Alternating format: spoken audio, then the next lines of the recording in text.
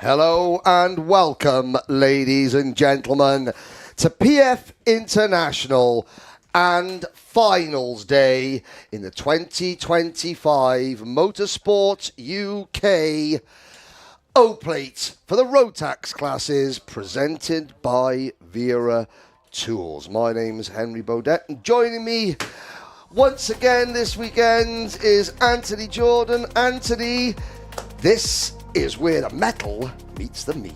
It certainly does indeed. It's finals day. We've got, of course, the pre-finals. We've got the Super Heats A and B for Junior Rotax. We've got the first of the qualifying heats for the T4 Juniors and Seniors, and I know there's a lot of people at home waiting to see that. But yes, back for one final day of racing here at the fabulous PF International Kart Circuit in Lincolnshire. Yes, the home of British karting, now entering its fourth decade of existence. Nearly 1,400 metres, the site of the 2017 and 2024 World Karting Championship. The weather is set reasonably fair for the day. We don't want to have any spoilers of what may or may not have happened in Melbourne, Australia, earlier this morning, but when we say there may be rain, there may be rain. Hello to everybody watching on the Alpha Live YouTube channel, on the Karting UK YouTube channel, and on the Wera Tools Facebook page. There is the weather, and well, at 2 o'clock, overcast clouds. The main events for every class starts at just after 2 o'clock, and they're scheduled to finish at about 4:15. And you would have seen on that graphic that there is some light precipitation scheduled at around 4 o'clock. But of course, Anthony Jordan, myself, and BBC Essex Jake Peach will be here in the commentary box. Down in the pits and the paddock, eyes everywhere, it's Nicole Sutherland. Thank you very much, Henry. Here we are then. The curtain has opened on our final day of racing at the 2025 O-Plate. I'm sure Henry would have told our audience yesterday that over the past 5 years, 20 O-Plates have been rewarded. And of course, today we're going to get 4 more. We've got the Tillotson's qualifiers as well. So the juniors and seniors, they're going to be out on track, giving us a show. For those of you who tuned in yesterday on the Wera Tools Facebook page, Karting UK YouTube and Alpha Live channels, you would have seen some full-on action. We've already had round the outside moves. We've had shows from every single class. Are we down in Parc Fermé for the heats, trying to get in those stories, seeing those drivers retire and giving you live broadcast updates? Back to you, Henry and Anthony, up in the box. Who've we got up next? Thank you very much, Nicole. Tillotson T4 Juniors. Yesterday we had their qualifying sessions, but now the Tillotson T4 Nation Cup qualifying heats are set to begin. Both the juniors and the seniors will have 2 heat races and their final today. BBC Essex Jake Peach joins me up here in the commentary box. Jake, tell the people what the Tillotsons are here competing for. Good morning. Yes, Henry, thank you very much for welcoming me to the commentary box once again. Yeah, we're here for the Nations Cup qualifiers today. Drivers compete on behalf of both themselves and their country for the coveted Nations Cup trophy. We're here for the qualifiers of that, and the series is basically ideal for those skilled drivers starting out, but also very affordable, highly competitive, maybe for drivers that have come out of the sport and wanting to come back in as well. So we've got the Nations Cup event in Valencia later this year, and today is a chance to qualify and get some of those first points and guaranteed places on the board for the event later this year. Thank you very much. Now, Jake is new to the commentary box. Anthony Jordan is very familiar to viewers of Alpha Live British Karting coverage, but he's only on weekend release. I see. There will be another familiar voice joining me for the regular season, but that familiar voice is in Barcelona, in Spain at the moment, and that familiar voice and that familiar face had a few words to say for the British audience. Good morning, everybody. Andrew here. Hello from the Circuit de Barcelona, Catalonia. Sorry I can't be with you today. I'm with our friends at Alpha Live at the Gedlick Winter Series for the 6 hours of Barcelona. gutted that I can't be there for the Rotax O Plate because it was such a great event in 2024. But I just wanted to say best of luck to all the drivers. Enjoy it, have fun, race hard, but not too hard. And just a bit of a story on this place. Last weekend, we had a number of drivers from the Wera Tools British Kart Championships last year and years prior on the grid for some of the series. So it just shows that if you work hard, keep your head down, and you can be here. It's a brilliant facility to be at. So yeah, best of luck today for the racing at the O Plate. I'm sure, as I say, the racing is going to be absolutely fantastic. And best of luck, of course, to Anthony and to Henry. The marriage is back. Great to have you in the box together for the first time in quite a while. But do not fear, everybody. I will be back for the rest of the season, and really looking forward to the Rotax racing, especially as we go to some fantastic circuits across the course of 2025. I'll see you soon. There's more racing, of course, here at Circuit de Barcelona, Catalonia, if you are watching the O Plate, and after you finish watching the O Plate, because I know Henry will be very, very annoyed if I try and steal his viewers. But do come and have a watch of what we've been doing here in Spain this week and the last few as well. All can be watched on Alpha Live. See you soon. Thank you very much, Andrew. Yes, I was getting very animated. Don't you dare turn over to watch Andrew Mather in Barcelona until the end of today's main events. There is Motorsport UK, the Paddock Hospitality, the race centre. There's the Paddock. There is the famous PF International podium, Jake, and that's where the drivers will be awarded their top three. It's a quiet morning. The atmosphere is very different. I don't know if you noticed this from yesterday morning to this morning, whether the tension levels have started to rise. Well, yeah, walking through the paddock this morning, you can certainly sense teams trying to get everything in order as much as possible, whether that is for the junior and senior Rotax later on, even the Tillotson Invitationals, which we're going to experience this morning in the junior and senior senior classes, of course, for later this year for that big event we were chatting about in Valencia. But yeah, the paddock was very much, I think like everyone was hunkering down, maybe getting a few extra 40 winks and getting fully recharged and rested for what is going to be, as we know, a very action-packed day of racing here at PF International. Yes, indeed. A quick hello to everybody who's on the live chat facility on the Alpha Live YouTube channel and the Karting UK YouTube channel. Harvey Sargerson getting plenty of support. RCE drivers getting plenty of support. Mikey Walker, the Dan Holland Racing boys are all getting plenty of support as well. Harvey Sargent, Nana Gwen is watching, and Harvey will be going out a little bit later on. Please keep your comments coming in. There is a young happy man. He's just bought a wrap, and he's sorted for the day. The Orange Army, Jake, the tireless marshalling team, Team Trent Valley Kart Club here, the best in the business in karting.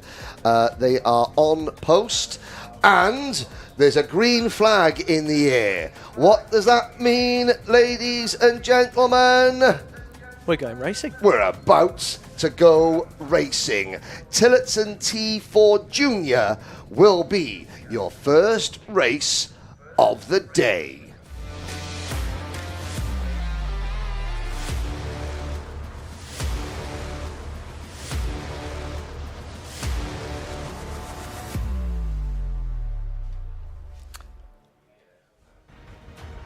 Race number 13, Tillotson T4 Junior. Pole position, it is the reigning Honda Cadet O-Plate champion, Ralphie Branscombe, who's also the Motorsport UK British Honda Cadet champion. Teish Huys from the Netherlands starts at the outside of row number 1. Thomas Harper from the UK and Ferenc Havesi from Hungary go from row number 2. England's Harry Ward and Ireland's Wesley Brereton are on row 3.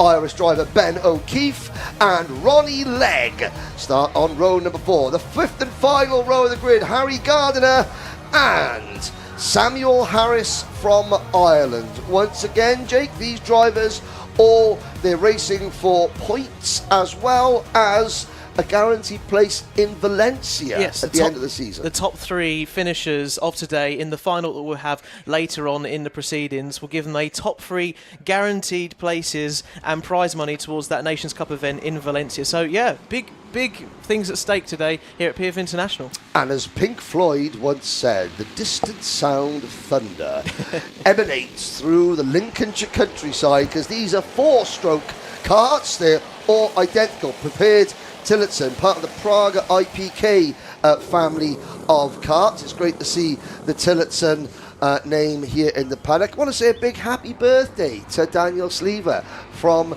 Praga IPK Karting. He has a birthday every weekend, does Daniel? Here we go. So, Ralphie Branscombe, pink crash helmet, light blue race suit. He's come out of, like you said, he's moved out of Honda 4-stroke. He's now moving up. He's looking at juniors, Junior Rotax, Junior X30, potentially Tillotson Junior as well. And this is a great stepping stone, and again affordable, with all of the costs that are going to come, of course, in the career later on, to try and test out himself today and get a bit more experience around circuits like this, and in the series actually on track doing it, because you can be out of the sport, can't you, for a little while, and you lose that muscle memory. Yes, indeed. Just quickly there, we've got people from all over the world tuning in as usual. That's the first time we've seen Todd Road mentioned on the live chat feature. Hello to Michael Burke from Bathurst, Australia, and the rest of the Australian karting contingent watching Todd Road. Oh, I'm more of an Orange Kart Club fan myself, but, you know, anyway, here we go then. Bring it into the tram lines. We're about to go racing. Yeah, we're underway. Ralphie Branscombe leads us away up towards turns 1 and 2 here at the PFI International Circuit into this bowl section and hugging the curb nicely. Obviously coming in a bit slower than the road taxis, but still a lot to do, a lot to think about. Hugging that inside line and trying to get the best start. All looking pretty tidy as we go through this first sector of PF International here, coming down towards Hairpin 1. Got a little bit of a move going here, coming out on the number 15, getting challenged. Thomas Harper being challenged there by Ferenc Hevesi. He's been... it's the 204. It's Tej Hoyce. Tej Hoyce coming through there, and coming down towards Hairpin 2. Looking pretty orderly at the moment, you have to say. Yes, indeed. Now, of course, these are 4-stroke engines. The driving style is very different, than the 2-strokes. It's all about momentum. The 4-stroke Honda and 4-stroke into this Tillotson T4 class. It's a great proving ground for talent. Alex Albon started his karting career in 4-stroke karting because, of course, you've got low range torque, you haven't got the zip just to pull you out of the corner, so you have to be smooth. You have to be very, very smooth, and of course, slipstreaming is key. Now look at that, under the bridge really they go. Close. That is a perfect example of drivers using the draft. 8 wheels working in harmony are quicker than 4 wheels working on their own. So at the end of lap number 1, Branscombe leads Hoyce, Harper, Hevesi, Legg, Ward, O'Keefe, Harris, Brereton and Gardner. Yeah, and looking to build upon this great first lap here of Ralphie Branscombe is broken away quite nicely there. A bit of a challenge, of course, from Tej Hoyce, but as you said before, Henry, sticking right to that bumper, nice and close, trying to stay in that draft there and minimise the effort that his go-kart has got to do around this PF International Circuit. Coming through here into this third and final sector, really technical and tricky. You've got to get the line perfect into these 2 bends to get you a good run onto this home straight, and if you're brave enough, take some of this inside curb and you could gain a little bit of lap time there if you ride the curb perfectly there, and using a little bit of as much runoff as you like there. We've got a spinner there, yeah, number 71. And that is number 71. That would be Harry Ward, who has gone around. He continues, but at the back of the field. Now, as we start lap number 3 in this 8 minutes plus 1 lap race, of course, Tillotson T4, very popular over in Ireland. That's sort of, I'm not sure it's where it started, possibly, but that's, Ireland's a very popular class in Ireland. Been asked to mention drivers taking part in the Ulster Kart Club rounds at Nuts Corner next weekend, and I just want to, on behalf of everyone here at the British Championship, I want to pay tribute to the late John Eastwood, who very sadly passed away. The Eastwood family, who run the Nuts Corner circuit, one of the best families in karting. They, every time I've gone to Nuts Corner, they've looked after me so well. Charlie Eastwood, of course, Raimi Eastwood racing, but the patriarch of the Eastwood family. John Eastwood's, a legend in our sport, and one heck of a raconteur. He could tell a story. My word, could he tell a story? He sadly passed away late last year, and we're still thinking of you over at the Ulster Kart Club at Nuts Corner. That being said, there's some go-karting to talk about. It's what John would have wanted, what he loved to talk about. Here we go then. Ralphie Branska being pushed along by the Netherlands, Teish Hoyes, and they're pulling away from Thomas Harper. Now, most of these drivers either running under Tillotson awning with help from the organisation, or on their own as privateers. Thomas Harper in third, though. He's running with the Ultimate R team, Ben Hingley's outfit. And you just noticed something. Yeah, we got a 5-second penalty there. Yes. Just come through for Wesley Brereton. Not sure that was for maybe track limits or running off the circuit earlier. Well, it would be probably a start line penalty in this. I mean, they may have been incident, but there were several drivers outside the tram lines at the start. Number 204, he had 4 wheels outside the tram line, so he's got a 5-second penalty. That's Teish Hoyes. Okay, number 55 had 2 wheels out, Ronnie Legg. That's a 3-second penalty. There's another penalty for number 311, Samuel Harris, and for number 14, like you said, Wesley Brereton. This is a step up in terms of all the eyes that are on this event. Apart from the likes of Branscombe, who obviously is very used to the rigid structure and scheduling of a Motorsport UK round. There was a couple of drivers that were maybe a little bit late to the briefing because they were like, I've got 2 minutes, I'll be there. No. So again, the Trent Valley Kart Club, Motorsport UK, the marshalling team, they're monitoring those tram lines. And, you get 2 wheels outside the tram line to start, that's 3 seconds. 4 wheels out start, And as, of course, it gets more competitive, got to be more of a stickler for, upholding the rules, of course, and that is very, very, very well presented across right through all the different series and formulas. But, this is, again, in this kind of series, giving them a real good taste of the standards that they've got to uphold as they move through the Rotax classes and up through the OKs and all those classes. And it's really good to see a lot of the Rotax drivers watching on from the banking as they go underneath the Wera Tools banners out there on the banking. Our intrepid Alpha Live cameraman. There's a move, or is there? Looking very 55. Very close there. Ronnie Legg did try to throw it up the inside there of the 320 Ben O'Keefe. So there's a great battle here going on for 5th, 6th and 7th place, and it looks like Ben O'Keefe has come on top out of there at the moment. That driver in the orange and black colours, Ben O'Keefe, the Irishman, and he moves into P4. This is the battle for 4th, 5th, 6th and 7th on our screens. O'Keefe, Legg, Harris and Brereton. Of course, penalties are applied post-race. I've got to say thank you to hello to the Isle of Man. The Peel GP. There we go, ladies and gentlemen. After the Rotax O-Plate, and before you watch Andrew Mather's Alpha Live coverage from the 6 Hours of Barcelona, go onto YouTube and type in the Peel Grand Prix of karting in the Isle of Man. That was a spectacular event. Hello, watching from the VIP area. I don't mind taking it easy on this Sunday. Yeah, Sunday morning, Sunday here again. Here we go, back to the battle for first place. Yes, and Ralphie Branscombe they've been literally toe to tail, haven't they, this whole race, and keeping each other honest. Teish Hoyes from the Netherlands, keeping very close to that rear bumper of Ralphie Branscombe, going through this final sector here, and it looks like they're pretty evenly matched here, but Teish Hoyes got the fastest lap of the race at the moment. Of course, not much in it in karting, but got the bragging rights right now as we go across the line for what is looking to be 2 laps left of this race. But if you look at, that was Teish Hoyes there with a almost a perfect lap. This circuit obviously is split into 3 sectors. A purple sector is the best sector of that entire race. A green sector is that individual driver's best sector. A yellow sector is where the mechanics giving them a bit of a hurry up.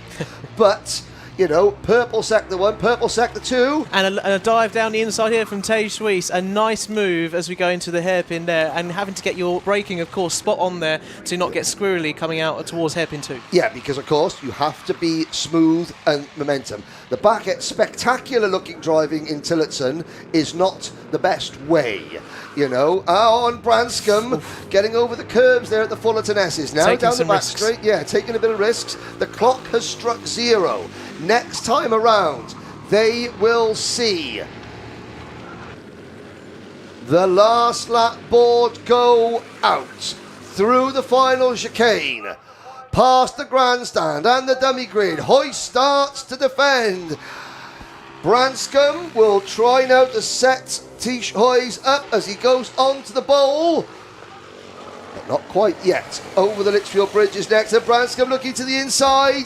Oh, he has to back out of it. Experienced move there, but look at the momentum that Ralphie Branscombe has lost. Yeah, and he's managed to maintain, of course. So Tej Suisse has been quite aware of that, and now is thinking he can maybe take a bit more of a comfortable approach to this hairpin here. He's got a bit of buffer to play with there as he go into and towards this final sector. But of course, as we saw yesterday in all of the races, it is not over until you get to that finish line, because anything can happen. Ralphie Branscombe might be thinking of chucking it up the inside, maybe in this kind of series, but as you say, it is a bit slower, different approach. Jake, I'm already liking you a lot more than Anthony Jordan, because what's the song? It ain't Steady, over steady, till hang it's on a minute. He's looking at me right through the glass. That's it, yeah. What's that song? Who's it?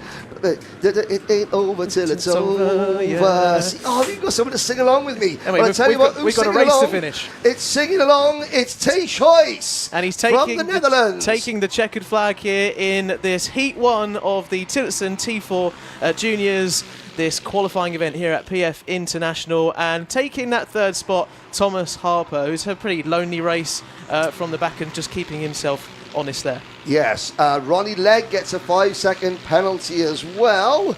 A learning experience for a lot of these drives in the live chat. Who sang It Ain't Over Till It's Over? I work in radio, so this is really embarrassing. It ain't over till it's over. Tej Hoyes, Ralphie Branscombe, Thomas Harper, the top 3. Ben O'Keefe, Ronnie Legg, Wesley Brereton, Samuel Harris, Ferenc Havesi, Harry Gardner and Harry Ward. Your top 10. And Samuel Harris having a good race though, Yeah. up 3 places to 7th. Ronnie Legg up 3 places to Ben O'Keefe, up 3 places to P4. So all doing joint equal best performances there in that junior race we just witnessed. yes, indeed. There we go. Now Into Parc Fermé.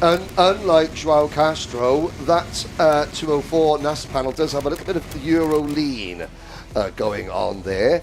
Hopefully, said NASA panel and said nose cone bracket is still in place. A couple of other people getting a lot of support. Eva Morris, who has got the one and only Nibbers, Matt Isaacs, on the spanners for this weekend. Matthew Lambert and Benita getting, supporting Nibbers. This is weekend off, so he's come karting, obviously. It's his weekend off from karting, so he's come karting. Let's have a little look. There is the drivers coming into there. Oh, there's the nose cone. And you could spot that it's not quite dead well, straight. the NASA panel's one thing. It's the nose cone bracket that is the main thing. Now, there's different types of NASA panel there. Anthony Jordan can talk about bodywork all day long. But of course, it's important to say that even in the Tillotson categories, junior, senior Rotax, they're still under the same rules with the nose cone penalties and all of the rest of it that come into scrutineering. Absolutely, indeed. There we go. Across the line. Through there. Nicole is down watching the racing in the pit lane area, and again, if Nicole is down there. Nicole, I mean, those drivers, this is their first experience of a major event like this for some of them, and already we're getting into a few little words of Nicole, what's the atmosphere like down there? There's a couple of drivers having a slight discussion about the racing that just happened. Yeah, I think you might have been able to see on your screens just then, Henry, drivers getting a little bit het up with each other. It was the 71 and the 14, short words maybe about what was going on out there on track. Of course, this is the kind of race where there's so much at stake. Atmosphere is really high, tensions are high. It's all getting a bit feisty down here. But Nicole, you've been in this situation before. You know, it's heat number one. It's got a couple of the drivers that are a little bit het up at the moment. How do you calm down now as a driver before the next race? From experience, I always find just walking away is the main way to just chill out, leave Parc Fermé, go back to the awning, and kind of just pull your head back together. Brilliant. Thank you very much, Nicole. Well, let's let those drivers go back to the paddock. We'll go to the next race.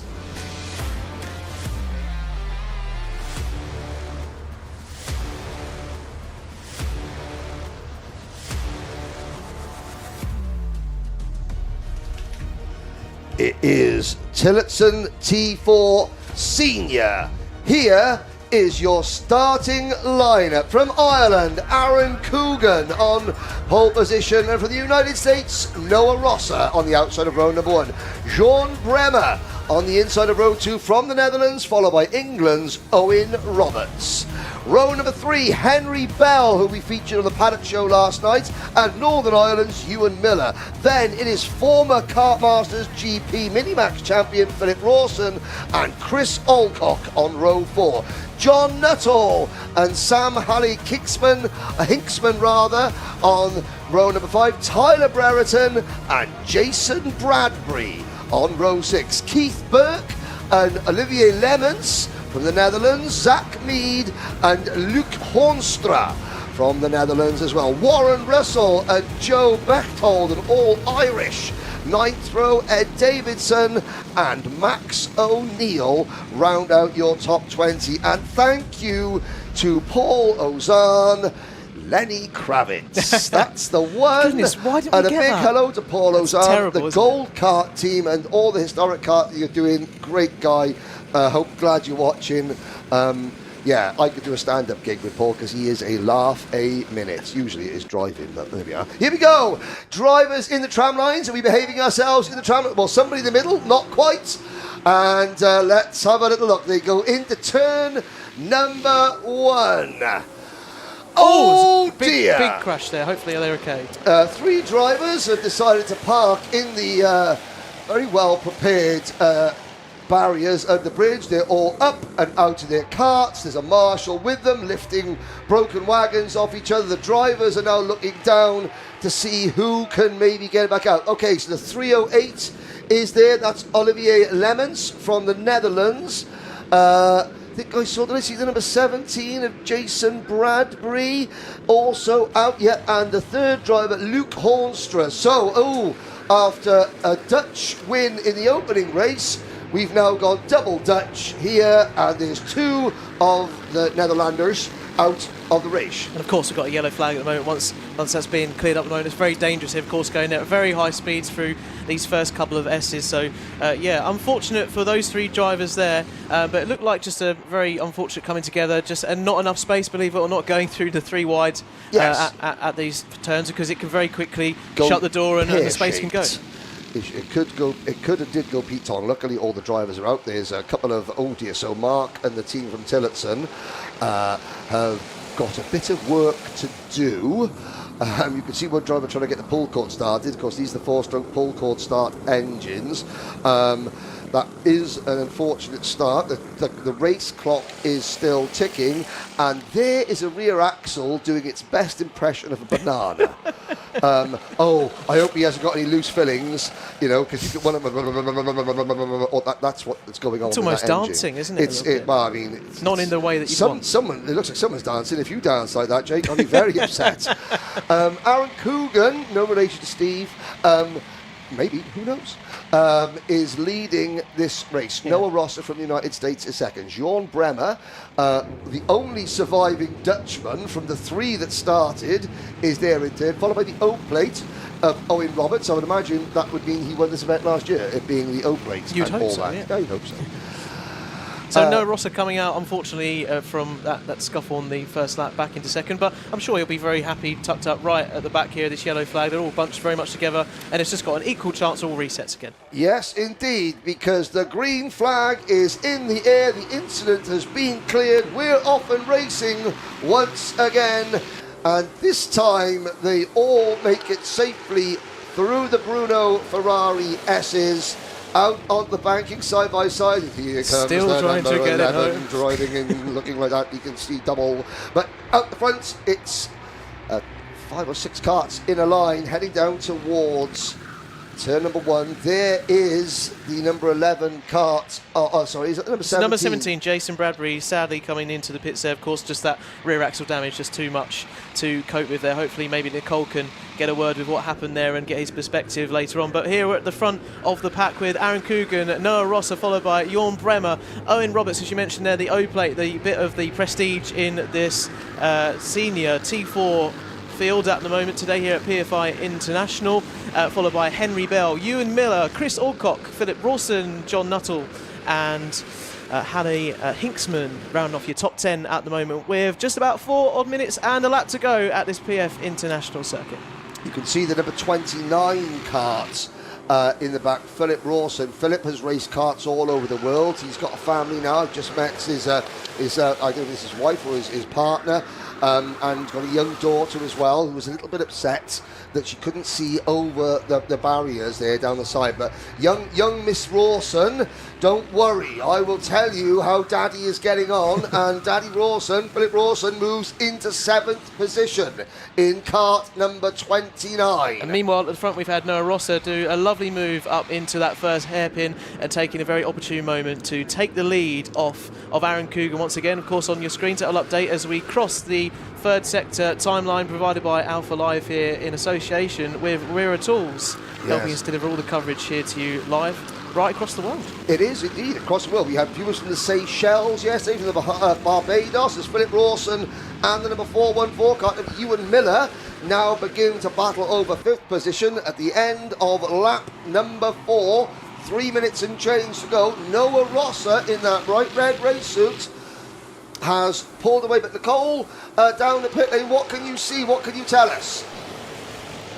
Well, we saw the driver of Bradbury retire. He came in over the scales. He's now left Parc Fermé, but the issue with the kart was complete bent back axle. The rear bumper had some damage to it as well, so he's pulled in and retired from this race.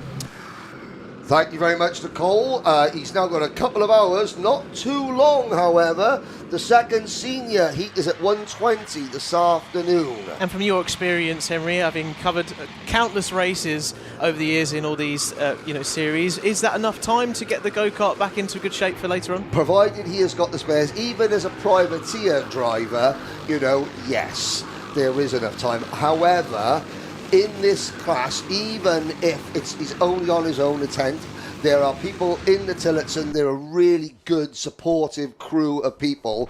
They will make sure that the drivers get out. They will do everything they possibly can. Obviously, if he doesn't have a spare axle, then that's an issue. Yeah.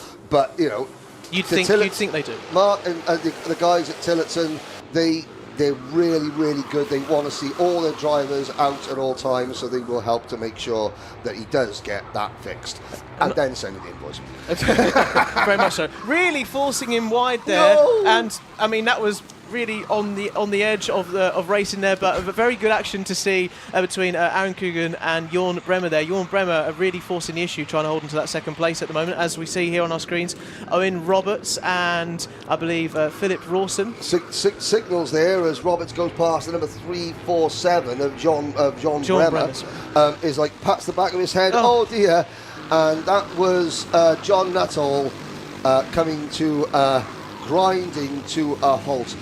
And I hate, obviously after Wales' pitiful performance in the rugby last night, we're not the worst nation in the world. Troglodytes is watching from officially the worst sporting nation in the world, which is Liechtenstein. And you have proof for that, they are now ranked last in the football world rankings because they got beaten by San Marino. So Troglodytes, you should have said you were from San Marino. Bigged yourself up a little bit. Good to have you back on the live chat, sir.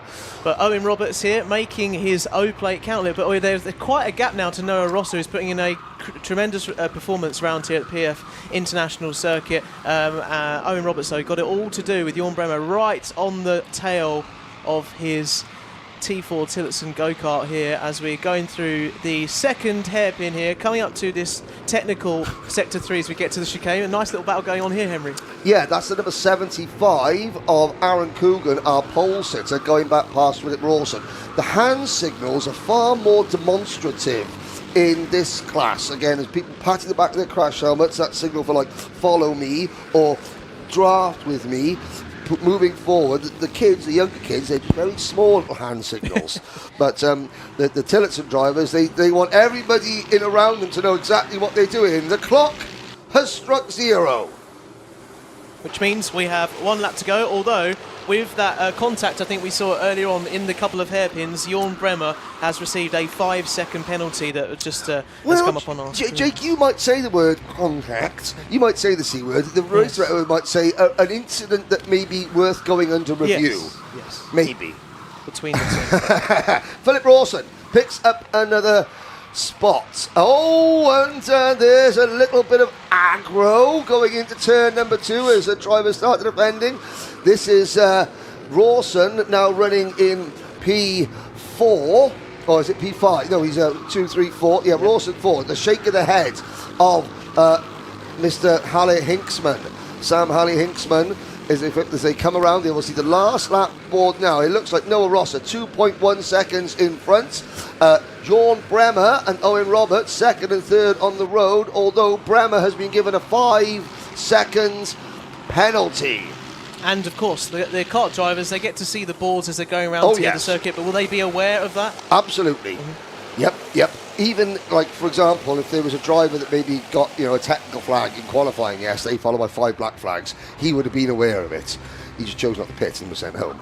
There we go. Oh, hello, I'm the O-plate winner. Let's go. That's what he's saying. And Bremer, there's no point defending, Jorn. You've got a 5-second penalty anyway. So just try and get as many seconds between you and the cars behind as possible. But Noah Ross has got this one in the bag. A 2.5-second lead, which of course in karting is an absolute eternity, to be fair. And coming through this final sector now, it is all about Jorn Bremer, who has got past the O-plate of Owen Roberts. As you say, though, with that 5-second penalty to come, it is a bit of a foregone conclusion now as we come into these final couple of corners. Marshall running, yellow flags waving, coming out of the Terry Fullerton S's. Somebody has stopped on the back straight. There he is. It's the number 73. Of Zach Mead. Oh, he's unfortunately at the final hurdle had to bow out of this one. Pretty competitive race all in all, though. Well, for second place on back, yes, very good. And but that's the problem in the lower powered classes. You give someone an advantage, it's just harder to get to work back. Yeah, absolutely. So there we go. The first round of Tillotson races are in the books. There's the. Give us the top 10 rundown. 10, absolutely. Noah Rosser coming in there with an impressive 2.5-second lead win there over this PF International Circuit. Jorn Bremer, Owen Roberts coming in to complete the podium. Philip Rawson, Sam Halle Hinksman there moving forward. Aaron Coogan, Chris Alcock, Ewan Miller, Tyler Brereton, Keith Burke rounding out your top 10. On to Warren Russell, Henry Bell, Joe Bechtold, Ed Davidson and Max O'Neill rounding up our 15 finishers of 20, of which of course that means 5 didn't finish this race, either with some issues with rear axles as we saw in the pits, or of some frackers, as the diplomatic word I've been using this weekend. A territorial dispute. We can see coming across the track here on the axle the number kart there of the number 4, which was John Nuttall, bringing his kart right across the track. Unfortunately had to stop out on track because of what happened in that race. And John is in a hurry to get back because he has to get that kart through the technical area, but also has to get it fixed. So he is in a rush to get back there. But there is the number 331, your race winner, Noah Rosser, as the rest of the drivers discuss things down there. Well, we look at the post-race discussions. You'll be back, Jake, for the second round of heats later on. Thank you very much for joining us here. and now Anthony Jordan will return to said commentary box. But for those of you Tillotson fans out there, I know that you're all going to stay and watch the Rotax racing, but Tillotson T4 heat number 2 starts at 15 minutes past 1, quarter past 1 this afternoon. But before then, we've got some superheats. But before then, we've got some words from our wonderful partners.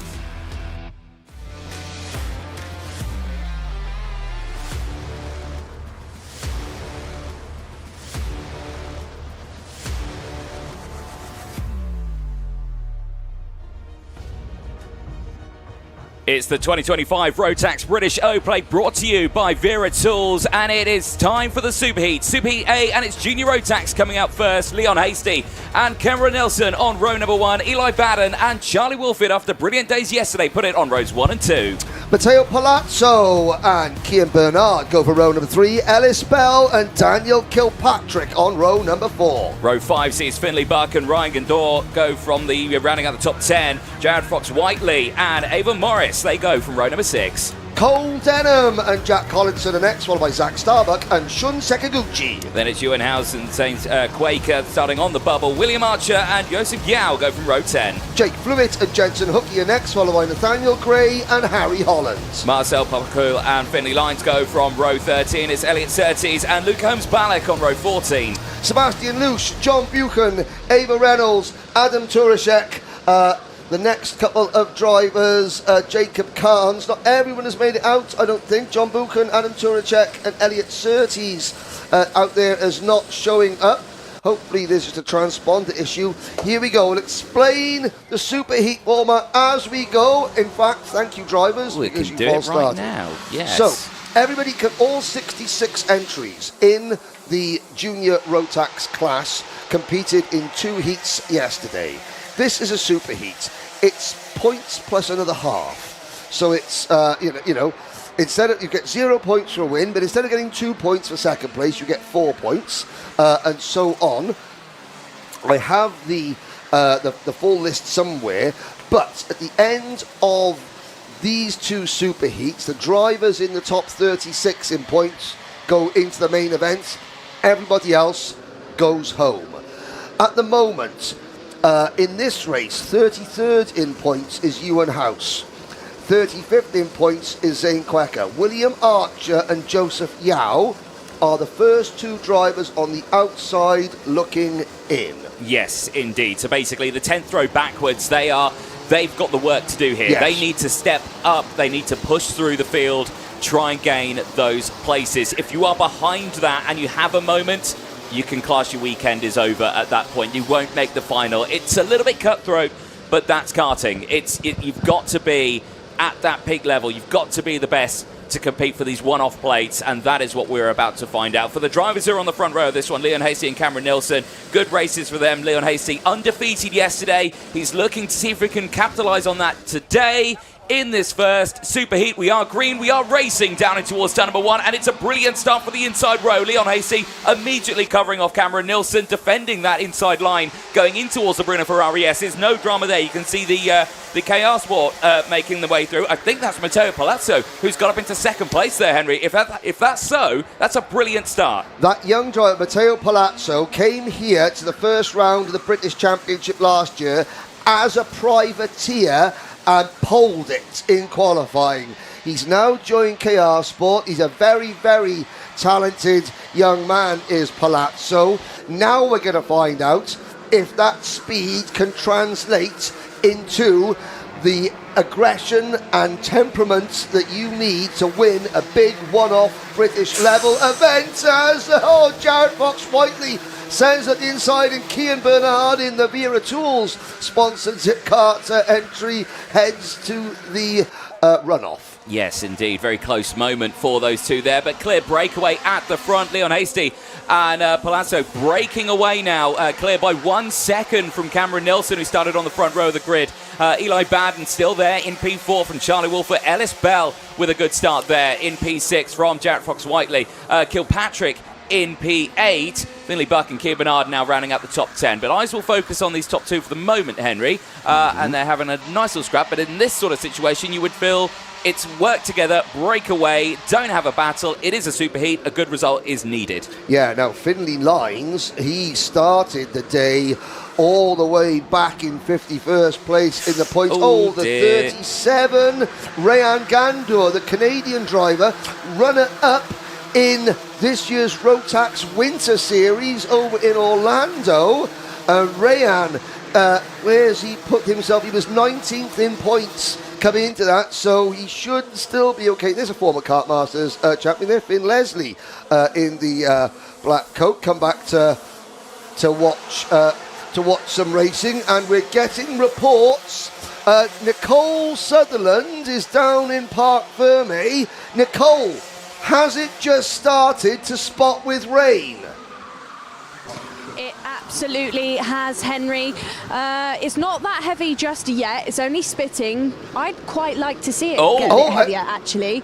Ooh. I was going to say, Back to you then, boys. The oohs were because two drivers running wide coming out of the first hairpin, possibly because, like you said, Nicole, it's spitting, but it might have started getting a little bit heavier. There's another one off. The number 88 of Zach Starbuck. This is really going to throw the cat amongst the pigeons, Anthony Jordan, because Zach Starbuck was very precariously placed in the points. He was indeed. He was just ahead of the cut-offs. He was in the safe zone, but that moment there puts him right in the danger spot. You can see the water on the camera lens there. It is coming down. If you did see a certain race on the other side of the world, they had very similar conditions, and right now it is seeing it here, right now in PF International. Well, Zane Quecker in kart number 11. He started this race 35th in points. He's moved up into 8th place. So he is going in the right direction. He is just coming into the Fullerton S's now. 8th position, let's count them back. 4, 5, 6, 7, 8. So he'll be there in the Ultimate R kart. He's going in the right way. Going in the wrong way are the likes of Rayan Gandour, and Zach Starbuck is down to 30th. Quecker's been given a 5-second penalty. That could be really significant, but we need to now look at who's going in the wrong direction. Jack Collinson down to 24th position. Collinson started this race 27th in points rather. He's not safe in the number 22 kart. No, he certainly isn't. And 92 kart, sorry. No, the racing's still going on here, and Charlie Wolfert getting down the inside of Matteo Palazzo there, and they've switched for 3rd place. These battles are heating up, but the crucial thing is that they're keeping the temperature up in the tyres. Again, the word is the rain is still falling, little bits here and there, but they've got to keep the temp up. If they dip a wheel on the grass, the grass is wet from the last night's rain. If they go onto there, that will spell disaster for them, but if they keep it on the straight and narrow, they should be all fine as well. Look at this from Joseph Fox-Whiteley there. He likes those moves down the inside, and once again he's going to go wheel to wheel into the Bruno Ferrari S's. Are they going to make it through? The answer to that is yes. Now, I've noticed there a couple of drivers setting personal best sector times through sector number 3. Nicole Sutherland is still down in the pit lane. Those drops of rain, Nicole, that were falling, have they ceased to fall as we see the lead change? But is it now drying out in Parc Ferme, Nicole? It is, Henry. I would say that the rain has stopped. Like you said, the drivers out there are getting faster and faster with those sector times, so it shows you they're still pushing on and the rain isn't making any difference to the tarmac out there on the track. Well, we'll have to keep an eye on those clouds, Nicole, as the racing's still heating up out here. As quickly as we were seeing the likes of Jared Fox-Whiteley gaining those places, he's now been shuffled back in that order. We had those lead changes there. Cameron Nilsson, we saw him at a hairpin one. He had that scary moment where he got pushed out wide onto the grass. He's still there in the race. He's in P3, right on the rear bumper of Charlie Wolfett. Those two still going at it there for second and third place. This does give Leon Hasty that little bit of breathing space as the two of them continue that scrap here, Henry, down towards hairpin number one. Now, we were talking about the progress as Cameron Nelson makes the move on Charlie Wolfett for second, and now the slippery surface flag going out. Zane Quacker has been given a 5-second penalty. So has Ewan House. And Ewan House was 33rd in points. He's 19th on the road. Oh, and they're all going off. There's three of them. It's raining hard. It's raining hard in the barriers. There you go. One of them was up trying to see the numbers on that car. There's Eli Baden and the Cole Denner having to go through the cut through as well. It's now really raining hard. Well, I think, Finley Buck may have been one. I think the other possibly, maybe John Eden 30's there, but I'm pretty sure it could have been Keane Bernard. I saw the Wera tools and maybe Jarrett Fox-Whiteley. And there's more gone off. Zach Starbuck's gone off as well. There are slippery surface flags out, and it's tippy-toe time. Oh, look at this. 3 minutes, just under 3 minutes to go. 3 minutes ago, what's the order? Look, now, what is the race order? Because this is going to have a massive impact on who makes the main event and who doesn't. Yeah, it certainly will. And, of course, they don't have the pleasure of going in for a pit stop. There's no strategy of coming in and switching to wet tyres. They're on slicks to the end here now. So it's literally just going to be a case of to finish first you've got to finish. And these drivers right now are tiptoeing, and that's as close as you can get it. 3 karts all trying to go for the same part of the track. And this is what we're talking about. Leon Hastie's leading the way, but he's the guinea pig going into every single corner. Crucially, though, him being on his own, he doesn't have to worry about someone else trying to get on the same piece of track as him. Now, Shun Sekiguchi is out of the race. Oh, he's down at the back of the field. He came in, he was one of the karts that went off. He came into this race 31st in points. Bad news for him. Zach Starbuck, 29th in points. He is out of the race. Ewan House, 33rd in points. On track, he's up to 16th, but he's got a 5-second penalty, which would drop him down to about 20 seconds, 23rd. Bad news for the likes of those drivers. Zane Quacker and William Archer. William Archer in 6th position now in the number 61 Sam Pollitt Racing kart. Started this race on the outside. He's racing his way in to the main event. Joseph Yao is also doing quite well. He's up into 16th position.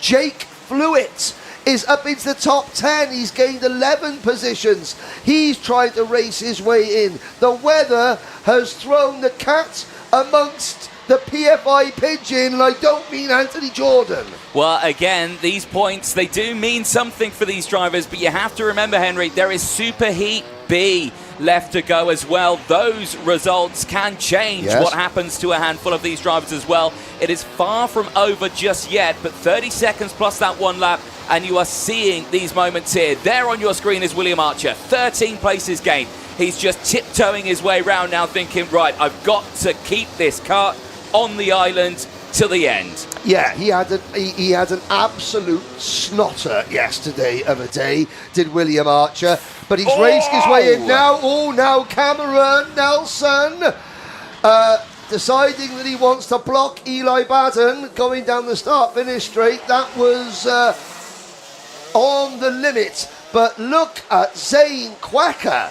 And they're off. There's 2 of them off. Nelson and Baden. They've gone off on into the banking there. I wonder. Oh, and a 360. Well caught. Jack Collinson. I mean, style points. I like that. Oh, this is now so treacherous. Eva Morris is hanging on in dear. 12th place. Oh no, there's Collinson out of the race, the Anglo-Latvian driver, down from Hartlepool, mum from Latvia. I think his day might be done, and we're not going to know. I mean, there's going to be so many nose cone penalties as well, just because of the incidental bits of rubbish. There is Finlay Lines heading his way up through the field. Nelson and he's had the Dan Holland team. He's had a bit of a rough thing. Eli Band of a Cato Motorsport going through. And but yeah, Finlay Lines making up ground hand over fist, but from 51st in points, he's going to need a miracle. As we look at the clock, we've still got a lap to go. Oh no.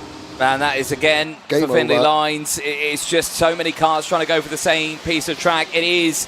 It's pandemonium out there. They're all just fighting for the same piece of track, and you know you can really start to tell who's gone to a rental kart track on a wet day on slick tyres and learned how to drive, because these are the worst the key. Conditions for a driver, and that is the key thing you can tell between the difference of them.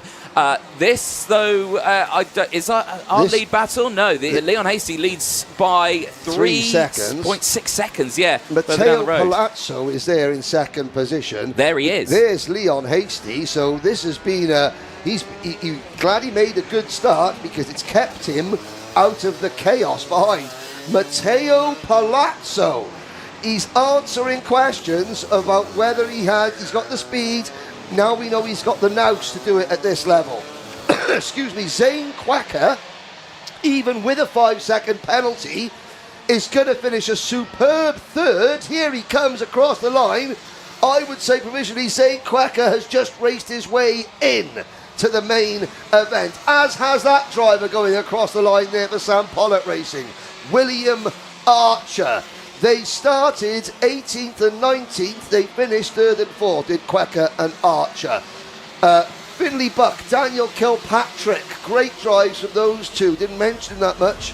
But in a race like that, you don't want to be that mentioned until we get to the first page of the result sheets. Yeah, indeed. I suspect that result as well that you see on your screen is provisional in the most provisional sense of the word. Yeah, that's going to change quite a significant amount, I can imagine. So make sure you keep an eye on that one. Ava Morris, you can just see there rounding out the top 10 as well. Brilliant little race, 2 places gained. Jake Flewitt just behind in 11th place with 10 places gained. Marcel Popical as well was a driver who was outside that cut-off area, gains 13, finishes P12. The day not done yet, though, for the driver from Poland. Ellis Bell as well, pretty standard race there, 13th place, did drop down 6 places, but did start inside that top running area, so should be okay. Cole Denham, I'm pretty sure I could see Cole Denham with a nose cone during that race, but again, that's just my words. We'll have to wait for the official results to come out. Ryan Gondor as well, good result, rounding out the top 15 ahead of Jensen Hookey. Elliot Surtees, 10 places gained, really strong effort there, 17th, that's right on the cut-off bubble.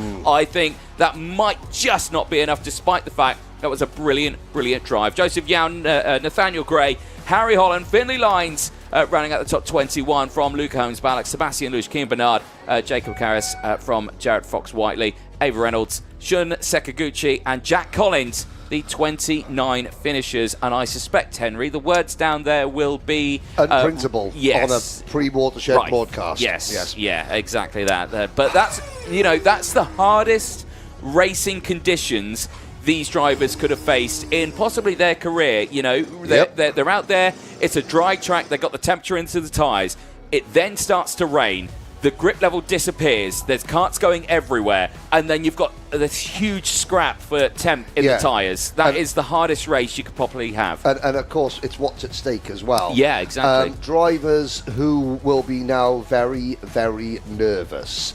Keane Bernard, 24th. Jared Fox Whiteley, 26th. That should still be enough to get him into the main event. Shun Sekaguchi, Jack Collinson, Charlie Wolfett, Zach Starbuck. They have a nervous wait for the next race, which will take place after these words from our partners.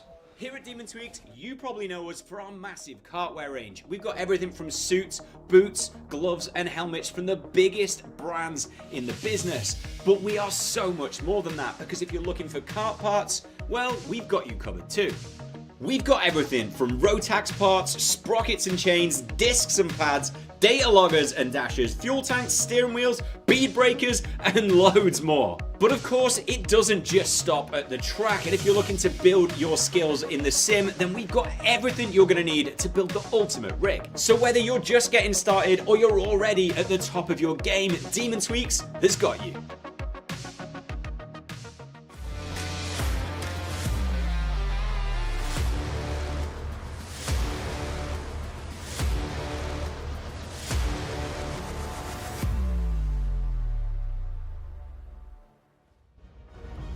Well, after a very dramatic opening race there for Junior Rotax, the second of those superheats will be coming up very, very soon. Let's quickly fire you through that starting lineup, but the question remains, the rain has stopped. I reckon it's still going to be slicks out there. Albie Lapper and Riley Cranham, the GP plate, starting this one on the front row. Kai Clark and Harry Freeman, they go from row number 2.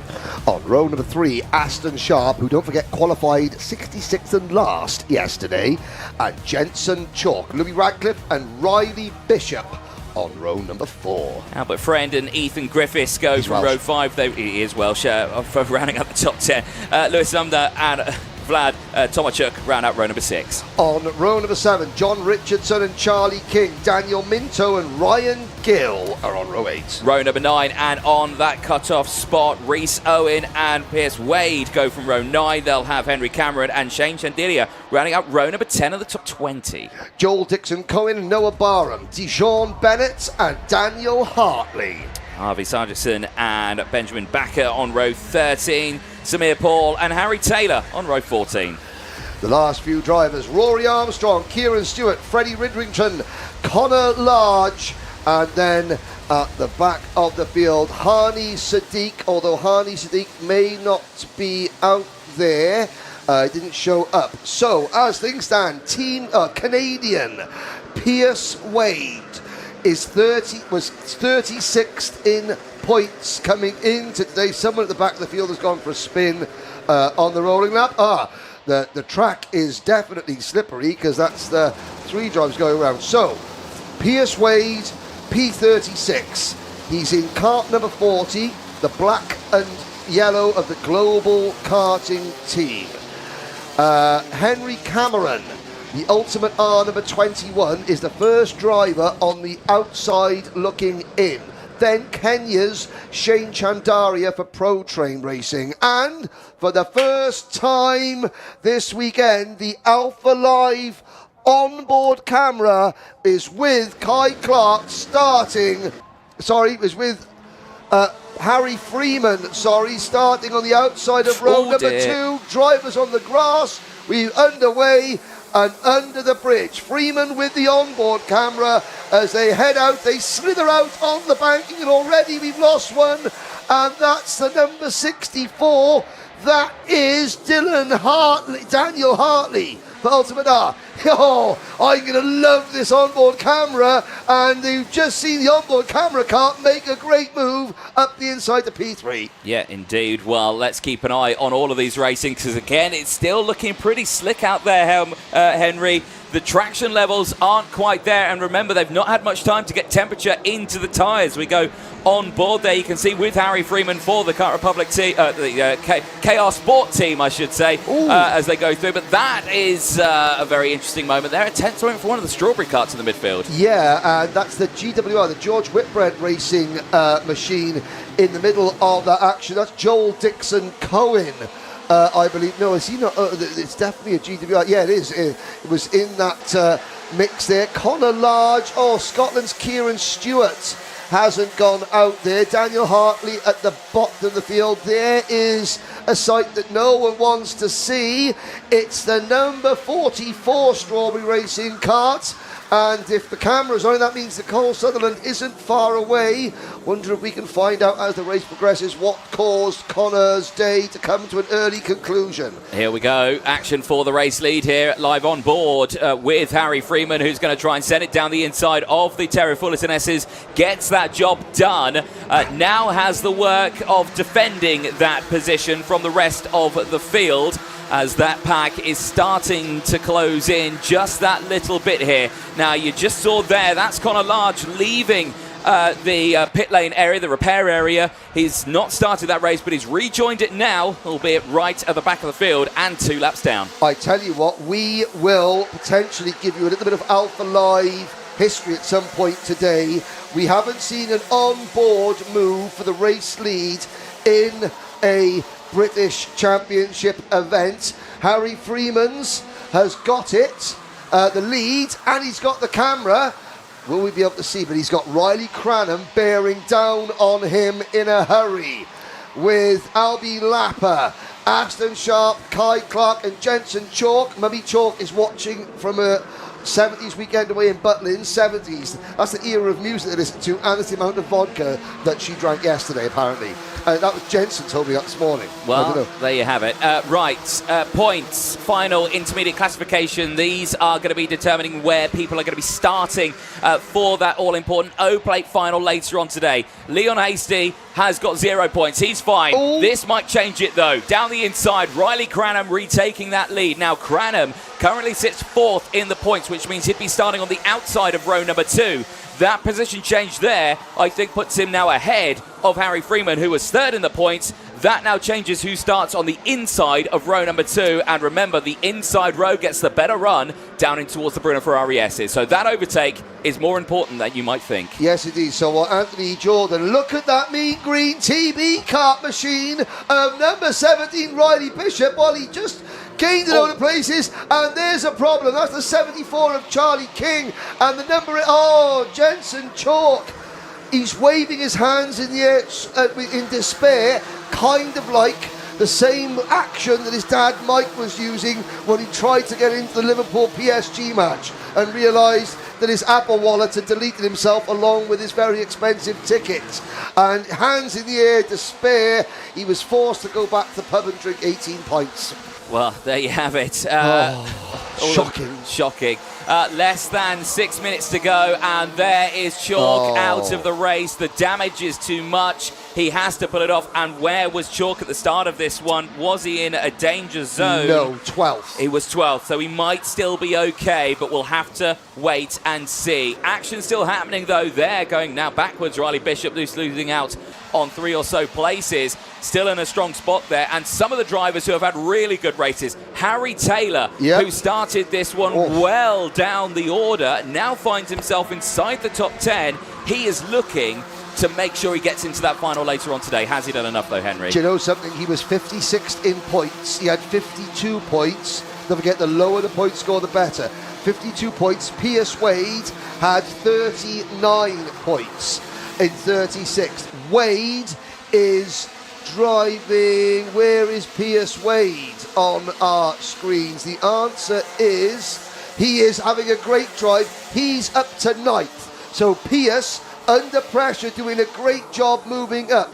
Harry Taylor, like you said, he's up to 7th. So we're looking at the likes of, well, we've already seen Zach Starbuck, who was in the earlier race, Shun Sekiguchi in the earlier race. They both retired and finished well down the order. So even though they're not in the same race, Harry Taylor could be racing his way in at the expense of 2 drivers who are currently watching nervously back in the pits.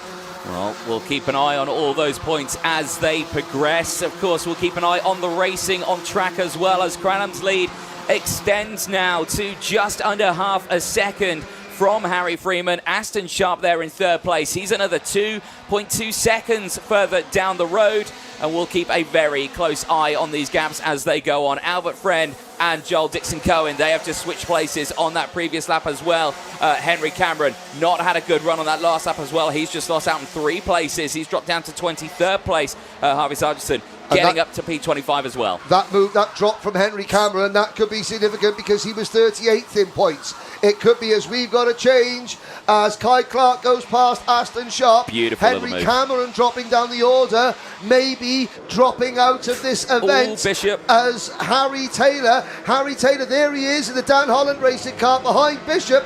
This could be a couple of really crucial laps for Taylor. Every position he gains now there's one, gets Harry a step closer to the main event. I mean, even if he starts shotgun at the back of the field, he's started the final. He's got a chance at getting that O-plate. You can see there that the temperatures are increasing in those engines. You can see the flaps going up on the radiators. Drivers continuously monitoring the dash on their steering wheel to keep an eye on those engine temps. They do not want to overheat it. It will go pop. This, though, is the battle for the lead. Harry Freeman has closed in. This will be determining who will start on the inside of row number 2. Cameron's out. Yes. Nicole is down there. Sorry, Anthony, sorry, but if Nicole can find out what has gone wrong on that number 21 Ultimate R Kart, because that is it for Henry Cameron. He was in the main event. Now he's out. Yeah, disaster striking here, and this one here still kicking off and round. Out of the race. Aston Sharp. He was in P4. He was in a really strong spot there, but I don't think it's going well. Is the 76 in? Is Kai Clark out of this race? He's not clocking up on my timing screen anymore. Nicole, is Kai Clark in the 76 in the pit lane? He's disappeared. He's dropping out. He is. Oh, no. Right, Kai Clark 6 in points. He's still in the main event, but that's cost him a chance at the O-plate. He's going to be down at the back. Now, a move the lead. Harry Freeman into top spot. We'll try and catch up with what happened with Kai Clark and what happens with Henry Cameron as the last few minutes of this race goes on. Cranham and Freeman, they just need to play nice now, boys. Harry Taylor is up into third. He could be the lowest ranked driver coming into this today who makes it into the main.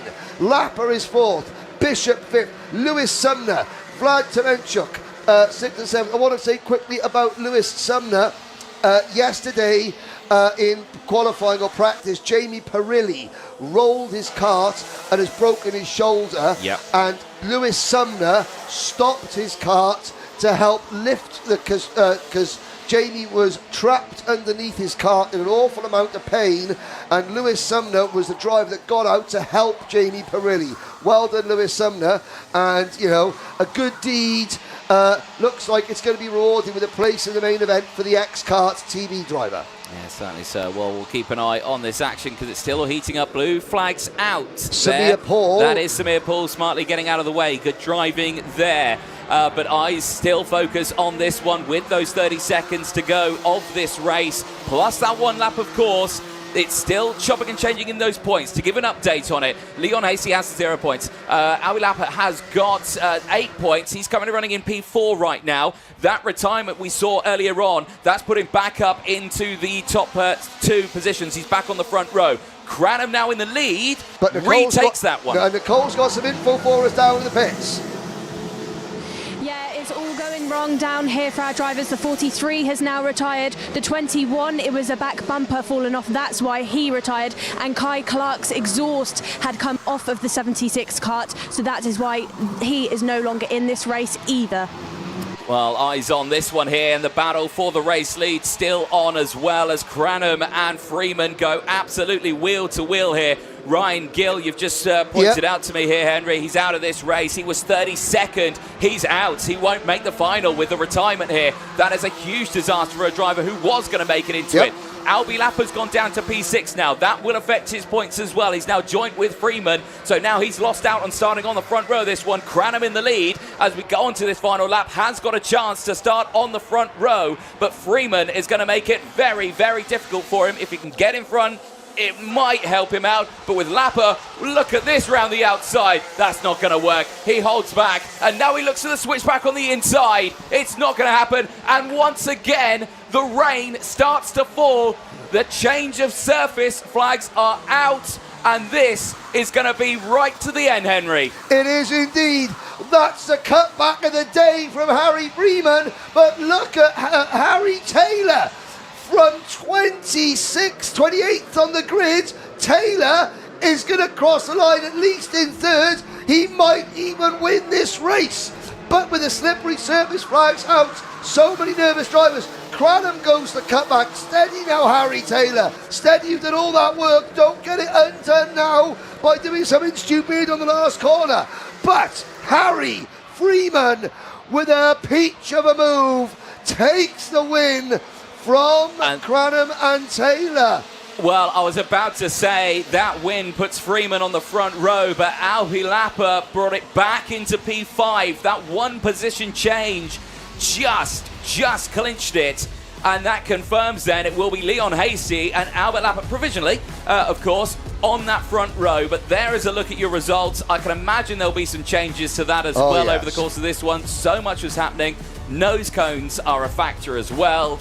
But that was a fight, and for Harry Freeman, that was a deserved win. For Riley Cranham, brilliant drive. For Harry Taylor, did he do enough there? I think, yes, I think he's going to make it into that final. And I think, I mean, obviously a nose cone penalty would put him down to about 11th or 12th place. And knowing that he's done the 25 overtakes, there is a high chance of it. Yeah, but, you know, there are also, even if he does, there are so many other drivers in and around the bubble that have had, you know, if you look at the results there, I mean, that race. So, Jensen Chalk, he should still be in even though he's retired. There's Harry Freeman. Henry Cameron, I'm afraid it's game over for him. He was 38th in points and then retired. Ryan Gill, 32nd in points and retired. This is the key. There is Harry Taylor pushing his kart onto the wave bridge. Now, this will be key now. Let's have a look. Ernie Salmon, one of the MSA technical commissioners, is there. There is the clipboard of doom, which and I think it's all good. Kicked. So Harry Taylor, well done, Harry Taylor. You've just raced your way in.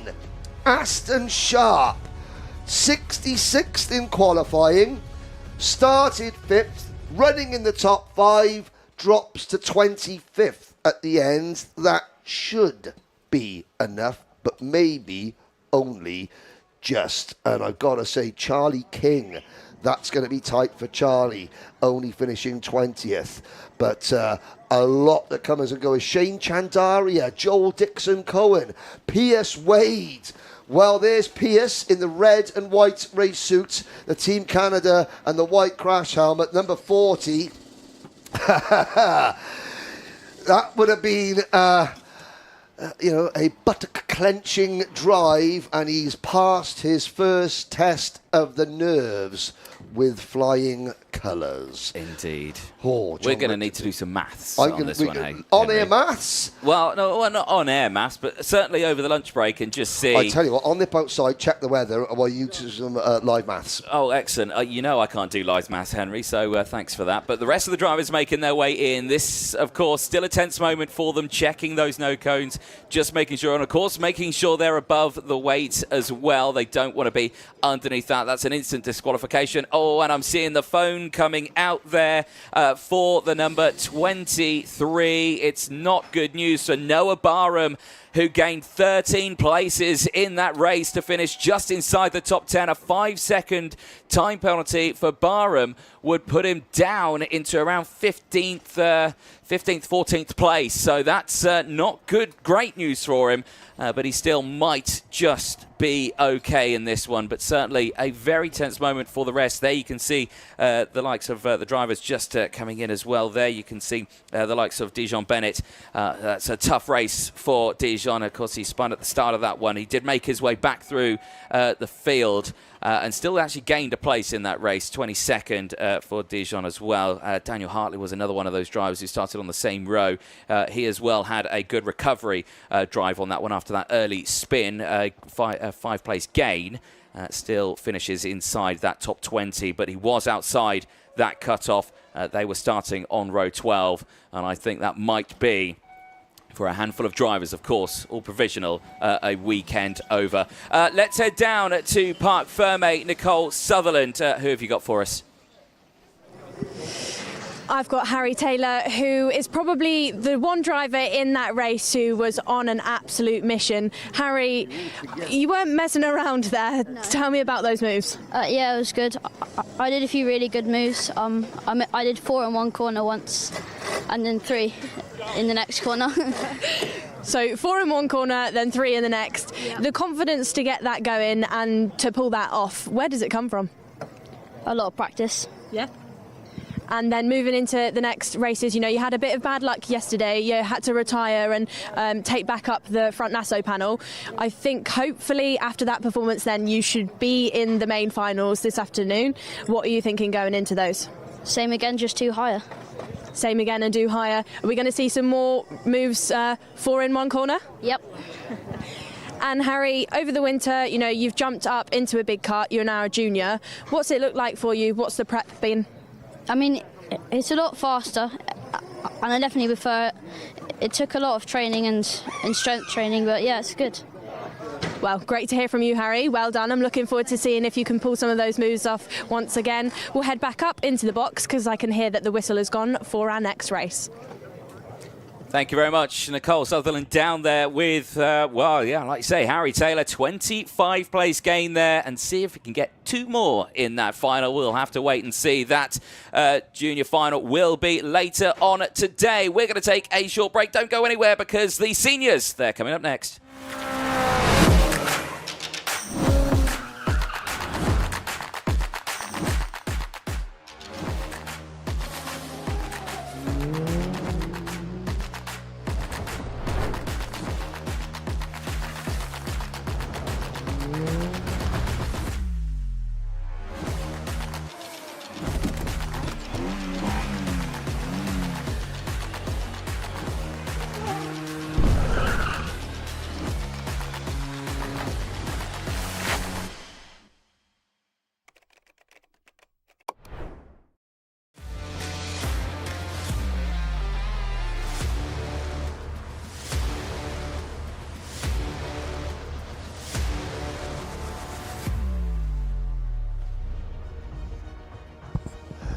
Superheat A for senior Rotax. 56 drivers have to get whittled down to 36. It's an all-Welsh front row with Matthew Higgins in Super Ted, Teddy Pritchard-Williams. It's an all-English second row, Brandon Truman and Kean Garrity. Row number 3 sees Matty Hingley and William Antrobus after that huge lunge yesterday. Can he do the same today? Charlie Cox and Joshua Graham starting on row number 4. Row number 5, Lewis Gilbert, Mr. Consistency in the O-Plate, and Kai Beach with Hugh Moulton and Lorenzo Cordal up next. Last year's British champion and, of course, last year's O-Plate winner, Macaulay Bishop, starts as one of the 7th row of the grid. I'll have Alfie Thompson alongside Henry Gregory and Lizzie Mentier just inside the cut-off on row 8. Row number 9 is Archie Butler and Jack Lilly. Then George Holbrook and James Johnson. They're the first 2 on the outside looking in. Christopher Holst and Oliver Liversedge go from row number 11. Angus Scrivener and Alex Moody go from row 12. Now, where is Henry Gregory? And there is the number 10, that's Jack Lilly. Out of the race, Lilly, who was 35th in points, will not make the main. His hopes are over before the race even begins.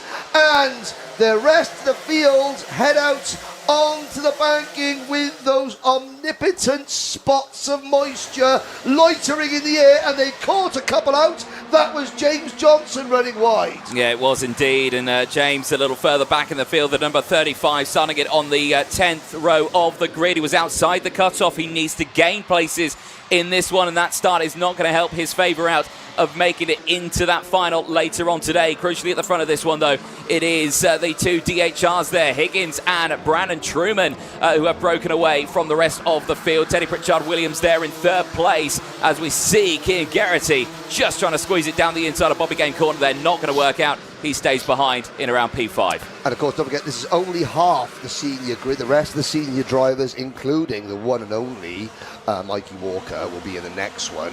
This is Mikey Walker's world. We're just living in it. Yep. As here we go. So now Matthew Higgins is out there, but his okay. Let's play. Let's see if we can give Dan Holland and Sean Carter a heart attack in the paddock. Matthew Higgins is out there on track. His transponder isn't picking up. If said transponder is on, then that's okay, and it's just not working. If someone has forgotten to put it on, that's a problem. Yes. It's a disqualification problem. Yeah, now I know there was problems with it earlier on today as well in the morning warm-up. I did see that, and they were out there, but they weren't clocking up there as well. So is it a case of they forgot to put it on? That is a question. Well, I tell you what, The only person that knows for 100% certain is Motorsport Timings, Ian Walker? Ian Rogers. You've lost a minute of dance time there. He is. So, and amongst all that equipment and technical wizardry that Ian has got there, that has got the manual transponder pickups. And Ian has just confirmed that Matthew Higgins' transponder is on, it's just not beeping enough. So, there we go. Higgins is safe. He hasn't forgot to put it on. There's Macaulay Bishop making a move. Matty Hindley going backwards. So, when we talk about transponders, Ian Rogers there, with great view of the timing system. People there that he can confirm that the transponder of Higgins' kart is on. It's just not functioning as it should be. 26 drivers still running. Henry Gregory also out there, but transponder not working. And there at the back of the field is Elliot Foster, who started last and is running last. It's a good bit of experience, but he is one of the drivers that won't make the main. Well, they're certainly keeping our timekeepers busy in this race. Those names dropping up and down throughout this, but still Higgins leading the way from Teddy Pritchard-Williams. Great shots here as they go over the Litchfield Bridge, and again it's teetering on the edge of just rain constantly throughout this, and there you can see even more dramas in. That's one of the X-karts for the TB. That is Elliot Foster, and he's given up his hopes of an O-plate in 2025. That is a huge shame. We call them the Mean Green Machines, but that Mean Green Machine turned out to be a bit of a boogeyman for Elliot Foster. Luca Posick, the Guy Cunnington Racing team, is down in 25th. He's the second of the three of the Canadian drivers. Oh, there, and there's a Mean Green Machine getting nerfed, but continuing on as that would be the X-kart of, let's have a look, Harry Hurst Grover, Lizzie Mentier in that battle. Up at the front, it's still Higgins from Pritchard-Williams, the Origin Motorsports team. Elliot Surtees' dad, Ethan Welsh from the United Arab Emirates. You know, they're doing it's a British stroke Emirati team. And Super Ted, if you're starting out a new team, sometimes you've got to just say, okay, look, we need a talented driver that we know is going to get our name up at the front to encourage more people to join the team. We've got to throw a bit of wedge at him, offer him a few things, free drive, what have you. But Teddy is doing exactly what he needs to do to get the Origin name up at the front of the most competitive national karting grid in the world. Teddy Williams takes the lead in this go-kart race. He does indeed. Nice move there down the Bruno Ferrari S's. Now the banking over the Litchfield Bridge. It is a tight-knit group, this one, with now Pritchard-Williams leading the way. Higgins still there in P2. Gilbert now under pressure, though. That's Brandon Truman down the inside. Fellow DHR driver Macaulay Bishop tagging along for the ride as they go three wide in towards hairpin number 2, as these two now will try and close in on the likes of Teddy Pritchard-Williams. But once again, Mr. Consistency, Lewis Gilbert splits the two DHR drivers in half. Yes, indeed. 5 podiums in the last 5 years in the O-Plate Senior Rotax category for Lewis Gilbert, including the win in 2021. Now, why was Macaulay Bishop starting further back than you would have thought? Yes, obviously there was a post-race penalty. Kai Hunter and Macaulay Bishop, possibly one of the most intriguing rivalries in British karting. Chapter 1 was written yesterday. Chapter 2 will come in the main event later on, because Kai Hunter is not in this superheat. But Bishop versus Hunter, two of the most outrageously talented drivers in the UK. They will lock horns again in the final, ladies and gentlemen. If that's not box office, I don't know what is. Well, things have been happening in this race, and it's not been a good race for Lorenzo Corral, the driver of the number 30. 5-second time penalty applied not 2 minutes later. A technical flag then came out, so Lorenzo Corral's hopes of possibly getting into that final have been shattered. He started inside the bubble. He was P12 at the start of this race, but a 5-second plus a retirement out of this. He'll be right at the back of the field, so that might spell a little bit of disaster for him. So hopefully we'll see what happens later on. Higgins, though, here, he's caught back up to the lead. There you can see the likes of Macaulay Bishop. He's back into play as well. This is not over, and a nice little lead change there. It's Higgins back in P1. Yeah, indeed. I mean, after the rugby yesterday, Wales we need to win something. We need to win something. Come on now. In terms of Bishop, just cruising up, and Euro lean going into the Bobby Game corner. He's giving it even more. He's got the Euro lean, and he's got the absolute Euro driving style, because he's made his way up from 13th on the grid, and he's now sitting on his teammate Matt Higgins' rear bumper in P2. Whilst the rain begins to spot its way around the circuit again, new leader, Macaulay Bishop, up the inside, and then comes across to defend. Here comes Super Ted, and no, Bishop keeps it around the outside. Oh no, of course, this is... All these drivers, they should still make it no matter what happens. They've got enough points as, oh, there's a problem. That's the number 30. That's Lorenzo Cordal. The second domino has fallen. It was a technical flag for Cordal. I wonder if Nicole Sutherland can find out what that technical flag was for and elaborate. But now, Lilly and Cordal, two drivers in the top 36 coming into the day, are now out of this race, probably out of the main event. Who could replace them?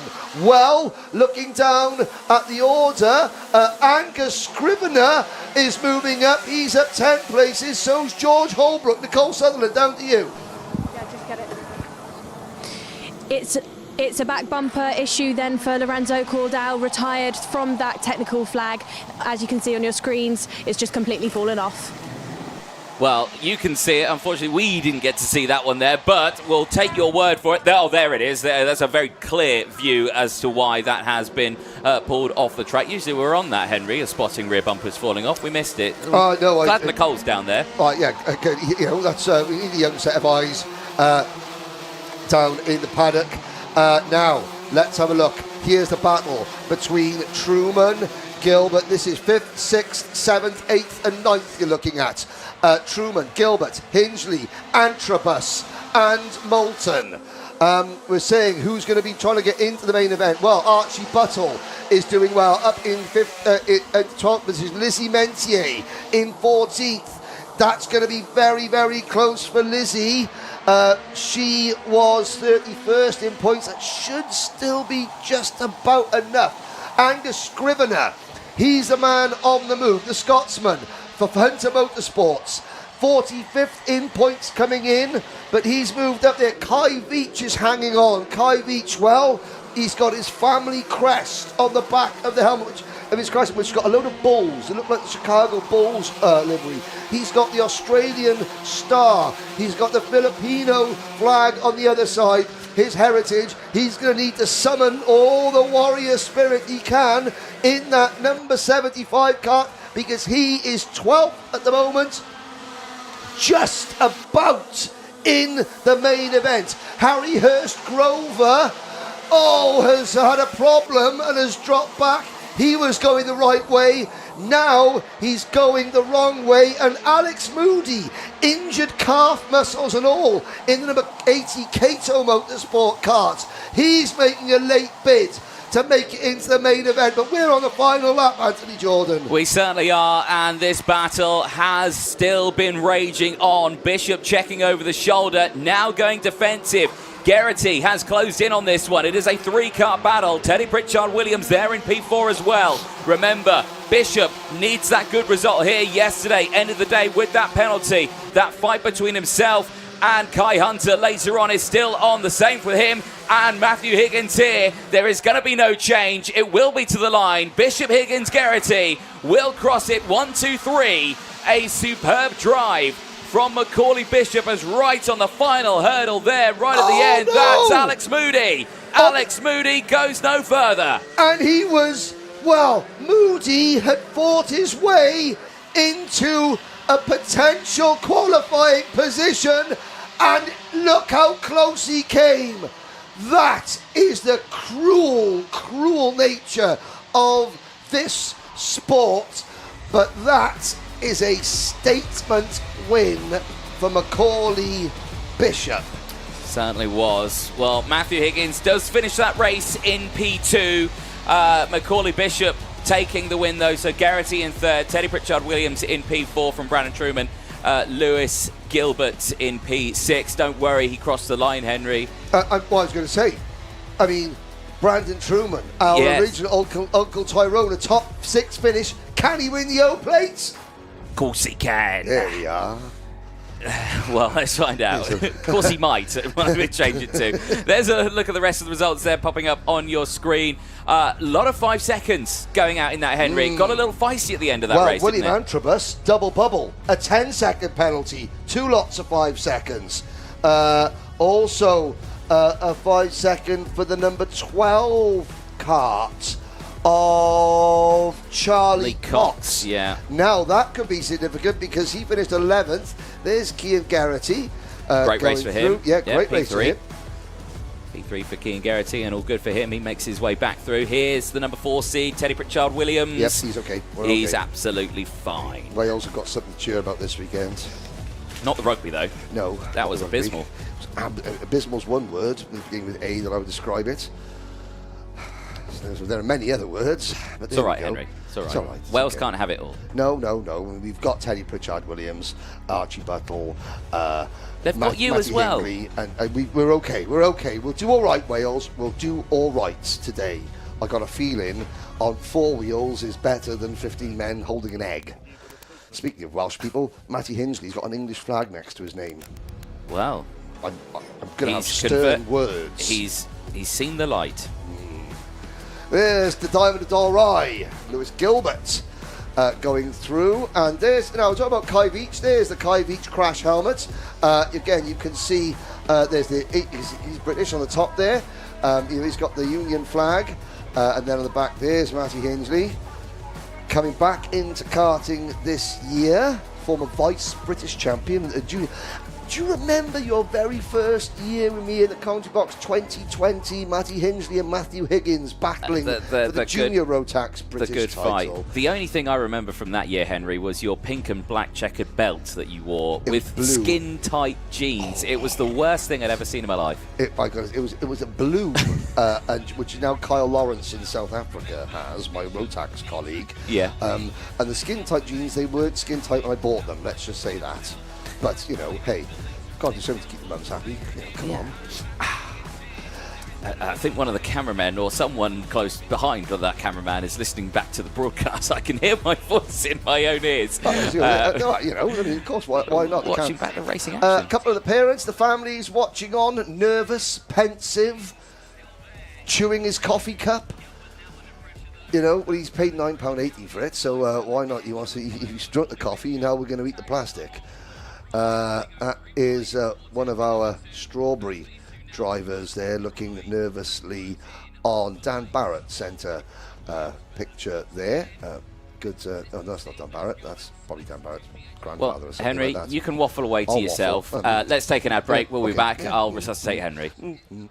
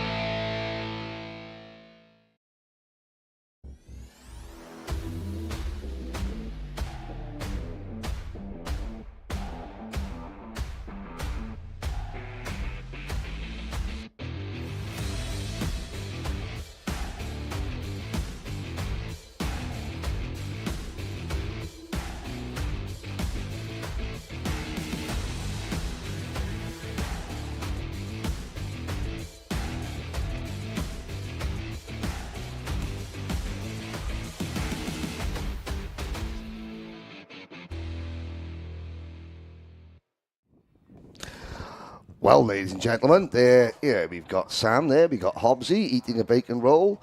Good to see Sam. Who else are we looking at there? We got, there's Harry Bartle's mum and his granddad next in line. But I want to say this one thing. Next race.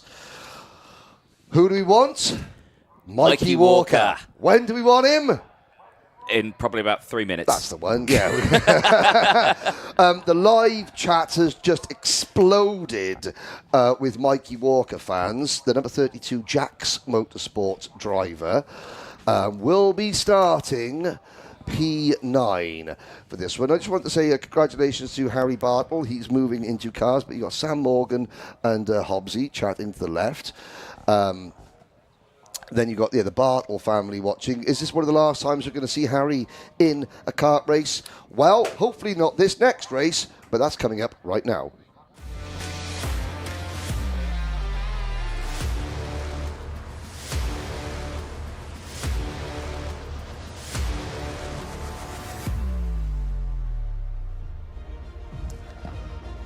Well, that last of the senior Rotax race is about to head to the track. Superheat B, let's go over that grid. Kai Hunter, Archie Walker on row number 1, Harry Bartle and Joshua Turnbull on row number 2. Jack West and Ewan Charman on row 3, Guy Cunnington and Freddie Ingram on row 4. Mikey Walker fan club is up. He's on row number 5. He's joined by Reg Hayward, Armin Hamilton and Harrison Crowther rounding out the row behind.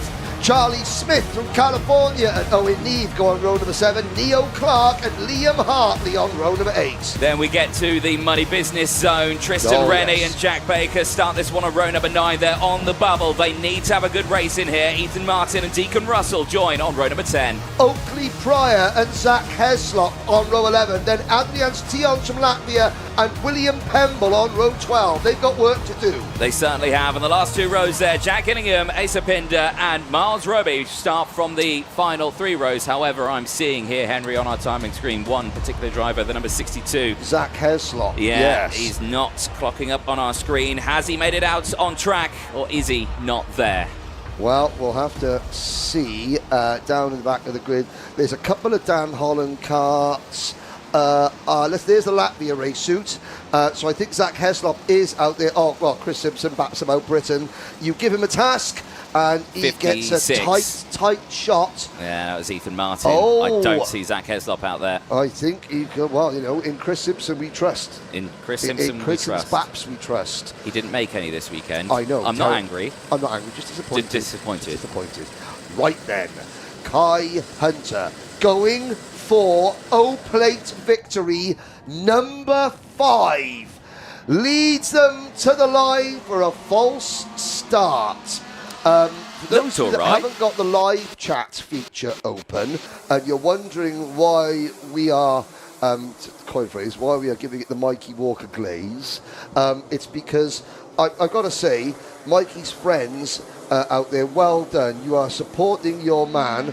The YouTube algorithm is going through the roof for all the comments that you have got coming in. We are just reflecting it. So all I would say to the drivers is get your mates to watch. That's the thing, Get them tuning in. It's no longer light drizzle. It is now heavy drizzle, or as we like to call it in Wales, Tuesday. I like to call it rain, but that's just me. Yeah. Rain, go away. You are not wanted in this next race. Look at them. Okay, they're warm. They're vigorous warming of tyres now. Vigorous warming of tyres, checking the steering. There's the number 42 karts. That's Ewan Charman. He's got 3 top 10 Rotax O-Plate finishes to his name. Archie Walker is in there on the outside of the front row. But you know what? It's drizzling at one. I'm looking out of the other side of the commentary box window. Oh, now the hoods are going up. Now the hoods are going up. This is going to be 10 nerve-wracking minutes The Mikey Walker fan club are ready. We're walking along, singing a song, walking in a Mikey Wonderland. Here we go. In towards turn 1. Hold your breath here. It's starting to drizzle, and we're slick tyres in towards turn 1. Is the temperature there? It's not there, and a handful of karts take to the grass, but amazingly, they all get through the bridge section. But as they go up the banking now, look at them fanning out. All of them trying to find a piece of tarmac that's got traction. Get the heat of the tyres as quick as you can. Oh, someone's had a spin, and a Guy Cunnington Racing kart gets caught up. That's the number 24. Armand Hamilton. That is the Hungarian-Australian driver who is the reigning E20 Rotax Grand Finals champion, and he wasn't exactly assured of a place in the main event. He wasn't indeed. He was in that sort of near cut-off area there, dropping to the back. He possibly is out of this one. Eyes on the front here, though. It's still all kicking off, but look how controlled they need to be here, and look how skittish these karts are. Okay, now Nicole Sutherland's raced Rotax throughout her career. Down watching. Nicole, what do the drivers need to be doing now to get as much heat as possible in their tyres in terms of how they steer the car? What are the tactics that the drivers need to do to generate as much tyre heat as possible?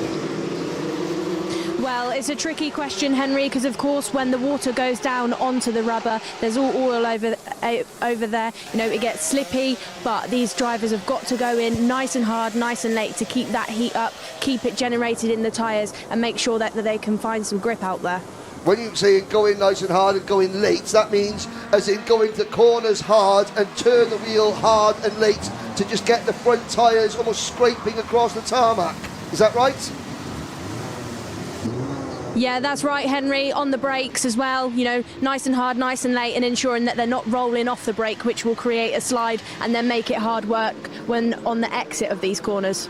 Thank you very much, Nicole. Again, you know, our resident driving experts here, as Harry Bartle showing the rest a clean pair of heels, and Mikey Walker fans, he's up into 5th position. Certainly is. Still 3 seconds behind Bartle at the moment. Bartle having a really good run there, but testing the waters on the exit of the Terry Fullerton S's, but has got a clear advantage now from Kai Hunter. Ewan Charman in 3rd place, but Tristan Rennie now setting the fastest lap of the race, is on the charge through. Tristan Rennie, 11 places gained here, Henry. He was on the bubble. He was in that danger zone. He's only gone forward. He's in a really good, strong spot here. Tristan Rennie, top 5 in the junior O-Plate back in 2020, top 5 in the senior O-Plate in 2021 for the Scotsman.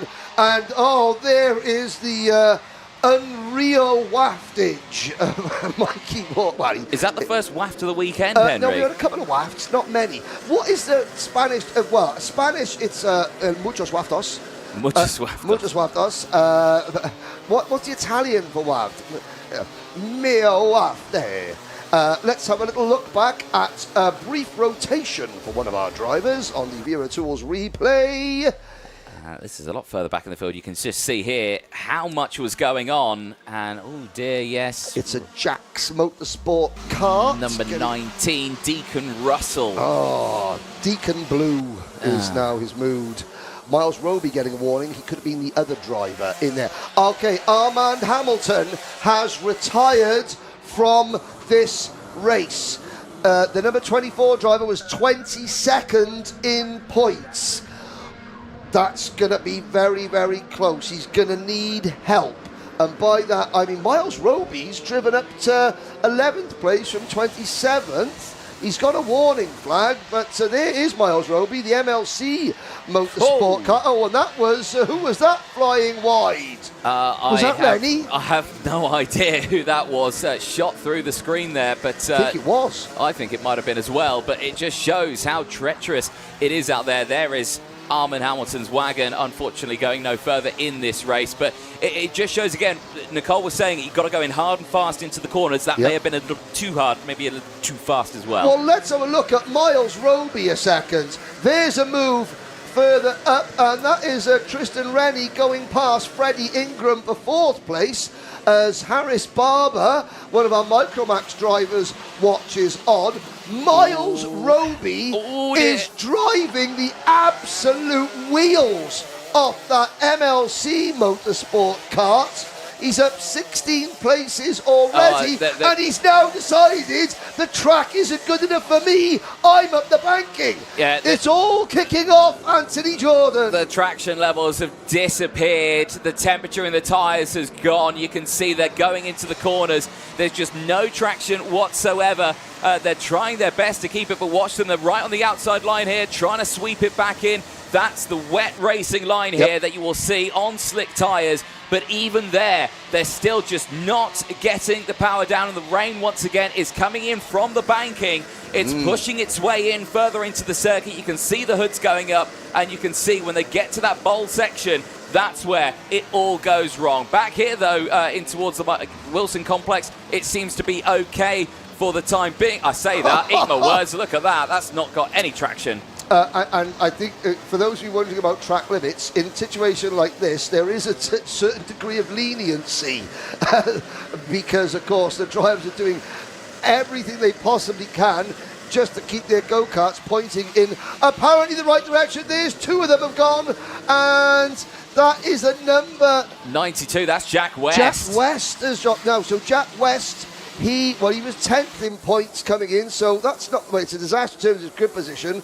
And just look at that grass. Well, Tav Kirk and the incredibly hard-working team here at PF International that run the circuit on a day-to-day basis, they won't need to get the mower out going across the grass on the inside of the banking. The inside of the Bruno Ferrari S's, because these drivers in senior Rotax have cut all the grass already. They certainly have, and there I'm seeing some nose cones bopping up and down. Here, though, battle for the... Is this not the lead? It is. It is the lead. That is the lead change, yeah. Hunter in the lead now, so despite all the weather that's happening, these two are still finding some incredible traction levels out there. Love that, love it. Look at the way they're using different parts of the tarmac. See about what Cole Sullivan was saying earlier about going late and hard.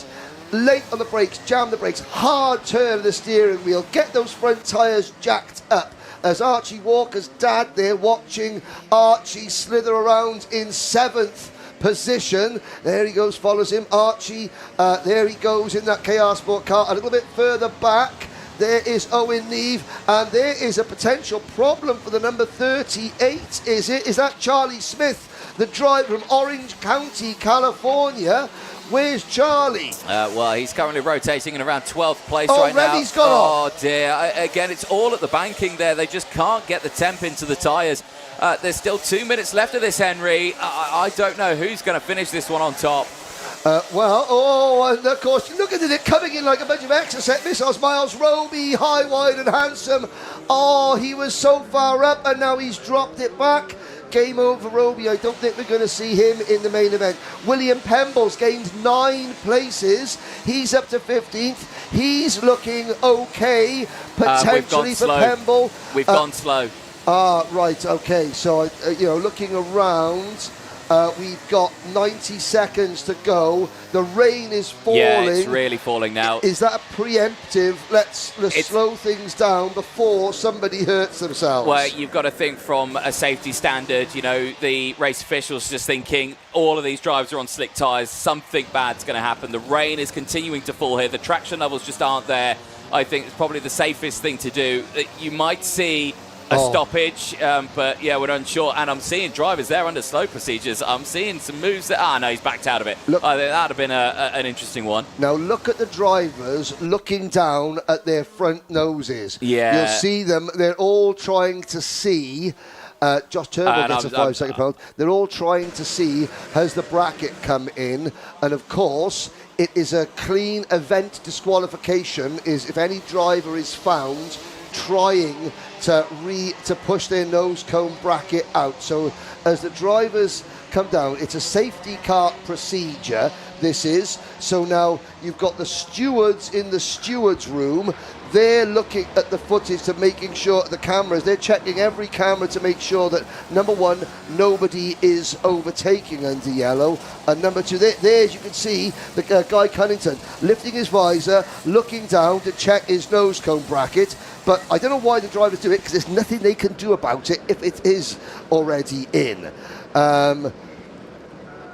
So let's have a look back at Kai Hunter passing Harry Bartle for the race lead. Yeah, here it is earlier on in the race. We missed this actually on the stream, but there you can just see that direction change. Just on the outside, locking that front in. It just gets the temp into those fronts. It rotates the rear of the kart. You use the power on the exit. He just had the better waft out the corner.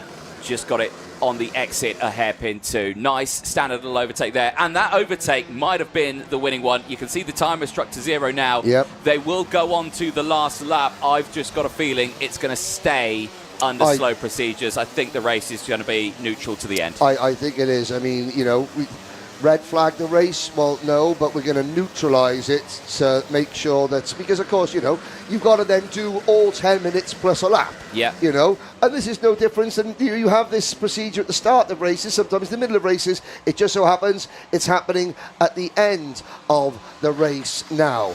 Well, provided everyone gets around, let's have a look at the provisional running order, stroke finishing order, and who is going to be very, very nervous, because there are drivers who have raced their way in this race, but there are other drivers that have found their way out. Certainly have, and looking through it, I mean, Tristan Rennie, great race for him. Up 12 places. 12 places, that's good news for him. So he'll be in. Yeah, for some other drivers though, Armin Hamilton is a big one for me. Strawberry Racing driver who started P11 on the 6th row. He was close to the cutoff on this one. 22nd, a retirement there.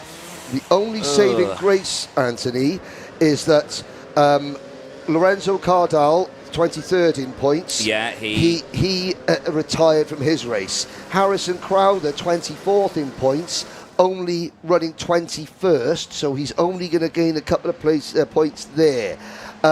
Looking down, we saw Jack Lilly, 35th in points. He retired.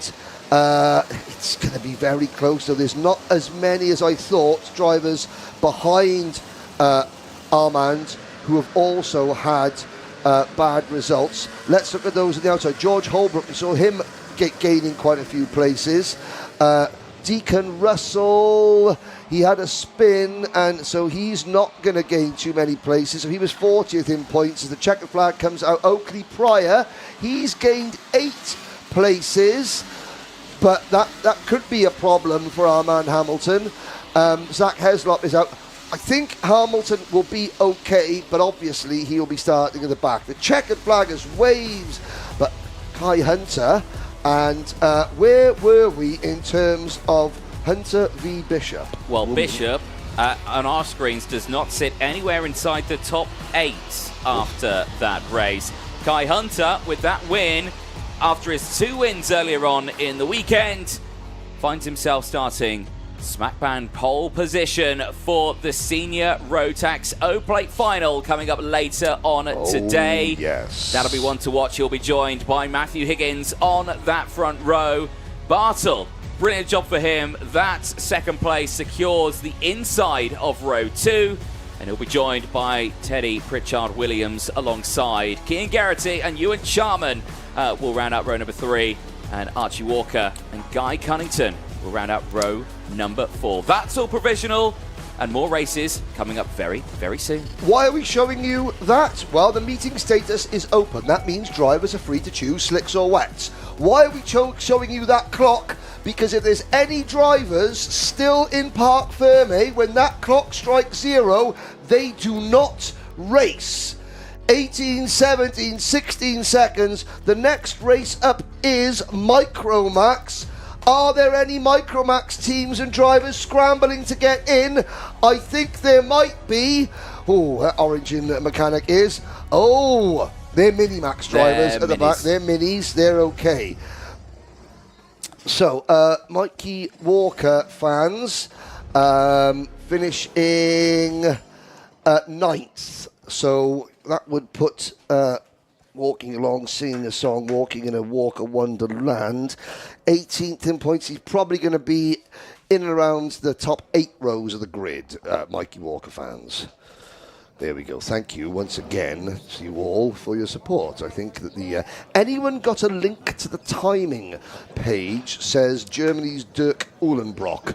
Well, Dirk, if you go to www.motorsport-timing.co.uk, look at events, it will have live timing there. It does one even better. All you have to do is go on the homepage, you look at the top, and you'll see O-Plate. Click on that. Oh, really? Live timing at your fingertips. There you go, Dirk. Not a drama in the sky. Not a drama. Well, apart from all the rains in the sky, that creating a lot of drama for us. There's Joshua Turnbull. He was given a penalty in that one, but he should still be okay.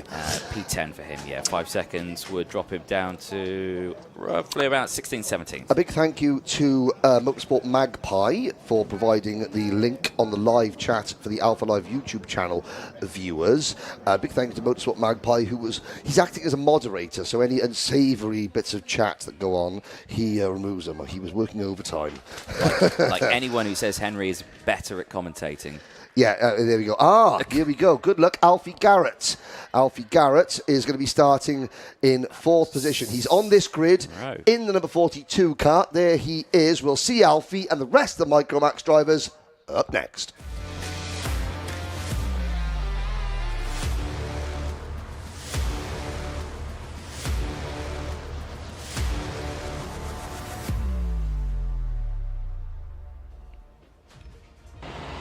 Micromax UK heading out onto the circuit for their one and only superheat of the weekend, and it starts with Dean Bahal on the front row with Charlie Page alongside.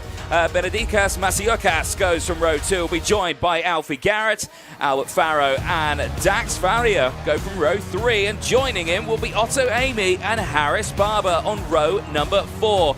Albie J. Stubbs and Ditya Uzanov go from row number 5. They'll have Ralph Martin and Zach Andrew on row number 6. Chloe McGill and Jensen Darlow on row 7. They'll have Ted Hayward and Max Ummett on row number 8. Sebastian Crawford and Freddie Walker on row 9. Oliver Woodall and Harry Barrington go from row number 10. Will Wainwright, George Simmons and Ansel Murray round out the 23 runners. All drivers out on track.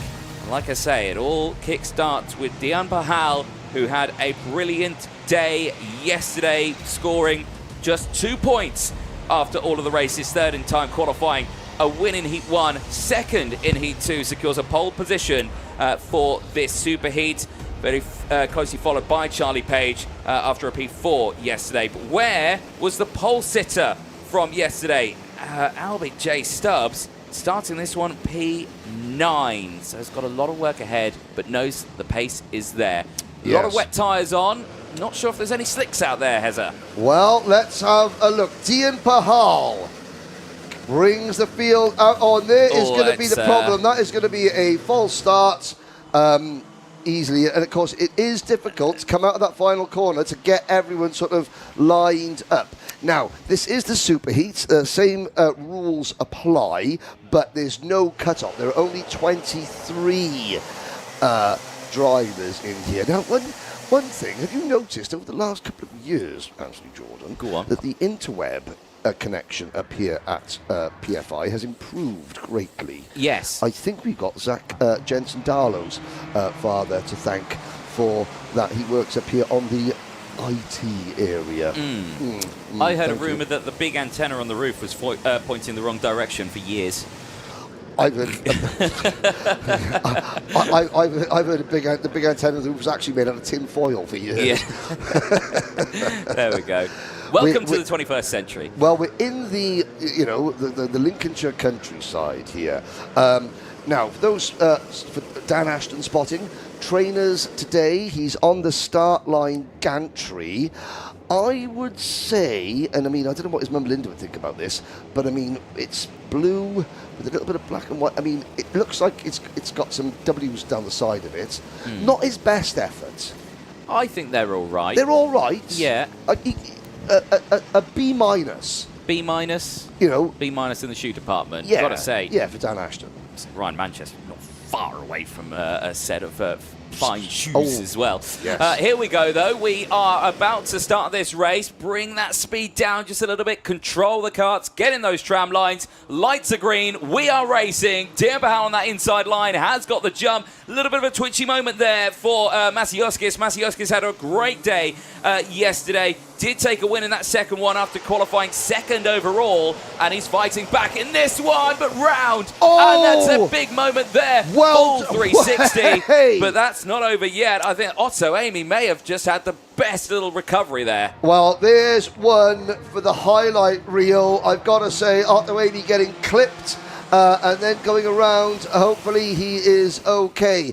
And, he's not. No, he's out of the car. That's a flat tyre, it looks like. I think Otto the bead's Amy. come off. Well, yeah. I mean, I've got to say, young man, the recovery was excellent. However, that when you clip the spinning cart, that probably knocked the bead off. And there is said spinning cart also being pushed away. Dax Farah.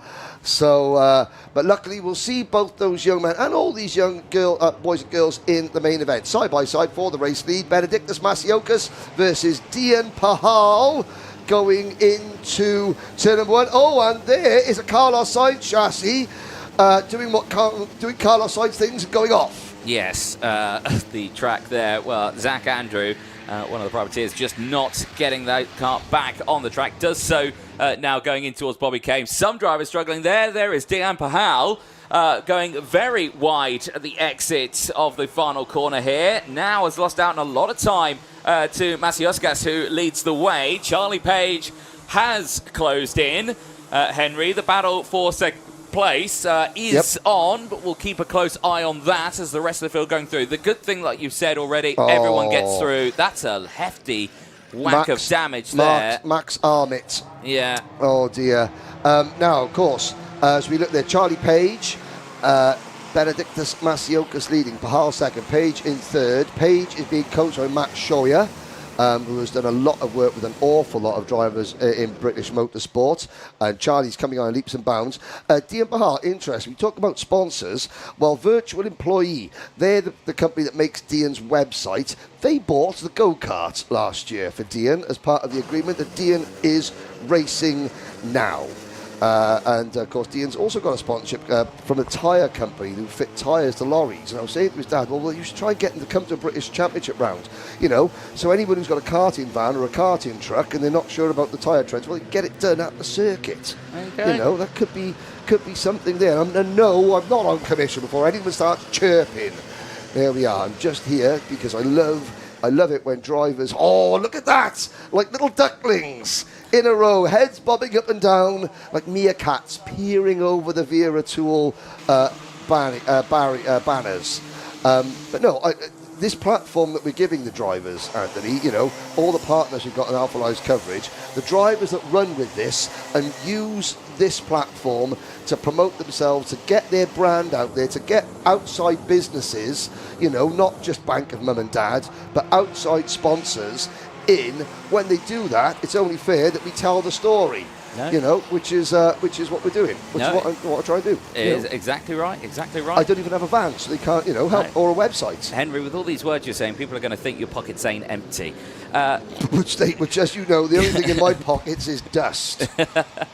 Here we go. Some side-by-side action here. This is Ralph Martin and Dimitar Uzanov going wheel to wheel here. Uzanov just getting that job done. Now moving up into P4 out on track. Alfie Garrett dropping down to P6, losing out of both of those positions. 6 minutes plus that one lap to go. And Henry, I'm seeing some 5 seconds coming in on the board here for a couple of drivers. Yeah, Alfie Garrett, Auntie Kirsty and Auntie Kerry are watching. It's only 8 o'clock in the morning in Barbados, where only they are. 8 o'clock in the morning. So they haven't got on the cocktails yet.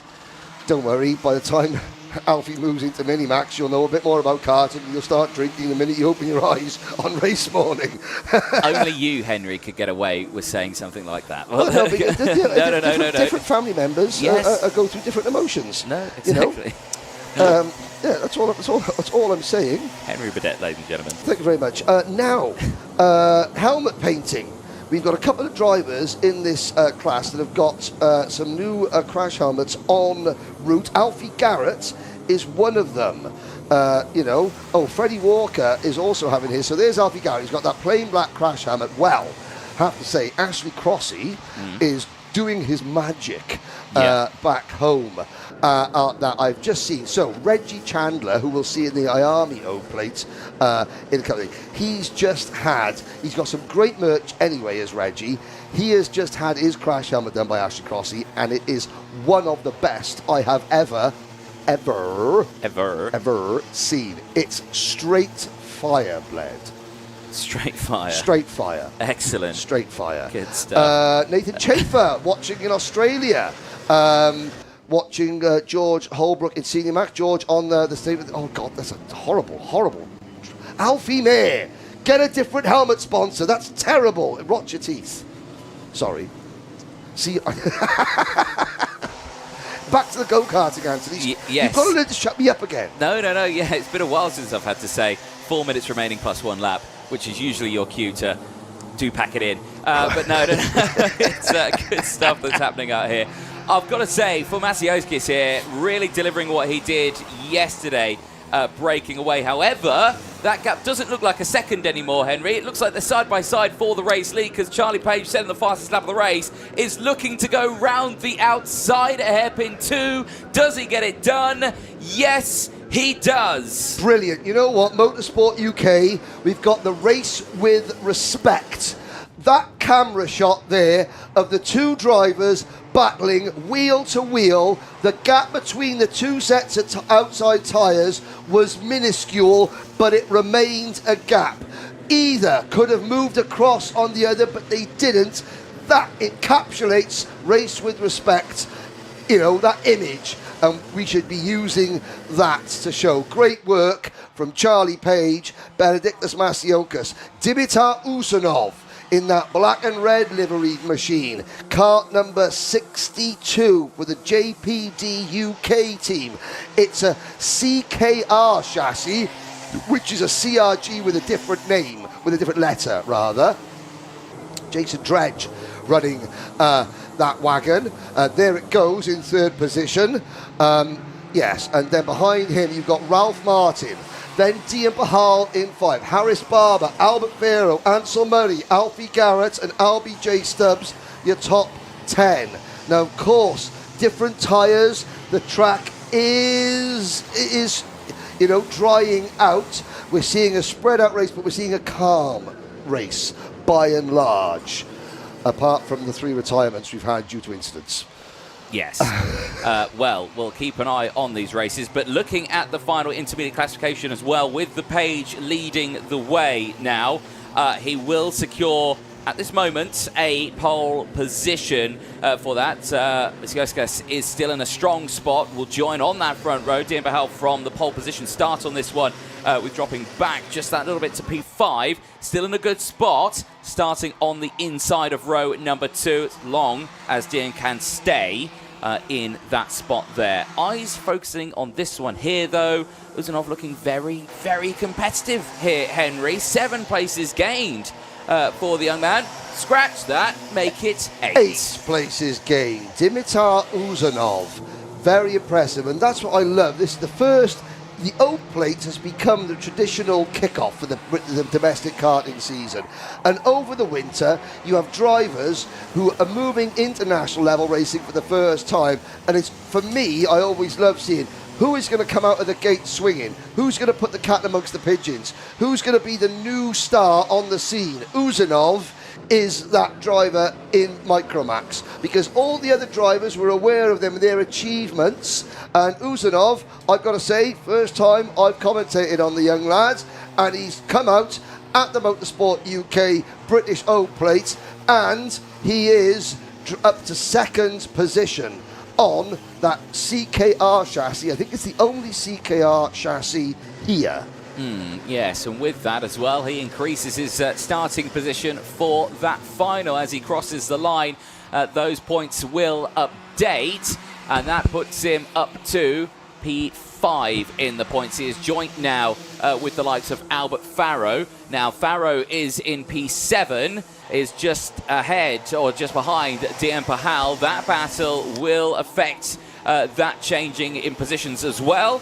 So we'll keep a very close eye on that one. Now, I'm just seeing on that previous wrap that Jensen Darlow for the Jax Motorsport team picking up a warning flag.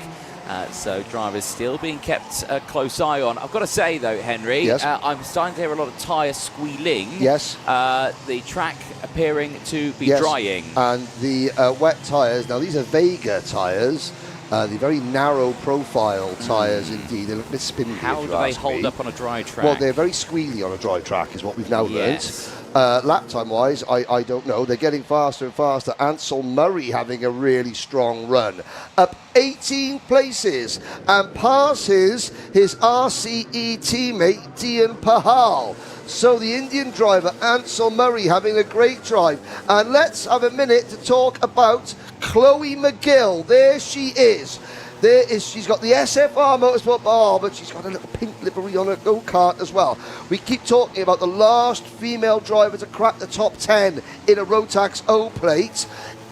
Well, she's 11th at the moment. It's only a super heat, but we talked a lot about Eva Morris, a lot about Lizzie Mentier. What about Chloe McGill? Could Chloe McGill break Amelia Nelson's record for top 10 performances by a female in the British Open Championship?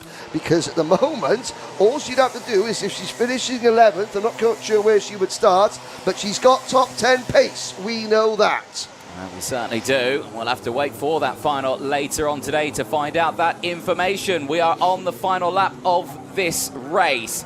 Charlie Page in the lead of this one in the number 33 is clear by a staggering 4 seconds from the rest of the field. Uzanov in second place currently, but for everyone else it is just a chasing game here.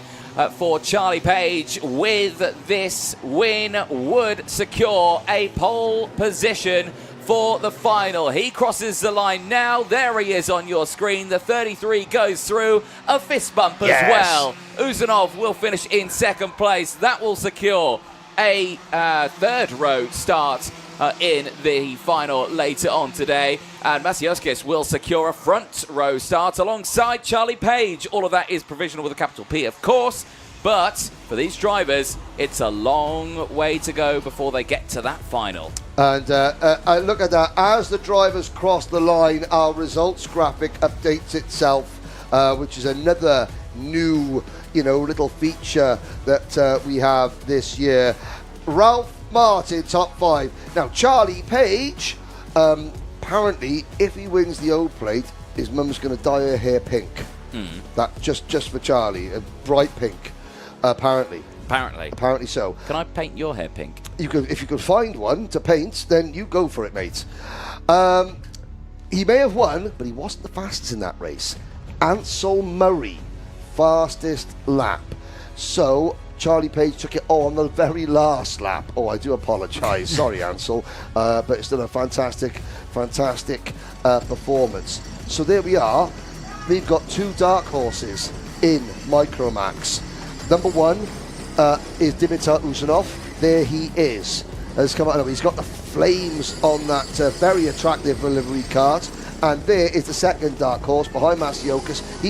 I wouldn't call him a dark horse. He's one of the pre-race favourites. There, Ansel Murray, number 98. 2 drivers coming out of nowhere in the big day, the main event day. They put their best foot forward.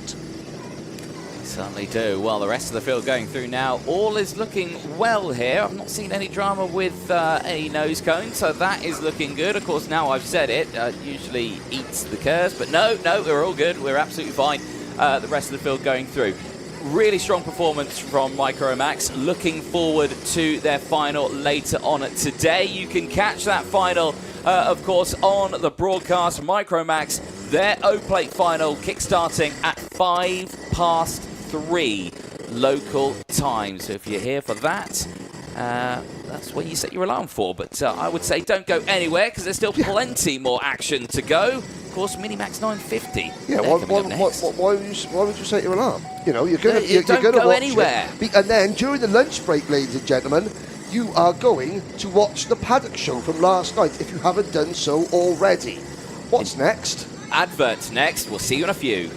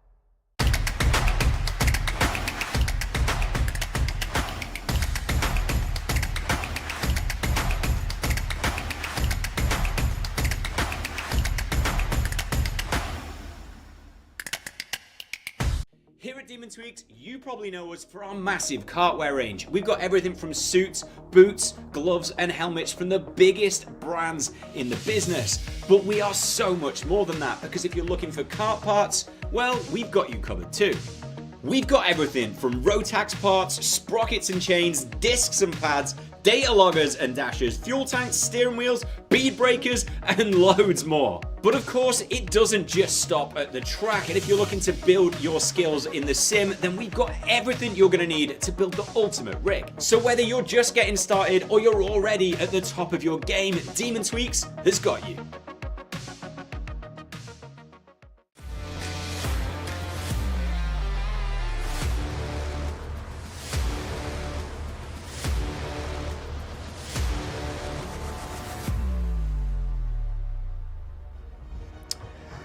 "36 Minimax drivers, a capacity grid led by Edward Haynes and Emerson McAndrew-Uren. Josh Griffin, first race back in 6 months, starts third alongside Leo Livings. Row number 3 is Max Jolly and Austin Gibson, Ryan White from Scotland, and Riley Murrow. They round out row number 4. Joshua Cook, the Cookie Monster, fresh with new Cookie Monster merchandise, and Tom the Farmer Reed round out your top 10. Alfie Mayer and Sebastian Behrman are next. Harry Radcliffe and Max Wheatley go from row 7. They'll have Benjamin Lawn and Josh Cormack on row number 8. Max Wheatley's Mima. Natalie is watching on. Row number 9. James Roots, the Roots is on fire, and Max Gilman, Logan Rolfe and Luke Millwood, last year's Micromax British champion, round out your top 20. Aidan Hammond and Alfie Ward go from row 11. They'll be joined by Jensen Walker and Sebastian Clark, who round out the top 24. Soren Gallagher, Ollie Thompson, Lucian Smith and Theo Bradshaw are up next. Maria Roberto was slow getting off the grid, but she is out there. They're getting a second rolling lap because all the drivers are on slick tyres, so the organisers just giving them a chance to get used to track conditions. The A plate of Thomas Jackson, then Alessandro Salas and Arthur Farrow, followed by Jake Fulbrook-Harmer, Oliver Spencer, Esme Rosie and Austin Oman. Watch out for Spencer and Oman at the back of the grid. Esme Rosie, the first Zip factory driver to be given the legendary number 42 Zip Young Guns plate by Earl and Tuesday High. She had a rough day yesterday, did Esme. Like Yaz said, the only way is up, baby. It didn't take too long to start singing, did it, this morning? Just saying. Just saying. There we go.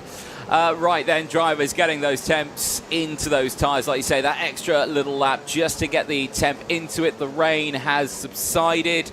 Do I dare say the sun is trying to break through the clouds? I believe it might be. Now that is, I have no idea. It looks like one of your hair clips. Well, it was when I had hair, but it's pink and it's square. So man does not know what that is.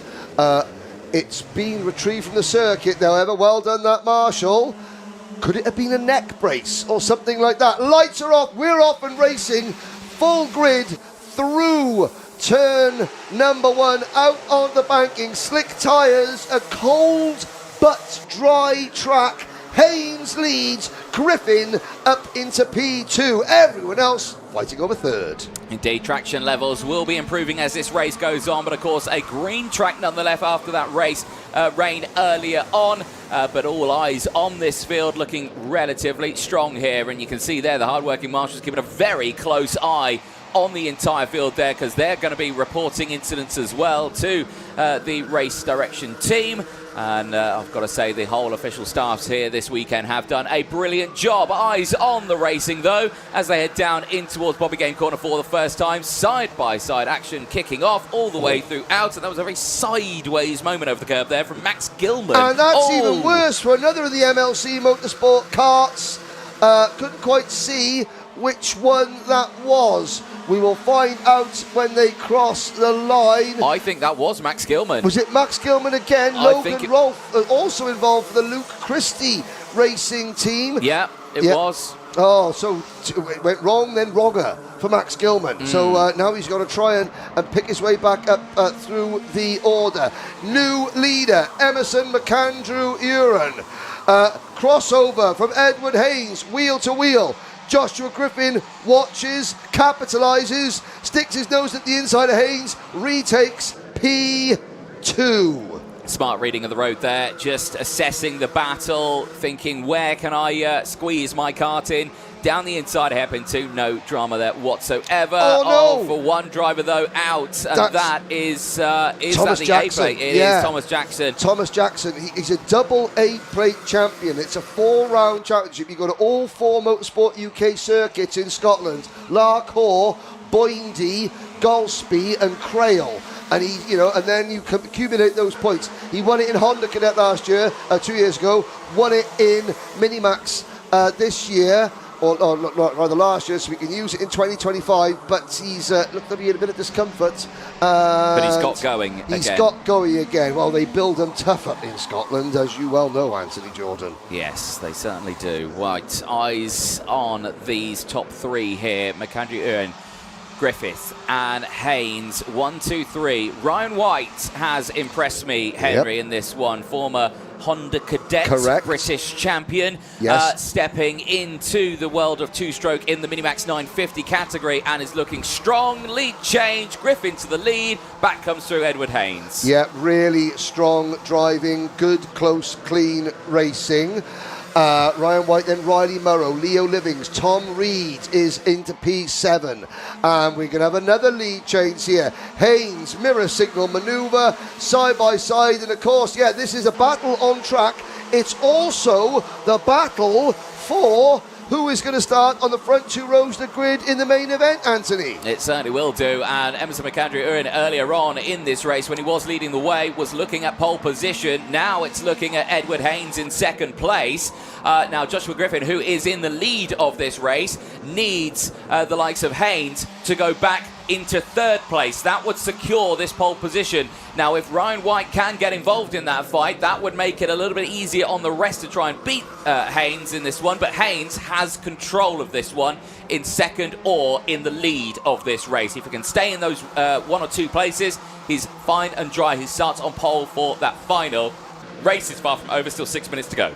Yes, indeed. A little bit further back, Lucian Smith sadly has retired in the KR Sport number 44. And let's have a little look. Luke Millward's down to 25th. Austin Oman is already at 15 places to 21st. But Oliver Spencer from 34th on the grid up 20 places to P14 in the KR Sport number 8. He's just passed Theo Bradshaw in the Luke Christie Racing Synergy kart. Yeah, Spencer's qualifying yesterday wasn't the one. Started everything from the back of the grid. And then had issues in the first race. Heat, yep. Yeah, it didn't go his way. I mean, he qualified 30... well, no, he didn't even qualify. He's got no time there. 36th in his first race, stone dead last. 28th in the second, actually, for him. 18th on the road. Yeah. Obviously had a nose cone. Yeah. That dropped him back to 28th place. And that shows, again, how close and compact this field is. A nose cone could end your weekend. But, yeah, the first of the 3 KR Sport karts on your screen is that of Oliver Spencer. So there is Spencer at the head of this train. But in the 4th kart, the number 11 kart in that train, that's Austin Oman. He started 36th and last because he didn't even see a checkered flag yesterday. Retired from both races with, I believe it was mechanical issues. But obviously he's got better tyres and he's got the bit between his teeth. Oh, Oliver Spencer, he's been passed by his 2 teammates. Now he's going to get defensive. And there's a KR on KR Sports issue there. Josh Cormack getting turned around and he comes on track just as Alessandro Salas, who is the Water Swift Restricted Grand Prix Plate champion, arrives on the scene. Yes, indeed. So everyone tripping over themselves just a little bit. Now there are yellow flags out once again at hairpin number 1, and that will be why. It's a Birrell. It possibly is Salas. It could it's a red possibly and white be. Birrell. Let's have a look, and that is a shame. Yes, I think Alessandro Salas is the driver there.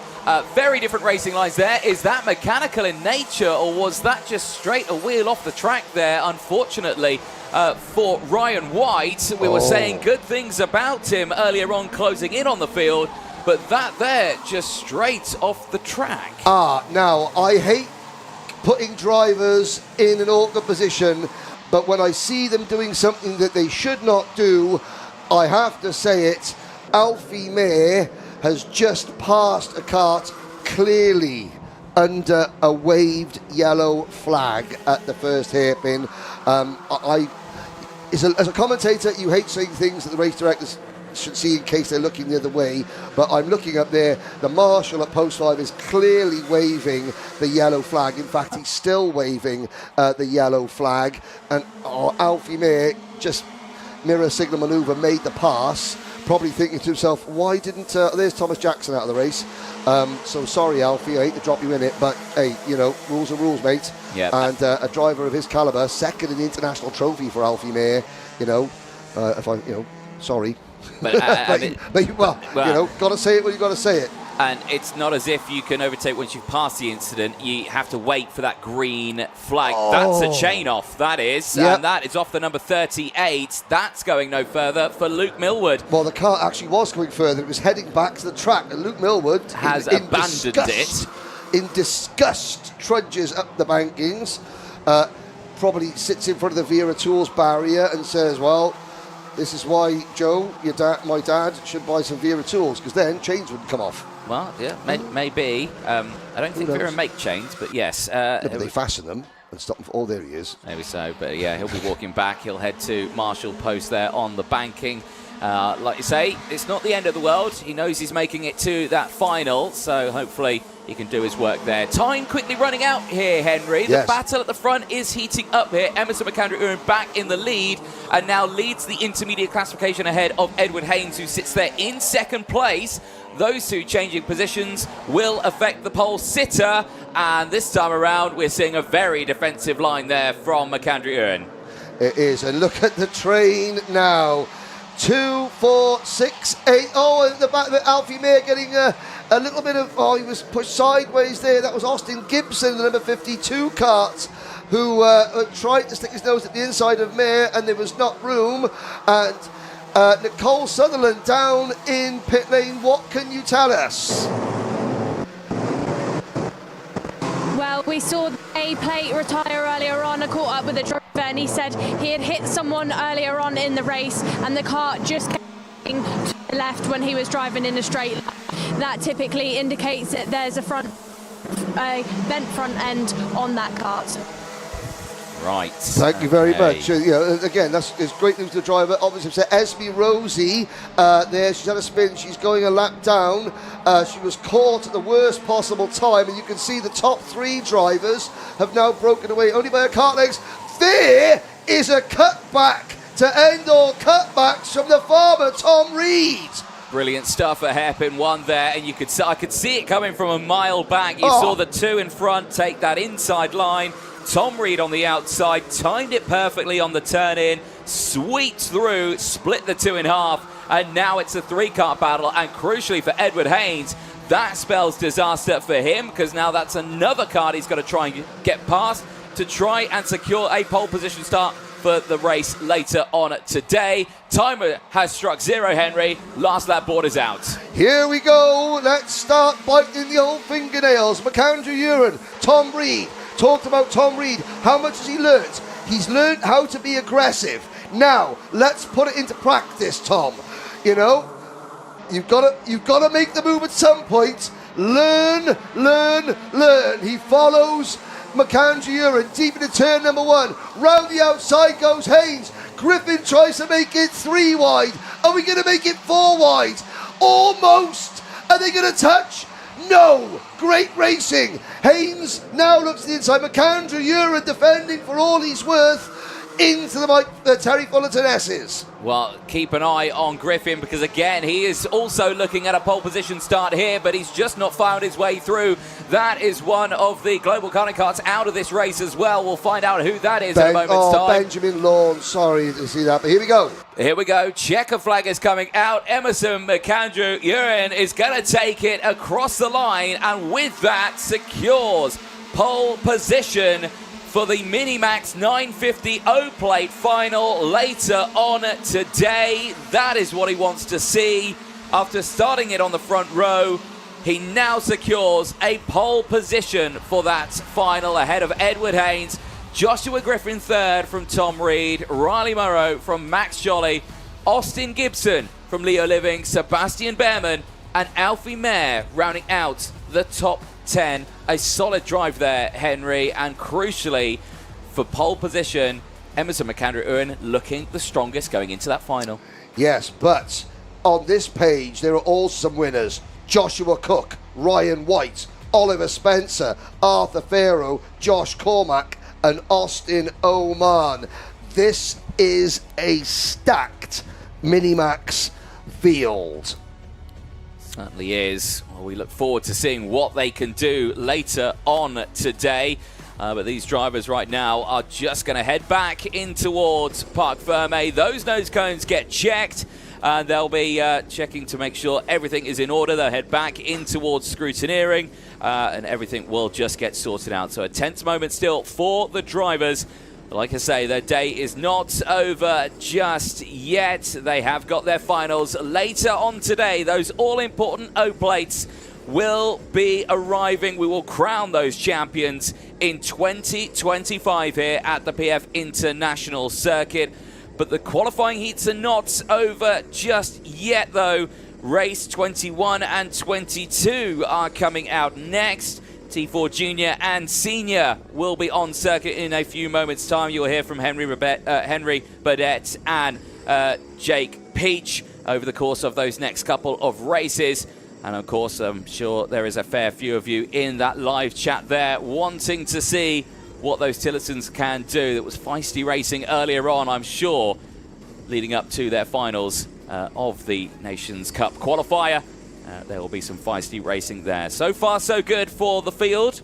No real dramas for them as they will make their way back into it. There you can see the 37 just getting squeezed into place there. Sebastian Behrman, a top 10 finish. However, a 5-second time penalty.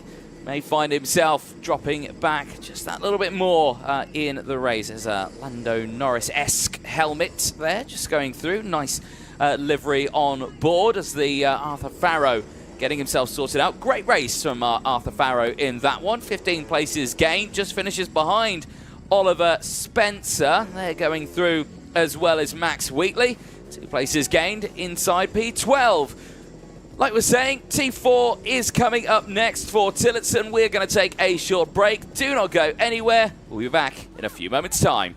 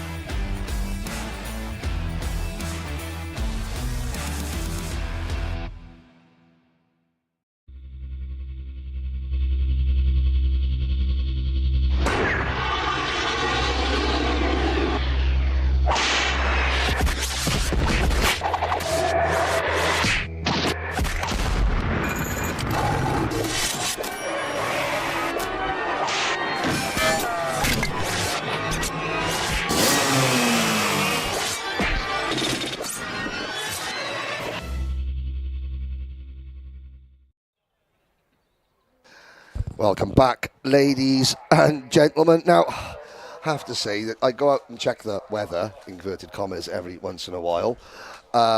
out of the mouths of babes. Luke Millward, we saw the reigning British Micromax champion crash out of that one. But as Luke was coming back, as I was standing up there, Luke said, I hit the brakes, I had no brakes, and I made a dent in the barrier. Did you see me? And I said, yes, we did see that. He goes, there's a dent in the barriers. I made it. I said, well, don't tell everyone because they'll charge you for it.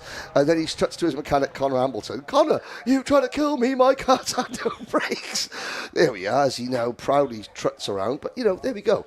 There, well, you need some Wera tools to fasten the chain guard properly so that the chain doesn't come off. That's what he needs. But again, the young drivers in our paddock, they learn to be around the media and they learn to be confident to speak out. It's a wonderful thing to see some of these young drivers just confident enough to say, here's a microphone, there's a camera crew, but I'm not scared of them. I'm going to tell my story. Jake Peach back in the commentary box. It's Tillotson T4 Junior Heat 2 up next. Let's do it.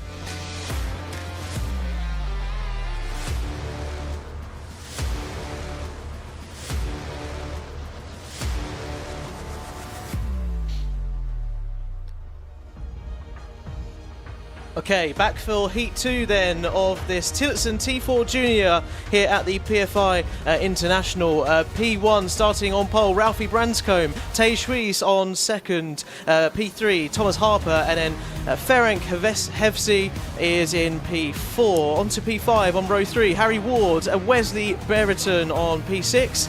And row 4, Ben O'Keefe, and Ronnie Legg is P8, P9, Harry Gardiner, and P10, rounding off that top 10 of Samuel Harris.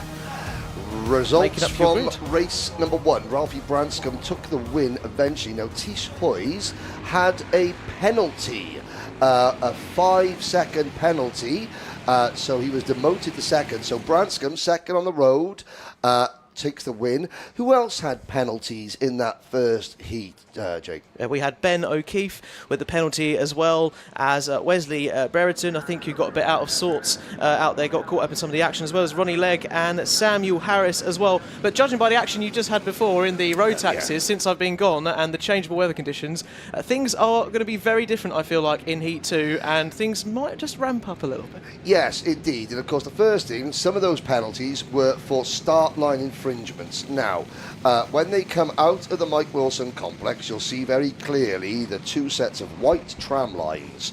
You have to stay within those tram lines until the start lights, which the viewers can't see, which are on the lighting gantry. When they go green, then you can move. Or when they go out. Before those lights go out, you cannot move. Let's have a look. In the tram lines, and already you got a couple, but did the lights go out before they moved? That's what the stewards in the stewards room will be checking immediately. While we're looking at the action, the stewards are now looking at the tram line start line infringement, because that is something that you can give an in-race penalty for. But on track, it looks as though Branscombe still has the lead. Yeah, we're fully away here in this Heat 2 of this junior Tillotson T4 race. Branscombe off to a strong start again. If you remember, in Heat 1 earlier on, he equally built up a nice gap at the start of the race, and then we had Tej Huis sort of batting him on later on in proceedings, but looking like keeping honest at the moment. Maybe still a little bit damp out there on the track, still running slicks, of course, so maybe not quite as optimal temperatures as earlier on in Heat 1, but looking like they're all managing okay as they come through into Sector 3. And of course, you've got Tej Huis with that clear visor, plain white crash helmet, clear visor. Love that, you know. We got Chris Simpson is the camera man from Alpha up at the entrance of the Bobby Game corner, and Chris, you know, he loves getting in tight on the car, so you can see the whites of their eyes as they come through. And now, of course, every other Alpha Live cameraman out there, of which, you know, the crew is great this weekend.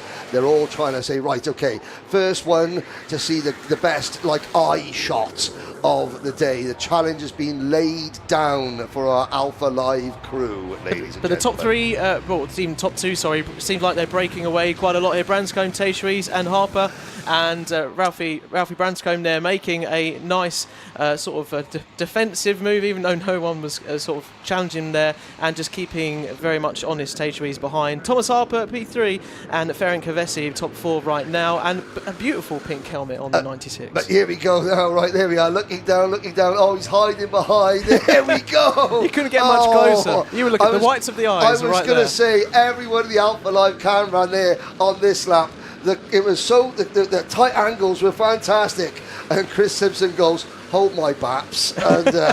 And he wins. Is that a technical term? Technical. Well, no, Chris makes his own bread. Baps about Britain is Chris Simpson's sideline. And there we go. I'm learning all the time. Learning all the time. Out onto the banking. Yeah, it's not just go-karting we do here, ladies and gentlemen. But again, good, solid racing. While these two, Branscombe and Hoyce, have been squabbling amongst themselves, the number 15 Kart, Thomas Harper, the Ultimate R team, the only non-privateer in the Tillotson T4 class, is busy closing in, and Ferenc Hevesi, the Hungarian driver, isn't too far back in 4th position. And as you've been saying previously in other races, particularly in the Tillotson, it's all about picking your moment and having to make that move at the right time. Particularly as well, the process of overtake in Tillotson is slower than the Rotaxes that we've been witnessing in the last couple of rounds here at PF International. And going through this final sector now, we are getting a strong run from Teichries. Nice run off of the last corner there onto these fast S's into the bowl section and wanting to hug this inside line nice and tight as possible. And Branscombe just not too worried about Teichries behind. He's probably obviously very wary he's there, but just keeping eyes in front on the road and focusing very much on the job at hand coming up to hairpin 1. Yeah, now if you have a little look there, we not only do question about how to make the proper cup of tea, and but we also is there another poll today? We also do. Are you familiar with the well-known British cinematic film Snatch? I've heard of it. You've heard it? Oh dear. Well, we've got a lot to learn, ladies and gentlemen. But if you have a look here, the NASA panel on the number 204 Kart, it's like Tyrone in Snatch. It's at a funny angle. There we go. But I'm not quite sure what that means. That might just be perception. It might just be, But you did spot that earlier in scrutineering. I think I'm not sure if it was Teichries earlier on, but equally in Heat 1 it was a little bit wonky, and we were asking whether that's been knocked slightly. But maybe that's an aerodynamic preference. It's an aerodynamic. Yeah, maybe it's an aerodynamic. It could well be. But certainly there's nothing wrong with the aerodynamics. There's nothing wrong with the Tillotson 4-stroke engine on that kart, because Teichries is able to just push Branscombe along.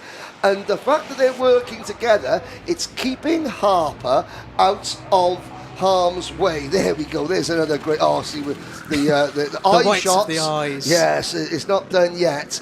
But you have a look. The driver's always looking around. These top two turning around to see where their nearest rival is. And obviously, Tish Hayes is thinking to himself, I'm not too far in front to get involved in a battle because Harper is still too close for comfort. So I'm going to carry on trying to push away until I've got enough of a safety net to go offline, to force Ralphie to defend, to make a move without Harper closing in and making the meat in the sandwich. And of course, if they're going offline in the last hour or so that we've had, the track has dried up quite a lot, but it's very treacherous out there. If you're going to go on the outside line, you've got to be making sure you're getting the braking spots straight on and not trying to lock up as you're going through, get that rear locking, of course, of these go-karts, which is very easy to, and lose the back end.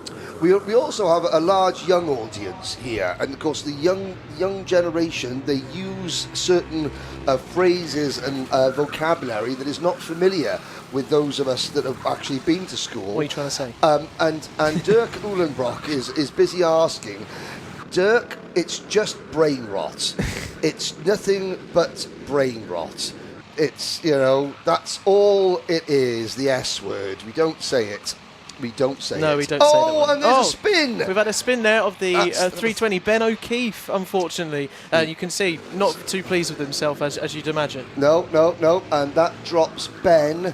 He was in 9th. I think that's dropped him back to... He's still in 9th place because Sam Harris is a little bit further back. A minute 25 seconds to go. There's the battle for the fifth position between Ronnie Legg in the 55 and Wesley Brereton in the number 14 kart, the Irishman, Wesley Brereton, who's got a lot of family watching. And Wesley Brereton wanting to try and improve on the last race, helping get the penalty, finishing in P8 and trying to work his way up through the field. But these two very much leading the way, as we know, at these events. The final later on in this T4 Tillotson Junior and Senior, the top three will guarantee to have a place at the Nations Cup event in Valencia in October later this year. So a lot is on the line. The Circuit International Lucas Guerrero in Chiva. And I was very fortunate enough to commentate on the very first race that circuit ever run. Lucas Guerrero, former Spanish GT racer, is a great guy. He's done a lot for that region, of course, which was ravaged by floods at the end of last year. It's in Chiva, it's outside of Valencia. And again, there were some people in the British karting community who had their karts out in Spain ready for the Army Warriors final that had their equipment ruined. But here we go. The clock is about to strike 0. When is the Dutchman going to strike? And of course, in a slower pace race like the Tillotsons compared to the Rotaxes, there is a bit less opportunity because the clock does tick down a bit faster, if you know what I mean. Yeah, there's fewer laps. Again, so now look at this. So Branscombe gets fooled. Ralphie says, "Fool me once, Tish." Tish saying, "Go on, go forward. I'm not going to attack you." Then he makes his move. Ralphie, who's trying to lock out pole position for the main event, saying, I'm done trusting you. We're too close to the end of this race. Good drive, though, from Thomas Harper, just to keep pushing on. Will any scraps fall his way as we start the last lap? But Branscombe has enough clean air to not defend. That will prevent Harper from closing in on these two, because Branscombe has now just got the pedal to the metal. And Thomas Harper doing a great job from the last race as well. P3 in the last heat and P3 equally at this one. But a lot can change in these last couple of sectors. And again, look, not getting that hairpin right. You saw Tejsri sort of close up a little bit there to Branscombe. He missed the apex by about 30 centimetres. You saw Hayes there up on the wheel, and now Branscombe's got an issue to deal with. Okay, coming into these final sections as we will be approaching the Mike Wilson complex very shortly here at PF International Circuit. We've got Thomas Harper trying his best, but he's not going to get close to these two. But these two are going all the way to the line.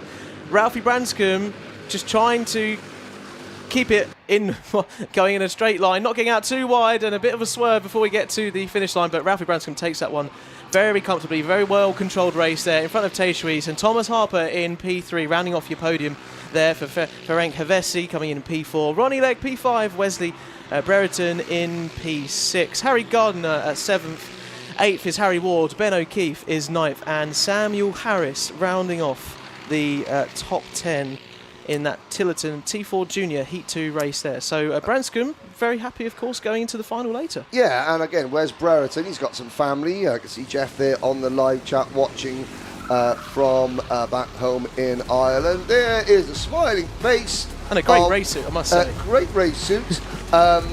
Cereal bowl haircut, sadly. I think Mummy Branscombe, Peaches may have had something to do with that. You had a mullet once, didn't you? I did not. Who told you about the mullet? Yes, I was a proud owner of a mullet in the mid-90s. Thank you very much.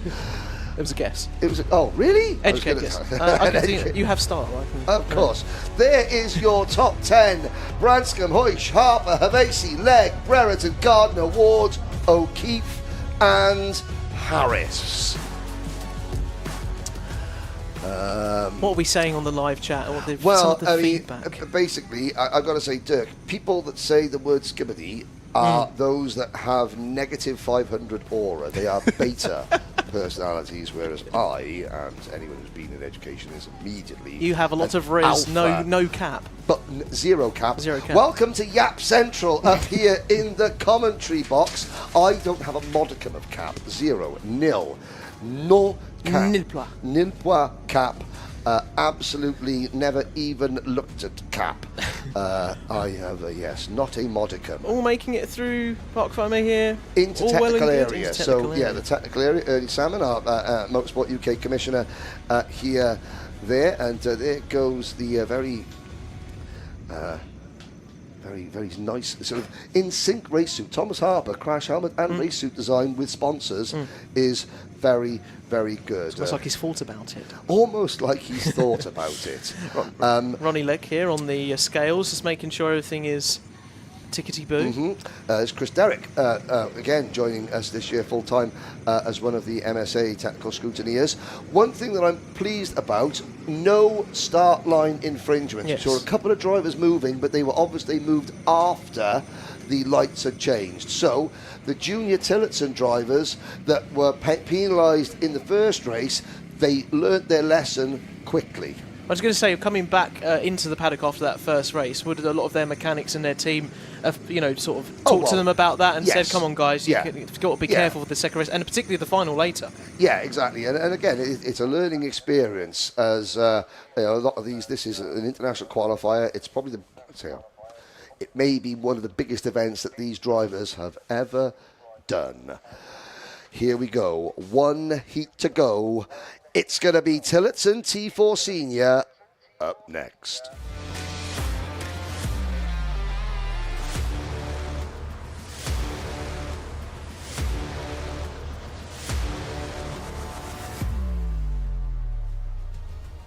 I have just learnt something absolutely insane, Jake. Thomas Harper's race suit is based on the silk-cut Group C Jaguar liveries. Oh, that is some taste. That is some taste. Right, Talking of taste, here's the grid. Aaron Coogan and Noah Ross are row number 1. Jorn Bremer and Owen Roberts, row number 2. Row 3, Henry Bell from the British Endurance Pro Kart Championship and Ewan Miller. Then Philip Rawson and Chris Alcock. John Nuttall and Sam Haller-Hinksman, followed by Tyler Brereton and Jason Bradbury. Keith Burke and Olivier Lemons, Zach Mead and Luke Hornstra on row 8. Warren Russell, Joe Bechtold, Ed Davidson and Max O'Neill. And after the incidents we saw earlier, Jake, your question, is that enough time to get the karts fixed? The answer is yes, absolutely, and they've been working probably very hard since that last session, and Noah Ross very much enjoying himself here across the pond in Lincolnshire, in the countryside at PF International, because he took the victory in the last heat. Can he repeat that now? Once again, Henry Bell from the British Pro Kart Endurance Champion, Jess Alexander, double British Pro Kart Endurance Champion. Jess is out at Albert Park in Australia representing the Racing Pride organisation. They do a fantastic job, I believe, in the paddock to make the community a better place. I couldn't agree more, and it's great to obviously see so many amazing initiatives and support groups like that really doing some great things right across the globe, and particularly having an impact right across all the different grids across the world, and really slowing up here before they get onto the start formation grids. But here we go then for the senior T4 Tillotson Heat 2 at PF International. Are they all behaving themselves? Did they get through there? Hand in the air, just don't care. That means it's a false start. Now, somebody in the live chat, now Henry Bell's Pro Kart in the BPEC team, I'm trying to think of what the team name was. I can't remember what it is. It's quite a funny team name, I have to say. It is printable, but I wonder if that person still watching. What was Henry Bell's team name? Because I used to race pro karts, love pro karts, think they're a fantastic way.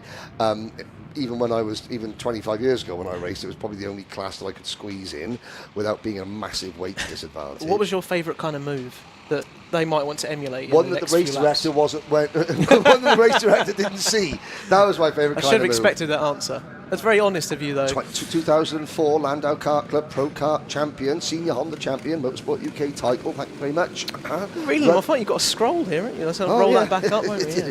The trophy was given as a scroll because it was that long ago. There's Philip Rawson. Philip Rawson, great to see Philip back in the car. I've just seen Mum and Dad here watching. I've always been a huge fan of Phillips Racing. His family have always been huge fans of Phillips Racing in that CRG race suit. He's raced all over the world at the very, very highest level, but now he's got a young family, and this is what happens. This is what is perfect about Tillotson, that, you know, you don't have, you can still have a family and come and race, you know, get some back fun. into the grid. Yeah, but also you can still go and race around the world. Yeah, and doing very well in the last heat earlier on. Philip Rawson was in P3 on the podium in Heat 1, so hopefully looking to better that in this Heat 2. Are we underway this time as they go towards the start-finish line within the grids? It's all looking good, and we are away for this Heat 2 here at PF International, coming through the first couple of S's up into the bowl section. Are they all behaving themselves as they come round? Have a little look at the inside there. Noah Rosser trying to lay his claim early in this race, but thinks better of it as we come out onto the bridge section. There was a move there from Rawson in the number 29 to take fourth position. That's the level of experience. It's hard to believe that Philip Rawson was the Kart Masters GP plate winner in Minimax back in 2012. That's a long time ago. Let's hope he can't hear you. Well, yeah, it was. I mean, but that's what experience gets you now. Noah Rosser had things all his own way in the first race. He's not going to have things all his own way in this one because he's only in third position. Ireland. Well, Ireland had a really good week at Cheltenham last week, and I think they're trying to see if their luck carries over to PF International this weekend. But Irish eyes at the moment are smiling-ish on Aaron Coogan. He's lost one place, Jorn Bremer. And Jorn Bremer, we remember in the Heat 1 earlier, equally having a very good race and mixing up in the top three and looking to very much do that here. Who's this out? It's gone out on the sidelines. And on the Tillotson sign, that's number 17 of Jason Bradbury. And he was one of the drivers that had a problem. Came into the pits, didn't he? Yeah. But at least he had the decency to park it under the Tillotson sign, which creates a marketing opportunity of some kind. You know, he's thinking in a worst case scenario, at least I've got them on my side. Yes, yeah. So he is down on the back straight there. Yellow flags waving at the entrance, the Terry Fullerton S's. There is the stricken cart of Jason Bradbury as the rest of the field head through the Mike Wilson complex. The white and green race suit of Jorn Bremer leads Ireland's Aaron Coogan, leads Philip Rawson. And Rawson, who is that? Noah Rosser, sorry, in third position. And there's a three-car train out onto the banking. And Rosser trying to get at the inside. Rawson closing in. And Jorn Bremer was turning his head round saying, mate, come on, let's work together for a few laps, because you can see now there's almost like a 5, 6, 7 car battle as we go into hairpin 1, and they're losing that ground that they so much worked hard for at the start of this race. But Jorn Bremer, of course, looking to try and lead them away. Set the example as we could dive out the inside there from Aaron Coogan, who had a very strong Heat 1 earlier and looking to make a claim here once again. And very much doing so, taking that first position off of Bremer as we come round into the third sector now. This very technical section, you must get your lines right and maybe go out wide first, cut in for the apex, make sure you get a good run out to come right back around towards the start-finish line. And this chicane here, very crucial. Do you take a bit of curb, do you not? Just particularly as we've had the damp conditions, you don't want to risk it too much, but they're all looking pretty stable as we go onto this next lap here at PF International. They threw the Bruno Ferrari S's under the bridge out into the bowl. You could see a slightly higher line going into the corner from Jorn Bremer, then tried to use the gravity and the momentum to sweep his way underneath the leader Aaron Coogan. It can't quite work. And as the field come down the hill, 1.7 seconds separating the top 9 drivers. This is the beauty of four-stroke racing, because you get these long trains. Rosser makes the move into P2. Very strong move there up the inside, and almost very much just changing his mind last minute, singing, okay, you're going to open the door for me. Thank you very much, Jorn Bremer, I'll take it. It's rude not to take you up on your kind gesture there. Coogan with that the Tillotson, the standard Tillotson factory race suit there, as you're watching on there from the pit lane, and still hand gestures going on. Now the field starts to fan out just a little bit, so the lead group, which was 10 drivers strong, is now being split into 2 groups of 5. And not in that lead group is Henry Bell, Sam Halley-Hinksman, Owen Roberts, Ewan Miller and John Nuttall. Warren Russell sets the fastest lap of the race, but all is not well for somebody. Yeah, we got a 5-second penalty for Max O'Neill there showing up on our timing screen, so not too sure what that's relating to, but not looking good for Max O'Neill, down in 18th at the moment, and hopefully we'll just look to try and salvage what's left of this race. We had a bit of a battle going on in the midfield here between I believe that's the number 3 of Chris Alcock there, and Jorn Bremer. Jorn Bremer sort of sliding down the field, but back up to P4 and fighting all the time. You see the 29 on your screen there, Philip Rawson, who you were praising so highly before there. You know, very talented right across the globe, and shown his mettle coming back into this Tillotson series. Yep. Giving it some onto the start-finish straight and getting into a nice slipstream there, as we can see the group now of about 5, as you were saying before, Henry, breaking away into sort of 2 groups now, 2 league groups, and hopefully looking to all catch up to each other again, and maybe a bit of strategy at play here, as we probably got, we've got a couple of minutes left on the lap, maybe some 3 or 4 laps left in this race. Yeah, Henry Bell gets a warning. He is now in 5th position in that sort of pink and purple kart, the number 15. For those of you who haven't seen last night's Paddock Show yet, that will be going out during the lunch break here, and we do speak to Henry amongst a lot of other drivers. It's again, ladies and gentlemen, with Anthony Jordan only here for one weekend. It's potentially the only time you can see a Henry and Anthony Paddock Show this year, which is probably enough for most people. Tears streaming down the eye. Oh, now there could be tears for bedtime here as well. Henry Bell gets shown the wide line coming out of the Bobby Game corner, and Sam Halley-Hinksman, Owen Roberts and Philip Rawson, they thank you very much. Sam Halley-Hinksman, I do recall maybe commenting on Sam's very first ever kart race as part of the Daniel Ricciardo series many moons ago. Wow, that's quite a memory you flash back to there. Well, it just every once in a while, it's like. But clearly made an impression on you. Well, yeah. I mean, trying my best, but I mean, it's the only Halley-Hinksman. Let's have a quick look back at this. So, door gets opened by Halley-Hinksman, up over the curbs, elbows out. Henry Bell. Wow, that's what the 5 seconds was for. Oh, no, it's not the 5 seconds. Sorry, somebody else. That, yeah. But again, that's classic. Just open the door.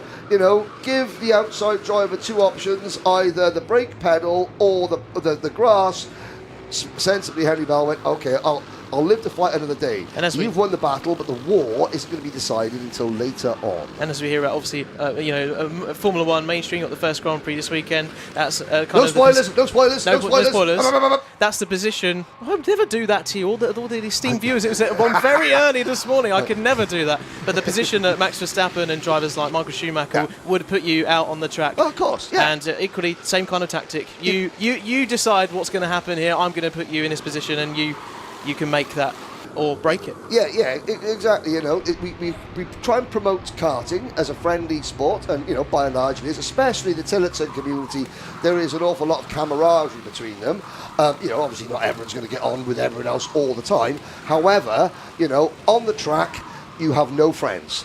On the track you have got to be cutthroat. Once that visor goes down. Once the visor goes down, oh dear, John Nuttall has stopped. John was down in 14th place. And had that penalty previously. Yeah. So I was getting confused with before, and out of the race. So that is a shame for John. As we now look, Noah Rosser, 2/10 up on Aaron Coogan. Here's Philip Rawson, who's just come back into contention with the fastest lap of the race, but he's down in P6. Can he do something about Sam Halley-Hinksman in front of him as we begin the final lap? And whilst we've been busy talking about all of what's been going on in the background, of course, we see Noah Rosser has been very busy trying to get back up to the front. But who was that? There was the number 73 out there, Zach Mead, unfortunately, out of this one. And, of course, won't be too pleased with that. And earlier in the previous race, 16th in the last race. And, unfortunately, out of this one as well. So not a good race day for him, and just bad out of luck, unfortunately.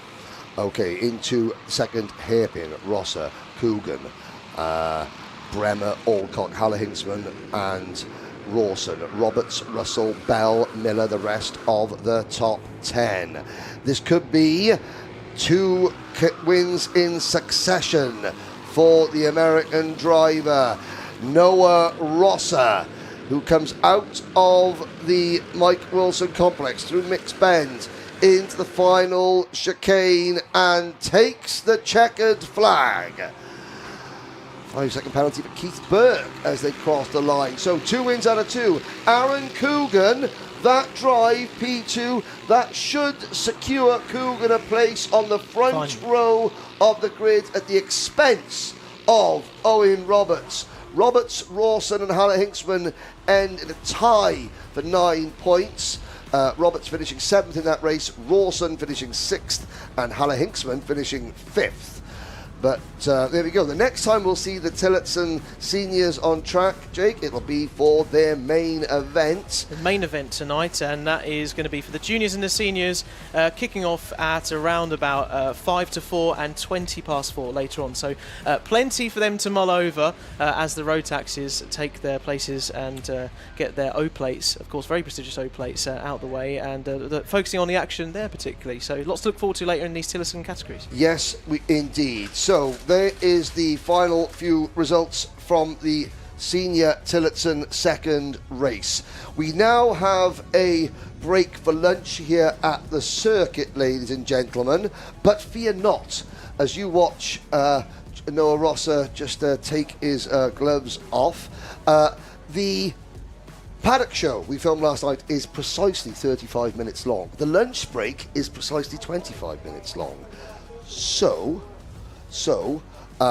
you know, you can start watching the Paddock Show now, and the rest of it you can watch on the Karting UK YouTube channel. It's very well worth a watch. To your own delight. Coming through Parc Fermé here, just getting all the checks done through scrutineering on the weighbridge and the scales here. That's the 75 on your screen. Aaron Coogan, another strong race there in this Tillotson series, and how many times they must have done this going through Parc Fermé. Just becomes an etched memory. As you look now, we're going to get a chance to see Noah Rosser's boat race here, his face. Why didn't you see it on the result sheets? Well, that's because he didn't turn up to have his photo taken. Drivers, there are specific times before the event starts that you have to have your photos taken for any event. And if you don't, you simply don't get seen. There's no point then coming up saying, "Oh, can I have my photo taken, please?" No. And he's won. There's a look at the Tillotson drivers who didn't turn up for their photos. And that's Jorn Bremer, who again would be. I think we'd be quite impressed. Got a bit caught up in that second heat with a lot of the action, but recovered well to that P3 as we saw there. Well, thank you very much for joining us, ladies and gentlemen. Jake Peach will be back for the finals later on. Anthony Jordan will be back for the Rotax finals just after the lunch break, which begins now with last night's Paddock Show. Enjoy!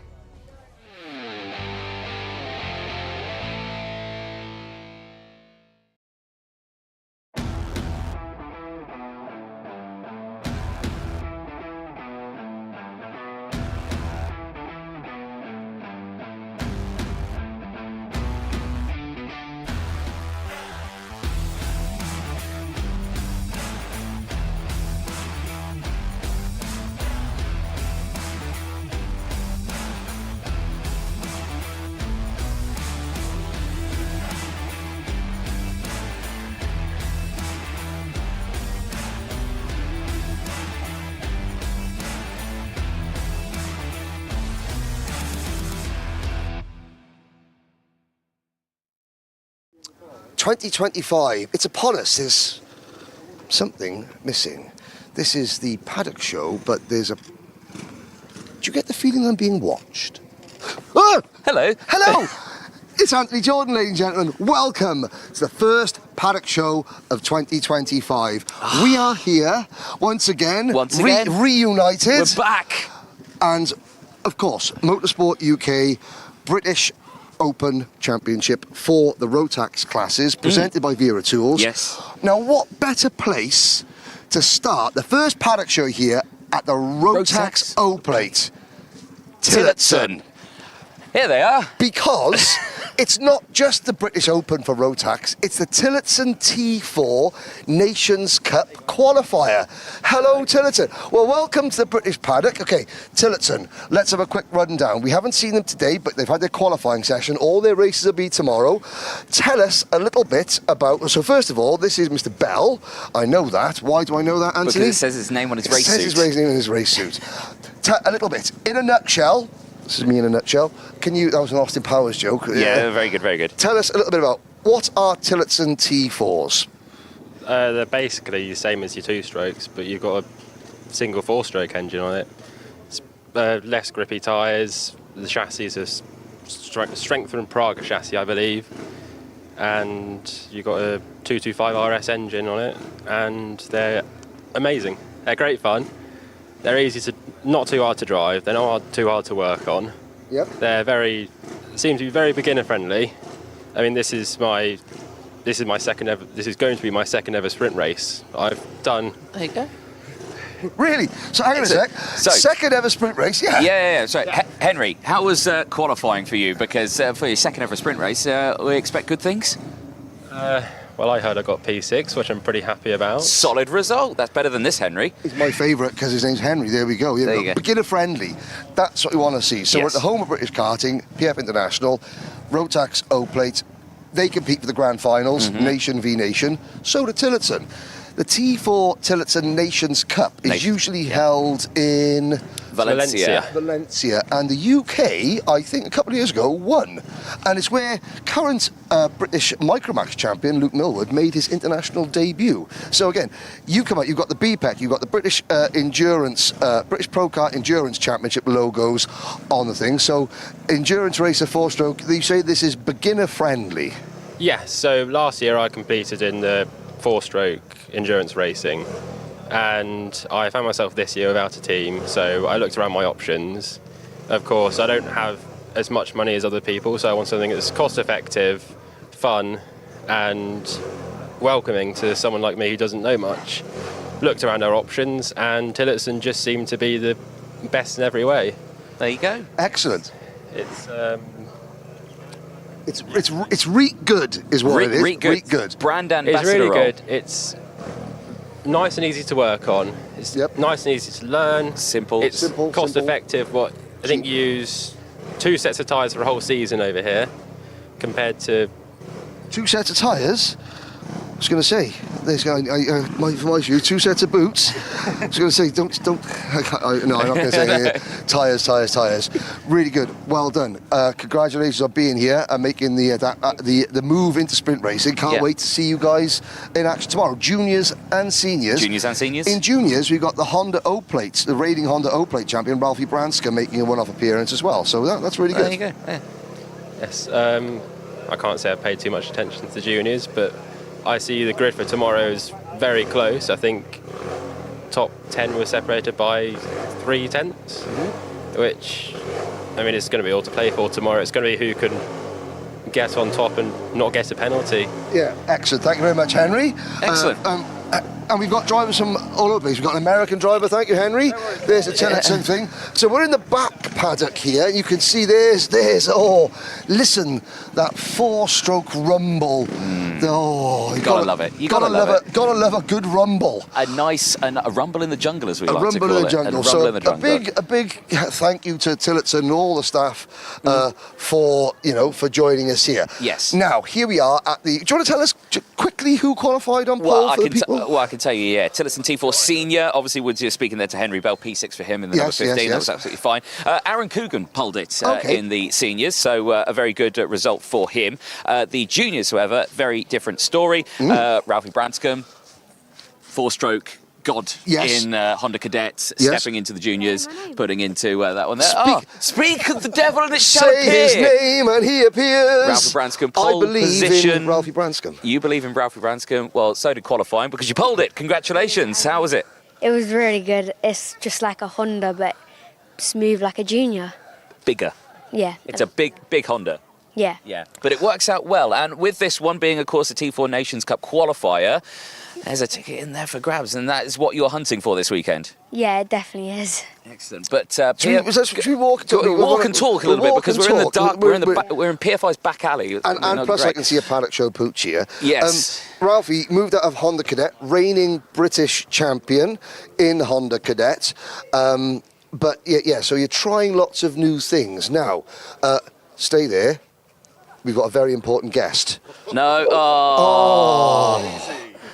This is Daisy. Hello. This is Daisy. And who does Daisy belong to? Noah Barham's. This is Daisy Barham, Noah Barham. Now, we were talking about drivers from the United States that are here.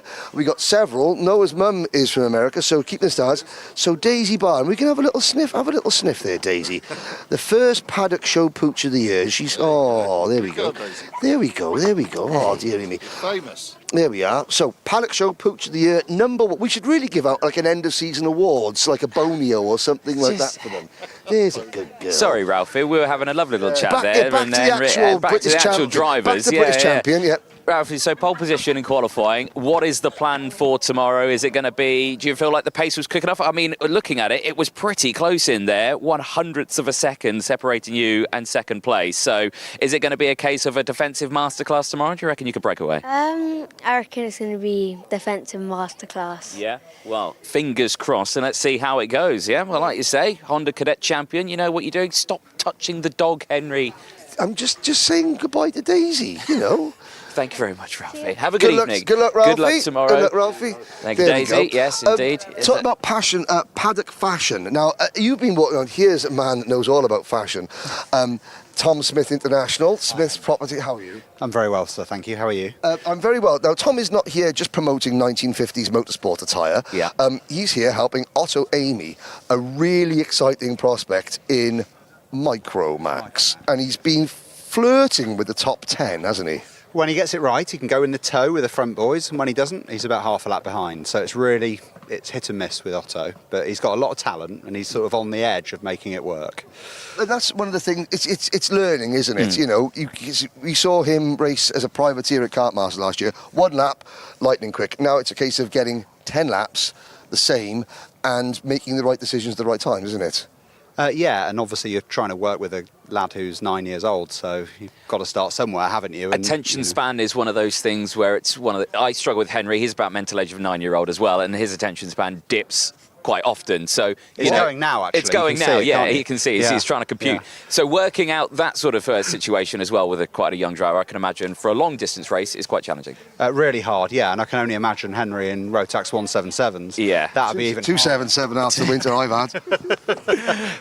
Carry on your Paddock tour. Thank you very much. Thank you very Purveyor much. of fine sort of tweed-coloured jacket-based arrangements. I've got a jacket like that. You have, indeed. You know, if Mike Hawthorne was still alive, he is Tom Smith incarnate. Should we go this way? Yeah, because new season brings new teams, drivers choose things, but we're rolling it back old school. For the first time, global karting are back. Now, Synergy Karting. So, quick bit of history, ladies and gentlemen. Rob Hanscom and Mike Spencer formed Global Karting, about a dozen years ago. Then they morphed into the Synergy Factory team. They've moved away from the Synergy Kart, so they've restarted Global Karting, and they're in here. Should we have our first unannounced awning visit? Unannounced awning visit. I remember, James. No, don't try and ingratiate yourself. Sorry. Just because you're back on day release from the FIA. After you, James. There we are. There we hate go. you See, so much, Henry. You know, I know that. So, these colours, Global Karting, really good to see them back in the paddock. They got the Aurum Racing engines and some good results today as well, especially for Riley Cranham, the GP plate holder. Benjamin Lawn's kart is there. There's Mr. Hammond's kart. Luca Holmes-Ballock moving up. Pierce Wade has gone home, but Pierce from Canada. A number of Canadian drivers, but I mean the drivers have all escaped. Look at this! Look at the hard-working mechanics. Look at this! Look at this! That face! That face! Tell us a little bit about the life and times of a kart mechanic, without swearing or insulting the driver. if I want to insult the driver, I'd say he made it difficult for me today. We've bent about every part on the kart that we could possibly bend. Crashed in a few, but you know what? Nothing without a bit of effort going into it. So got a lot of work to do tonight. But you know what? It's fun. It's good fun. Wouldn't want to be anywhere else. So yeah. Exactly. Maybe Palm Springs, you know, maybe do with like Dubai, something like that. 2 weeks, that would be quite nice. Yeah. But other than that, Lincolnshire is just fine. Is he looking at his Anthony? He's looking at his phone. He's looking at his phone with his mouth open, ladies and gentlemen, like a small child. Hello. Yeah, Luca Holmes-Bannock. Yes. It's been a trying day. Yes. But he's one of the drivers that's moved up from mini to junior. Well, our first venture into an awning unannounced, thank you very much, went really swimmingly, 0 drivers, but that's Perfect. okay. The difference is we've got a lot of drivers moving out into juniors. The transition from mini to junior is harder than it used to be because, you know, there's a mini kart, you know, these are the minis, the smaller frames, and now... Before you went to Minimax 950, the mini karts used to be the full-size karts. So drivers moving out of mini junior, they didn't just have to adapt to more power. They've now got to adapt to a wider chassis as well. That's why it's a bigger jump now between mini and junior.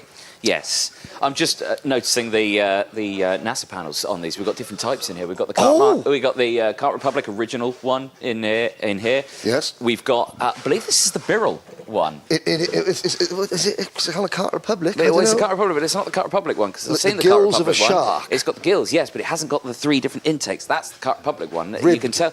Yeah. So I don't know. Yeah, I'm intrigued. I can't remember model numbers. I'm not a fan of model numbers. Do you know model numbers, Henry? No, I don't know anything about models. Excellent. Right. Boy. Thank you very much to Global Karting. Like we say, very much indeed. A success with... Look at him. Look, James, don't... James... No, I'm holding it for him. No, James. I'm not having it, James. I'm not having it, James. He's not a gentleman. You know I'm a gentleman. Thank you very much. There we go. Don't stop moaning. You come back from one weekend and, you know, look at you, creating all sorts of problems. I'm just a normal, innocent man. We're just normal men. We're just normal men. One other thing here this year, Motorsport UK, they launched a new academy for ladies, and the fastest lady here, Lizzie Mentier. Come scoot in by here. We'll position you in front of the 8-mile-long Dan Holland racing awning. Lizzie Mentier, there's only about half a dozen girls racing this event. You're the only one in seniors, but there's a lot going on with girls in karting and girls in motorsport, isn't there? How do you feel about, you know, being a girl in motorsport, in karting at the moment? It's tricky because, like, being one of the only girls on the grid, it's like the boys are out to get you sort of thing. You're beating a boy and they're not happy about it sort of thing. So it's difficult, but but you're a tough cookie. We've seen Lizzie flip her go-kart, first lap of Kart Masters, get out, try and get it going again, and would have gone, but only the radiator had decided to break. So don't buy it. Tough as old boots. Yeah, adrenaline though, isn't it? So got to get going again. But, you know, looking at, I mean, obviously, Anthony, you involved. There's this Formula Academy. There's all these now steps to help promote female participation in owner-driver racing. Yes, there is, and with that, there are so many of those new championships coming. You know, for a lot of drivers, would you say this is probably the best time to be racing if you are a female or a male or anything like that? Because there's so many more opportunities that I think have come in the modern era of karting. Yeah, a few years ago when I was starting off, there wasn't a lot for girls out there, but coming into 2025 there's a lot for girls out there now, and there's a lot of girls getting into motorsport, which is great to see, and there's loads of new up and coming girls racing, and it's just great to see them around the paddock and just make friends with other girls. Yeah. And I think big stepping stones are being made in the stepping ladder for progression in the motorsport as well. So, last question before we move on to one of our Minimax drivers. 3 years ago, Amelia Nelson, 7th in the senior Rotax O plate down at Dunk as well. Can you emulate that tomorrow? Well, I'm definitely going to try, so hopefully, top 5 if I can. There we go. There we have Excellent. it. Thank you very much. Thank you very Lizzie. Move on from the sublime to the ridiculous. Logan Rolfe, how are you? Fine, thanks. You just moved. I mean, even you've got you're the Mini Max driver with the deepest voice out there. How is the move up from micro to mini? It's quite a change. Like, we was on the Vega tyres last year, and then we just changed onto the Mojos, which I was on 2023, and it was just a massive step up because the power's different, and it just comes off the corner quicker. But are you enjoying today? Yeah, we've had highs and lows throughout the weekend already.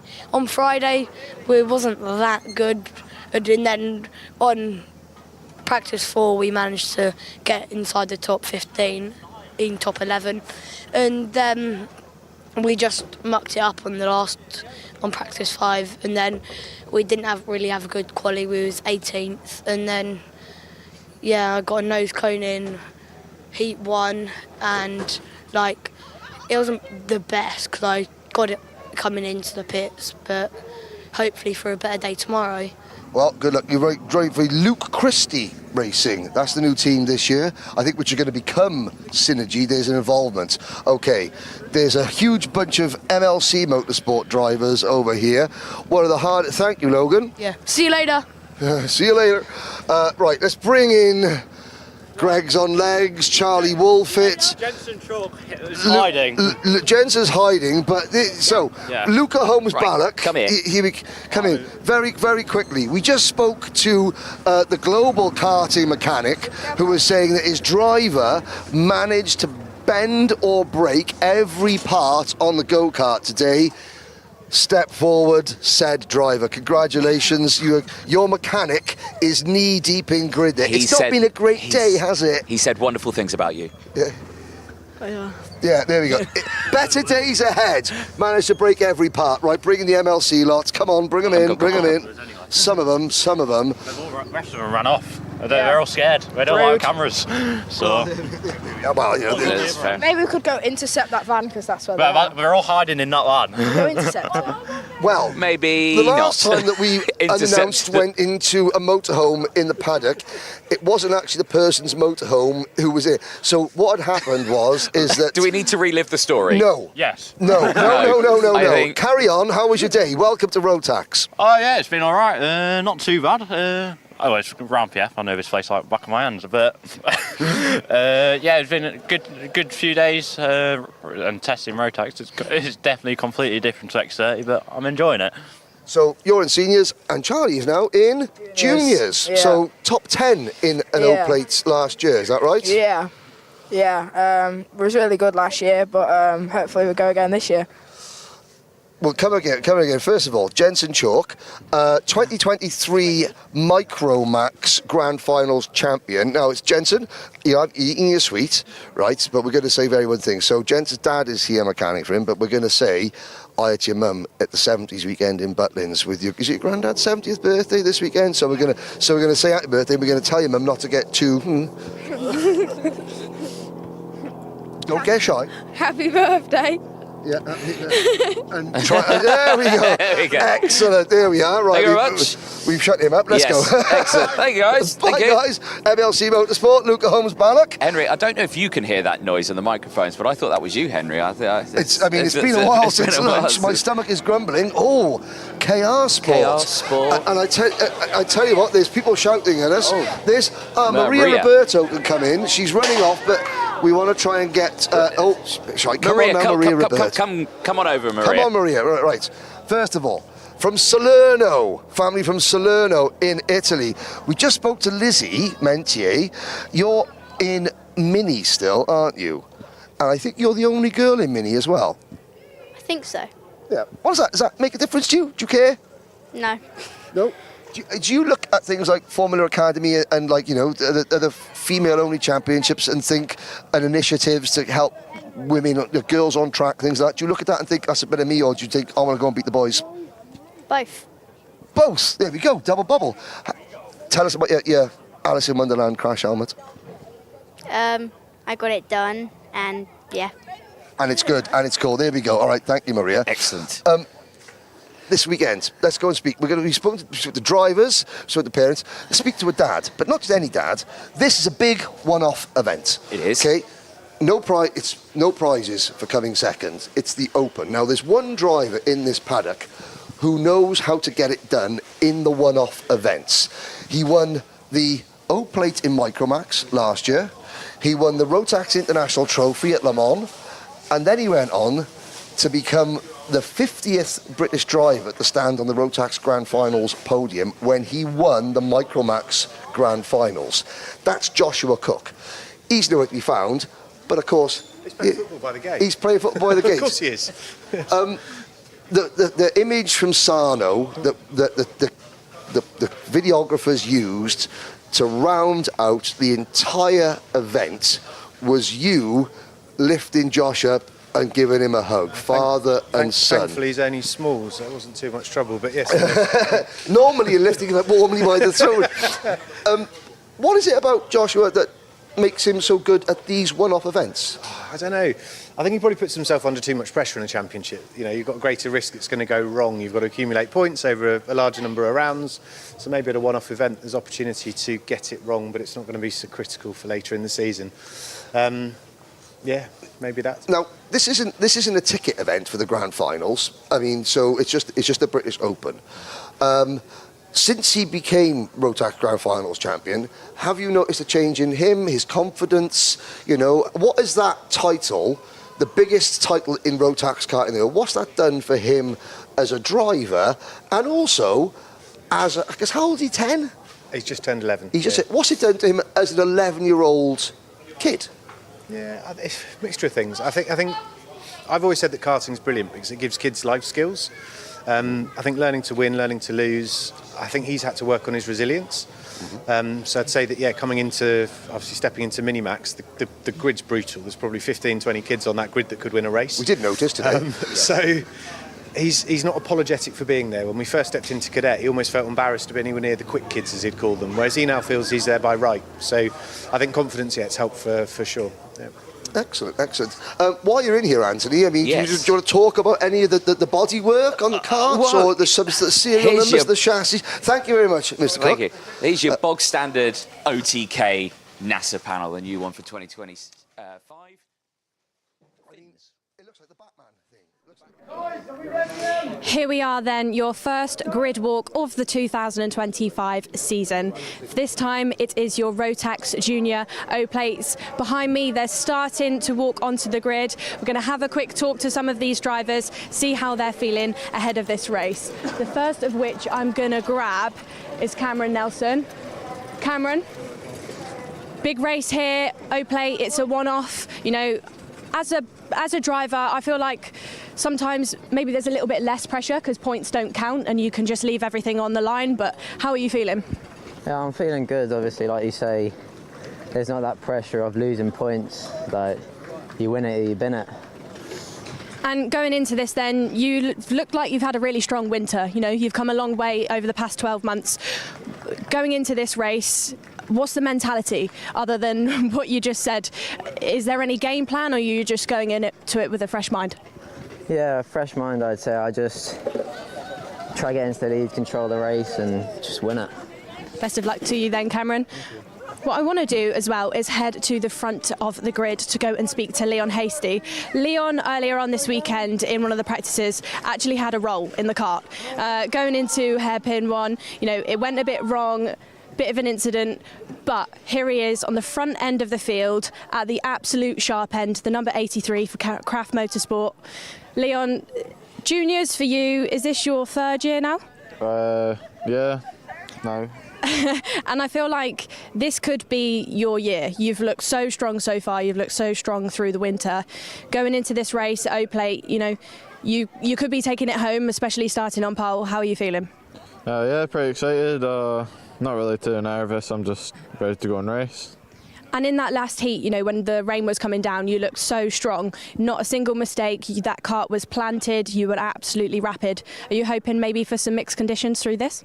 I was kind of praying for it to rain beforehand, so we were on wet tyres, but if it's on slicks, I'd just rather keep it dry. And that love for the rain then, where does that come from for you? I don't know. I've just always been pretty strong, pretty aggressive in the wet, so it always comes with a good pace.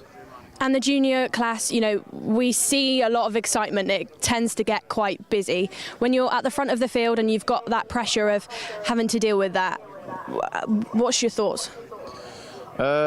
Normally I don't really think too much about it. I just assess who's really close and then go for that. Depends what they're thinking of doing. I know most of the drivers now and how they race, so it's quite easy to judge on what they do. So that experience for you in juniors, you actually think you've got the upper hand because you know the way these drivers are going to race? Yeah, mostly. Well, best of luck to you, Leon. See you later. Thank you. We'll head over to Harry Freeman, who's also starting on our front row. There he is, talking to Dan Ashton. Harry, really good, strong weekend for you so far. Some fantastic moves from you through their first hairpin. Going into this race, what are your thoughts? Just try and get a gap and like minimise the amount of people that are in like the front battle, and then just do similar to what we did in the pre-final. So do you think actually then the strategy is maybe to push away a little bit and then leave it to later on in the race for the battles? Yeah, definitely. Great to hear from you then, Harry. That's the number 78. So these two drivers are drivers in the category who are really familiar with the Rotax class.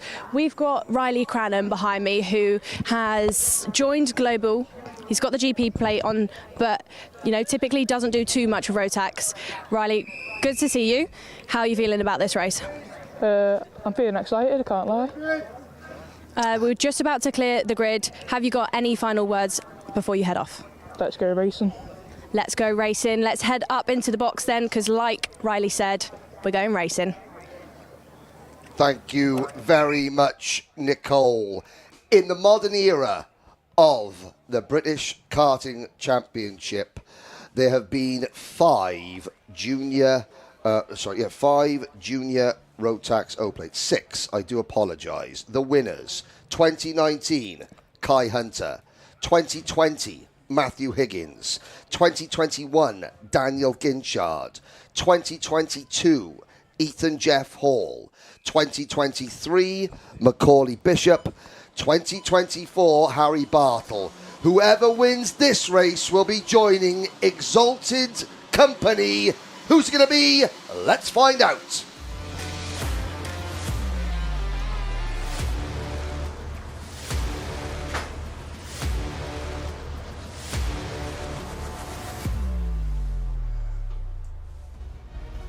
"66 drivers entered.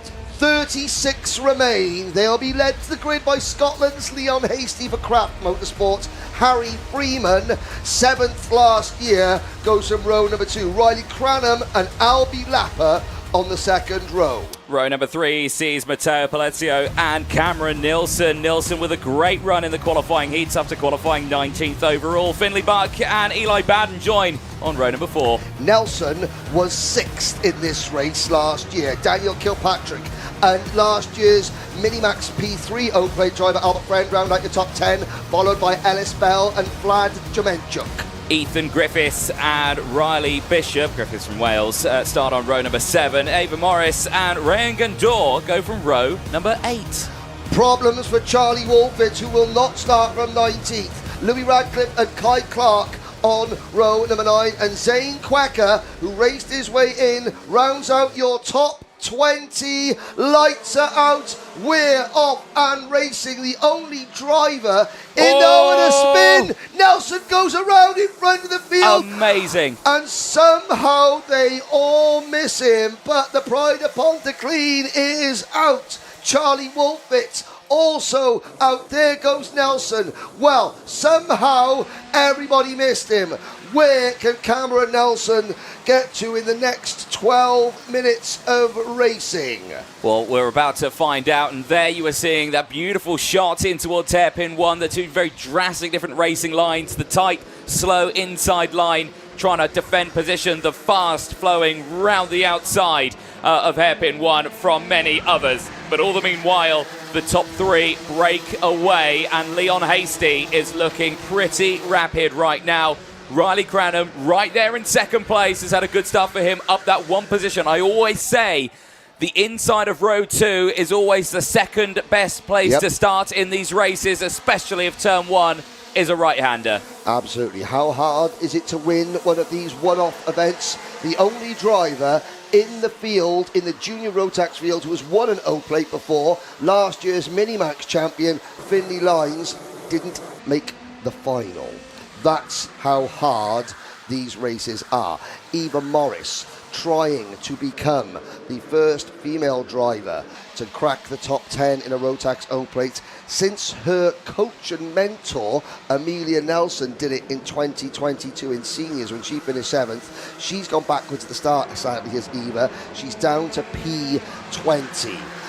Drivers who just missed out on a place: Ewan House, Marcel Poppercourt, Joseph Yao, Noah Barham, Jensen Hookie, Zach Starbuck, Ryan Gill. Starbuck, who was a top 5 finisher in the 2023 Micromax O-plate, didn't make it. But enough of those about those who didn't. What about those who have? And what about Harry Taylor? Harry Taylor started the day outside the top 50 in points. He raced his way in. He started this one where is Harry? He started it in 33rd. He's gained 1 place. Sadly, Shane Chandaria, another driver, the Kenyan driver, who raced his way in through the superheats, he is also out of the race. There is the Kenyan driver. Absolute devastation for the Pro Train Racing ace. The top 3 are clear. Hasty, who was top 10 in the British Junior Rotax Championship 2 years ago. Cranham, the GP plate holder, runner-up in the 2022, runner-up in last year's Junior X30 British Championship, and Freeman, the top 3. Matteo Palazzo is the wild card here. There he is in P4. He's joined KR Sport this year after running last year as a privateer, and we got a new leader. It's Riley Cranham. Yeah, he certainly has, and it looks like Harry Freeman's gone with him as well. Hasty down to 3rd place. Now, reports out there, potential precipitation is starting to fall, Henry. It's very early on in this O-plate final, and all these drivers are on slick tyres. We will hold our breath until we actually see something out there, but the reports are coming in. Eyes on this one, though. Like you were saying, Matteo Palazzo has been a driver that has impressed over the course of this weekend. 4th in qualifying overall, 3rd and 9th, finished 2nd in that superheat earlier on. He's got the waft, he's got the pace. All he needs to do is get up to these 3 and try and break away. Despite that, though, Hasty is dropping back off the 2 ahead. They are starting to bolt. And Albie Lapper isn't far away in P5, and he's bringing Ellis Bell and Finley Buck with him. Bell for Coles Racing. And there's a new leader. It's Harry Freeman in the number 78 KR Sport entry. KR Sport, they won the Minimax O-plate with Oliver Miewski in 2023. They won the Micromax O-plates with Joshua Cook last year. Can they go one better in juniors this year? Well, there's a lot of racing to go. Rayan Gandor from Canada is in P8. Albie Friend up to 9th. Kai Clark rounds out the top 10.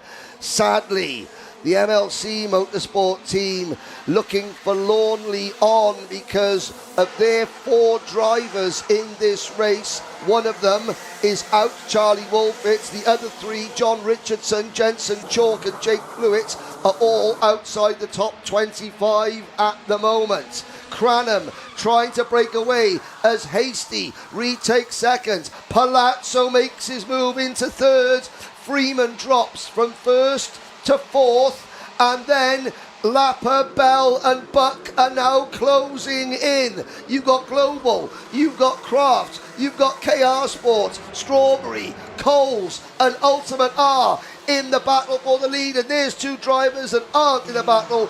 The number 40 of Pierce Wade, he made it, but he is not going to finish it, and Louis Radcliffe out of the race.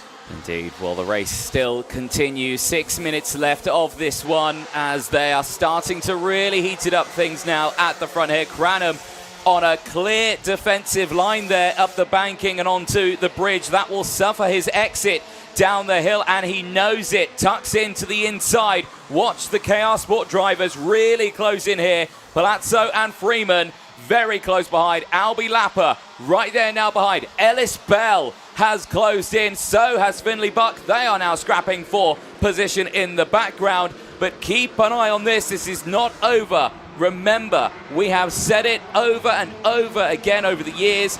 No one cares about second. It's all about number one, the O-Plate champion. And at this moment, the GP plate is looking to claim it. But with 5 minutes plus that one lap, it's still a very long way to go in this one. And you can imagine the pressure is on. And those constant looks over the shoulder, Henry, they are a sign of a driver who's like, this is not over yet. Well, Riley Cranham has got to learn a lesson. You know, defending is one thing, sort of looking back and then blocking is another. He's had a few issues with that. You know, I know his mechanic, Lewis Diamond, has been working really hard with him, but Hasty is not. And here comes Albie Lapper trying to go around the outside. And what about the tiny Carter, Ellis Bell? It's been 4 years. The last time Coles Racing won a Rotax O-Plate was back in 2021 in Minimax at Warden Law with Blake Ticehurst. And Bell's in a bit of trouble now. But there's the 46. No! The wait will continue for Ellis Bell, sadly. And there was another kart off the side of the circuit. Is that Riley Cranham? The GP plate is out from the race lead. Now that looks mechanical in nature. What has gone wrong with that kart? From our view, it looks fine. It must be with the engine. It's gone bang at some point. But that kart and that driver stricken and distraught at the O-Plate in 2025. And we're getting word from Nicole Sutherland that it's the exhaust that has come off the kart. He holds his head in his hands, but it means that Freeman and Palazzo are now 1-2 for KR Sport. Then it's Scotland's Leon Hasty, the second Scotsman, so Scotland in second and third now. Lapper is fourth. Here comes Kai Clark, passing Albie Friends. Riley Cranham, well, your transition to Rotax, it's had its ups and downs, but you were leading the British Open and something went wrong, not of your doing, Riley. That's the only thing you can console yourself with. There's a move. Now, Finley Buck has dropped a couple of places. Look at the KR Sport drivers coming into play. It's not just Freeman and Palazzo. It's also Rayan Gandour from Canada in kart number 37 and Kai Clark in kart number 76.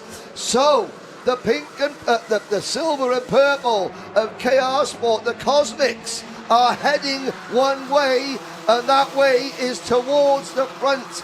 I'll be friends in there as well, and Finley Buck for Ultimate R at the back of what is a 9-kart train for the race lead. Well, put it this way, it cannot tell the difference between first and 14th place out there. It's incredibly congested. In fact, I'm going to eat my words. It can't tell the difference between first and 18th place. It says there are 18 karts all within a touching distance of an O-plate in this one.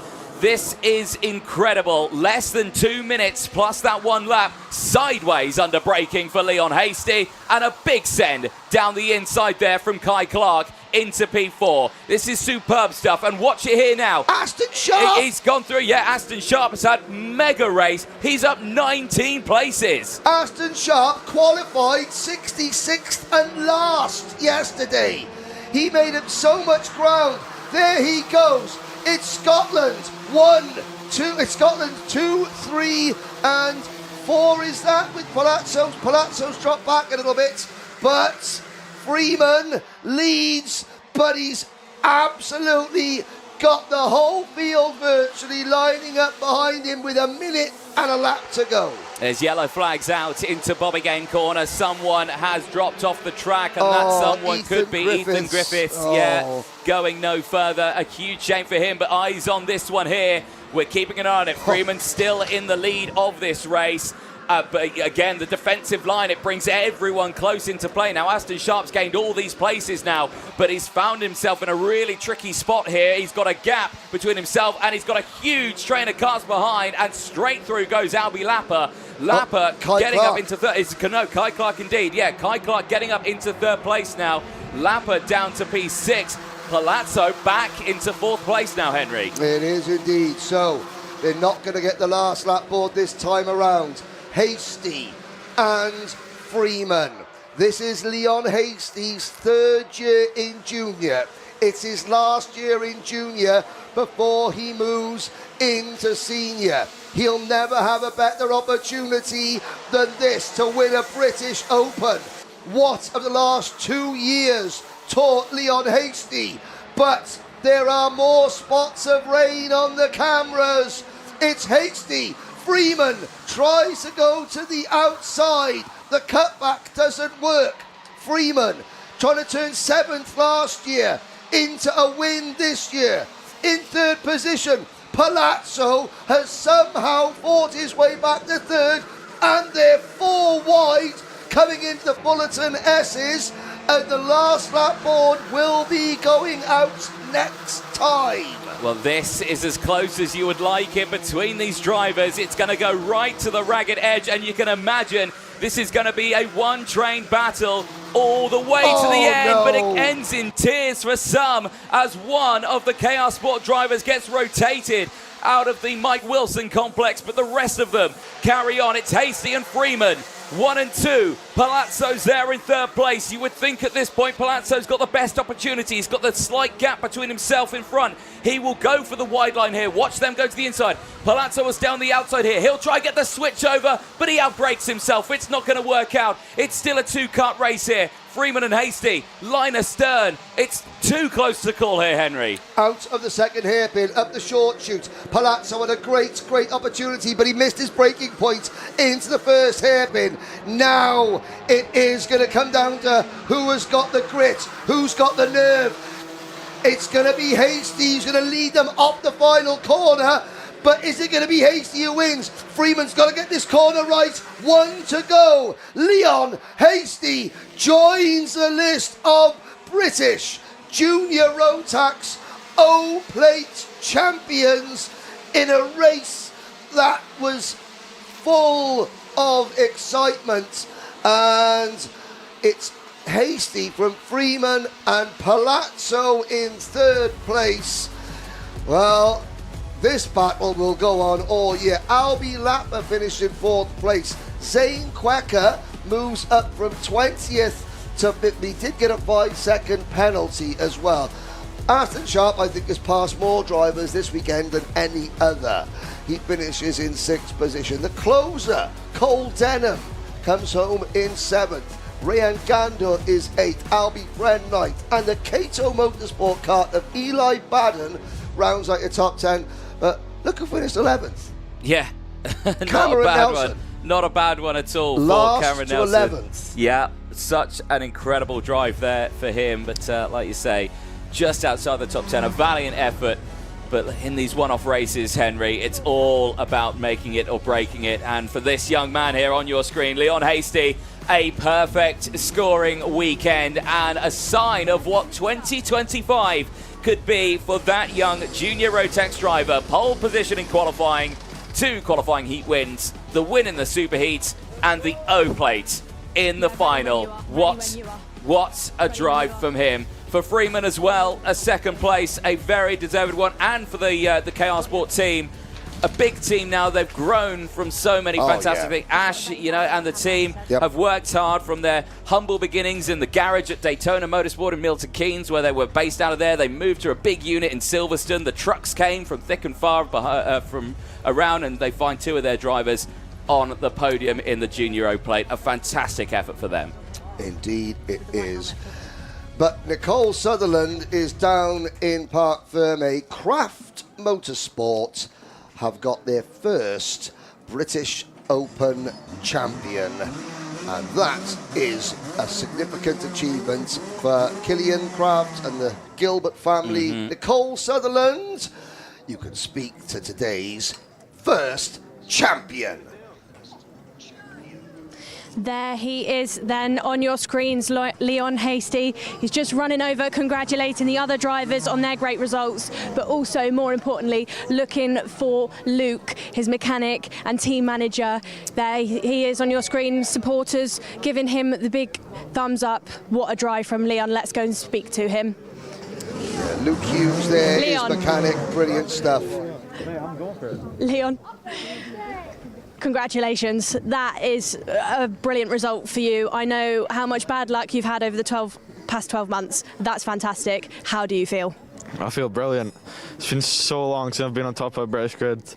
Last time I came short by just one place. That was about 2 years ago. And ever since then it's been pretty bad, but changed team, got good power now, so it's feeling good. And I just saw you run over to Luke, who's TM of Craft. You know, the whole Craft team are going to be so proud of you, but, you know, tell me about that team setup and what they've done for you to get you that O-plate. Well, they've listened to all the troubles I've had. They've thought about it, they've made decisions, and it's always been right. There's a brilliant team. Lewis, who does the engines, is really good with them as well. He knows everything about them. So, yeah, it's been really good. Well, Leon, Tina and Gary from Jag have your big Rotax O-plate that you're going to be able to put on your kart and wear proudly. Congratulations, Tina. Well done. Thank you. And Nicole, I've just got to say Congratulations. this, that Stuart Angus has been watching. Apparently, the Craft Motorsport WhatsApp group chat has just blown up. What would Leon like to say to the WhatsApp group that has just gone absolutely radio rentals? Leon, you won't know this, but Henry's just told me the Craft WhatsApp group has gone mental. Everybody is putting messages in there. What have you got to say to that group of people? To be fair, it was quite a fun race, so it doesn't really mean too much, but I'm happy to have won it. Congratulations, Leon. Let's head back up then to see some of the race highlights of Leon's win and the rest of the junior Rotaxes. And there was many highlights from that race, kick-starting right at the beginning. This heart and mouth moment right at the beginning here, Henry. Incredible stuff from the drivers to avoid that contact. And then not only did it happen at the Bruno Ferrari S's, it happened again on the banking drivers sideways right at the beginning. But the rest of the race continued when we saw this breakaway. The top three in those early stages fighting right to the end. Hasty, though, in control. But the GP plate, what can we say about Riley Cranham? Devastation for him. Yes, for every winner, there must be a loser. That is the way that racing works. And we're just trying to see there, maybe, is that exhaust pipe starting to go look a little bit low on Cranham's kart? Looking back, I think it might have been Palazzo that got up on the curb going through turn number one, and that bounced him into Cameron Nelson. But this is Riley Cranham leading, and it was non-stop. But as they went out of there, now I don't know what happened. We were looking at Ellis Bell getting turned round, and Hasty sort of went for a move on Cranham. Went right. That could have been the incident that precipitated Cranham's demise from the event, but it just... KR Sports, they had four guns in the battle at one point. They finished second and third on the road, four wide. Look at that there, and that was Cole Denham, I think, on the inside there, the number 62. Harry Taylor, meanwhile, finishes his day 28th after starting the day outside the top 50. But no matter. Well, could we see our first five-time O-Plate champion in the modern era crowned in this next race? That driver is Kai Hunter, and he's standing next to Nicole Sutherland right now. Yes, he is, Henry. Kai, you're going for your fifth O-Plate. To say that five could be on the cards, how does that feel? Yeah, it's pretty good. I think I've had a good career, so why not add another one? And would I be right in saying it would be the first O plate with family team Hunter? You know, would you say that would be an even bigger achievement? I think it would be nice. Yeah, obviously we all put a lot of effort in, me and Reece, so it would be nice to get the all. Definitely would. We'll head back over to Matthew Higgins, who's also on the front row alongside the number 3 of Kai Hunter. Matt, you've got the GP plate, that was one here. The next time you were here, you achieved a 3rd in the world at the FIA World Championships. Now potentially an O plate on the cards, which would be your 2nd. It's quite an array of results, would you not agree? Yeah, it's not too bad. I mean, yeah, it's pretty decent. And, you know, are you feeling any pressure at all, or are you pretty chilled out? Not really, I'm just here for a good time. I got my serious race next week, so just here to blow off a bit of steam and have some fun. And of course, Kai's got 4 O plates under his belt. Harry's got 1, Teddy's not got 1 just yet. So you top 3, you know, you've all been in this position before. What's your thoughts on that, where you've got drivers around you that have got experience on how to deal with this pressure? Yeah, nothing really. We've all got 4 wheels and an engine, so fair game. Fair game. Good luck then, Matt. Yeah, Matt we'll Higgins, head behind Matt to the number 4 Junior of Teddy Rotax Pritchard champion. Williams, Welsh driver. Teddy, potentially a first O plate on the cards for you. It would be a first for Origin Motorsport. New team in the paddock, new team on the grid. You're right at the sharp end of the field. You feeling good? Yeah, feeling good. We'll see how we get on. Hard work, but let's have some fun.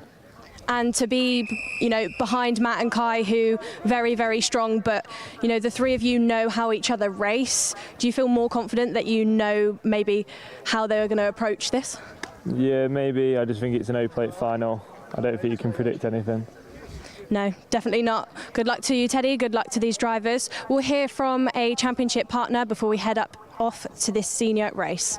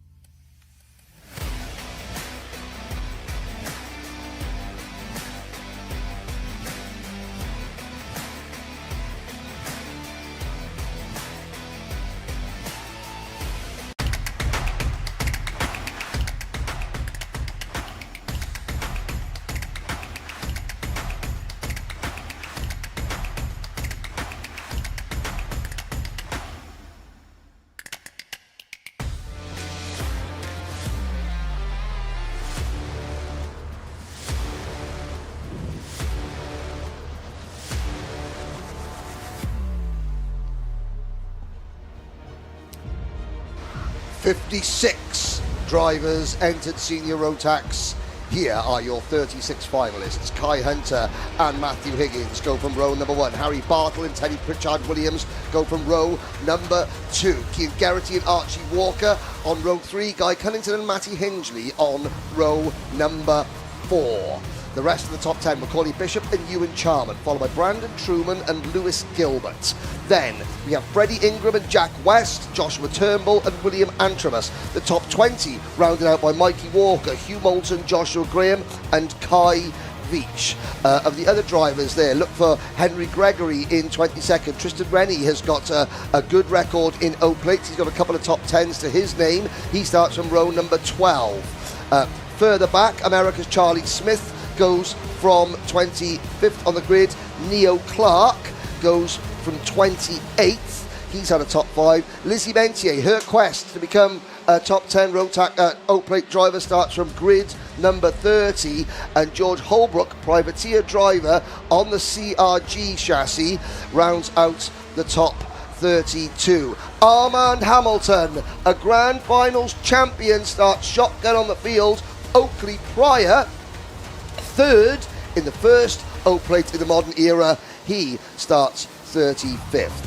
Reece Hunter won the first modern era British Rotax Senior O-plate back in 2019. His younger brother Kai followed it up in 2020. Then it's been Lewis Gilbert in 2021, Kai Hunter in 2022 and 2023, Macaulay Bishop in 2024. Hunter is going for his 5th O-plate. Lewis Gilbert has been on the podium in this class, in this event, for the last 5 years, including P1 in 2021. Macaulay Bishop is going for 3 in a row. Junior in 2023, senior last year. He's the defending champion. Could he make it 3 in a row?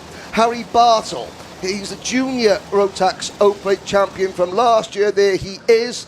He is trying to match Bishop's achievement and do the junior, senior, back-to-back double. Higgins, a junior Rotax O-plate champion back in 2020. It's going to be a fantastic race.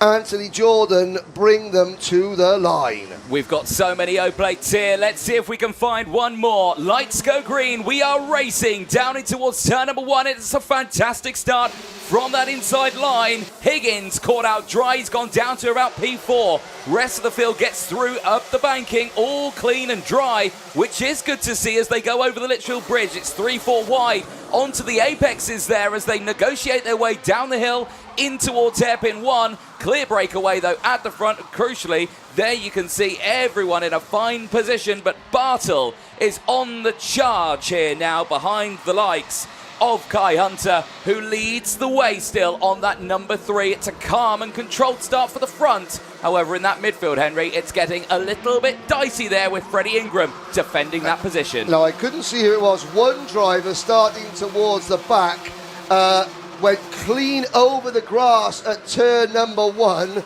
bouncing through the air, keeping it absolutely pinned. Now, Dan Holland racing as we got our first lead change. Harry Bartle takes the lead. Not wasting any time is Bartle. Does not want to allow Hunter to break away. He knows he can do that in the senior category. It's a smart overtake, and now he just needs to try and take this one to the end, and you can see it already. He's pushing right now. He's not holding on to tyres, he's pushing it. The terror from Treveglois, Matthew Higgins, the GP plate holder, moves into P3. Dan Holland Racing have won 5 out of the 6 senior Rotax modern era O-plate titles. The only driver not to in the Dan Holland Racing awning to win an O-plate in the modern era, Lewis Gilbert, is in 10th at the moment, but his Craft Motorsport team have just celebrated their first British O-plate success. However, Gilbert is not in the lead group. We've got a lead group of 8. It's Bartle, Hunter, Higgins, Walker, Pritchard Williams, Hingley, Bishop and Cunnington. 8 for the race lead. Let's have a look back. There's already been plenty of action. It certainly has. This moment here, Owen Neve getting a rotation there on the infield straight towards the Fullerton S's. His race is not over. However, he is rotating in 36th and stone dead last. But, it may have been the number 22 of Archie Buttle who was joining him in that dance, shall we say. Oh, Super Teddy Pritchard Williams. Oh, Harrison Crowther in the barriers, out of the race on his senior karting debut. It will not be a second career O-plate podium for Crowther, who finished 3rd in this event as a Minimax driver back in 2021, and the wait for another Coles Racing O-plate goes on. It does. Well, still, that was at the exit of hairpin number 2 as well. Marshall's quick on the scene, and that incident cleared away, so great work by them. Bartle not breaking away here. He is under pressure still from Higgins.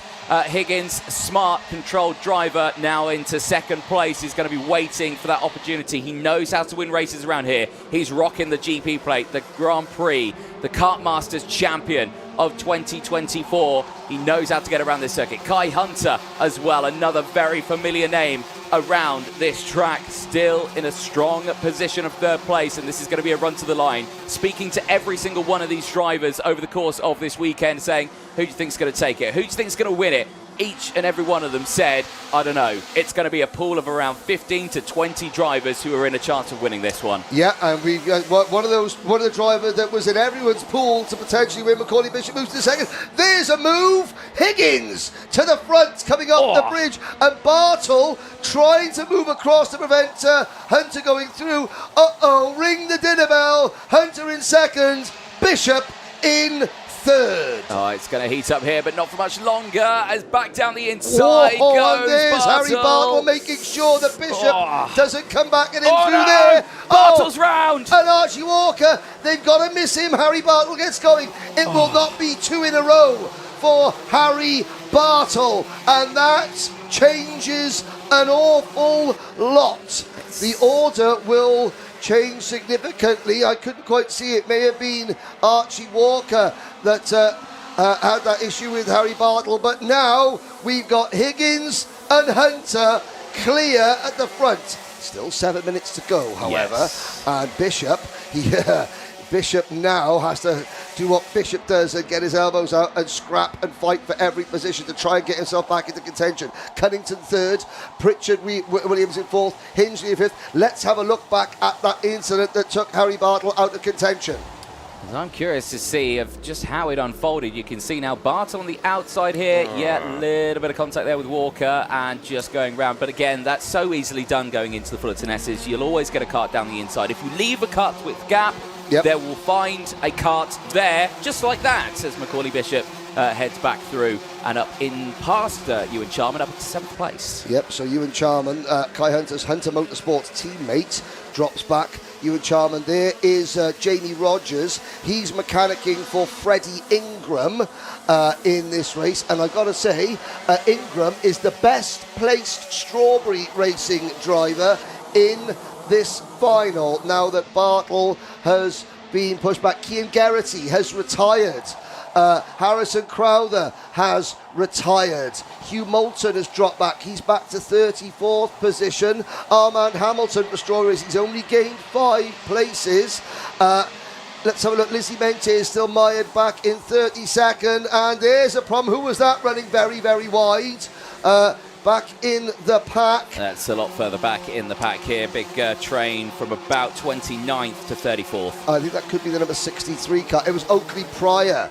Oakley Pryor has dropped back there, so Oakley is not having a good return to karting after a few years just working behind the scenes as a mechanic. Archie Buttle, I believe, in the 22 KR Sport driver, just had a rotation there at the Fullerton S's as well. He's going to tumble down the order, which is a big shame for him, the driver of the 22. Still in the race, but a lot further down. 5 minutes to go here on Henry, and I'm just keeping an eye on these sort of sector times here. I'm seeing some greens coming in from the second group behind, closing in on Higgins. Nicole Sutherland, those got some action as a change for the lead. Well, it's not quite action, but it's some insider knowledge on why Cian Geraghty has retired. Just spoke to that driver, and he doesn't believe that the power valve is plugged in properly. Right, so that can cause a multitude of problems for a driver. Yes, a lack of power valve pluggage equals a lack of go-kart waft. Yes, indeed. So that is a shame. Here we go. Bishop is now into 6th. Things have calmed down. Cunnington, Pritchard Williams and Hingley are working together because they know the only chance they have to win is by working together.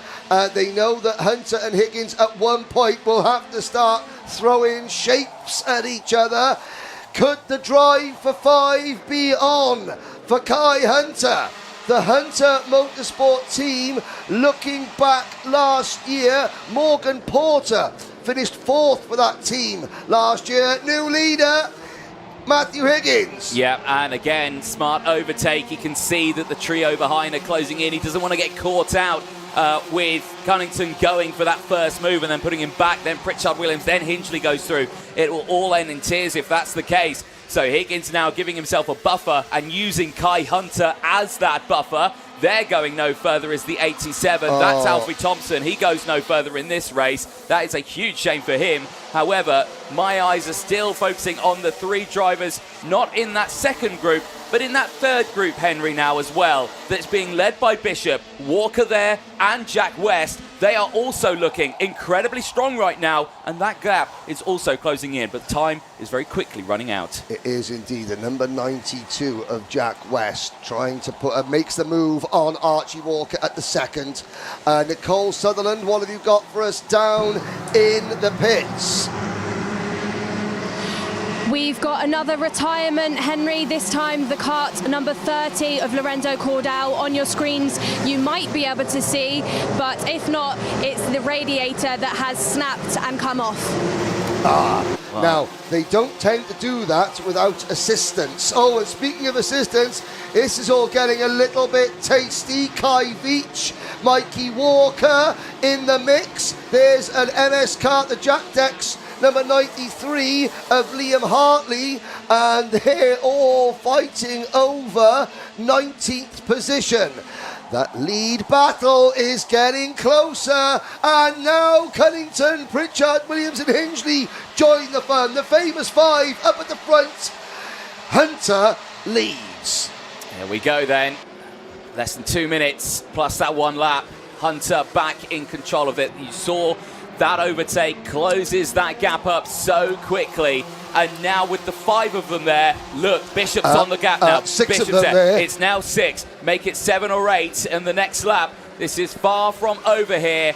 I reckon this is going to be a fight now for the next 1.5 minutes plus that 1 lap. Defensive line there into turn 1. It's all going to bunch the pack up. The tone is now set. Kai Hunter has to defend now. He has to. He has no other choice. There's no more just run the racing line. You have got to be on your toes, Kai Hunter. Now, and to the outside, Pritchard Williams sends one in from fullback. Didn't quite work, but the Origin team, new team this year.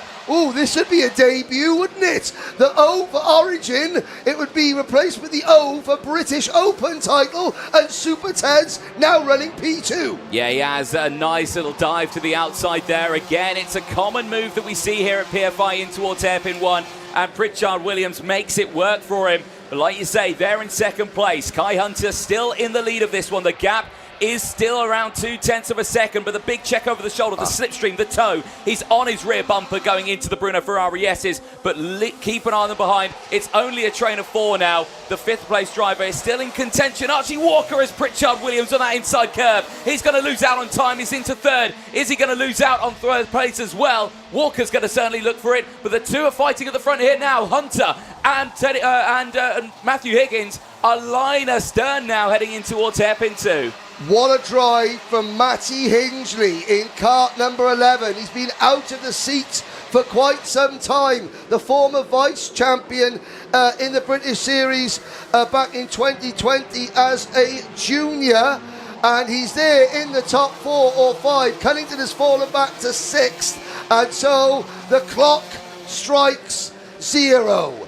There are 5 for the win in senior Rotax.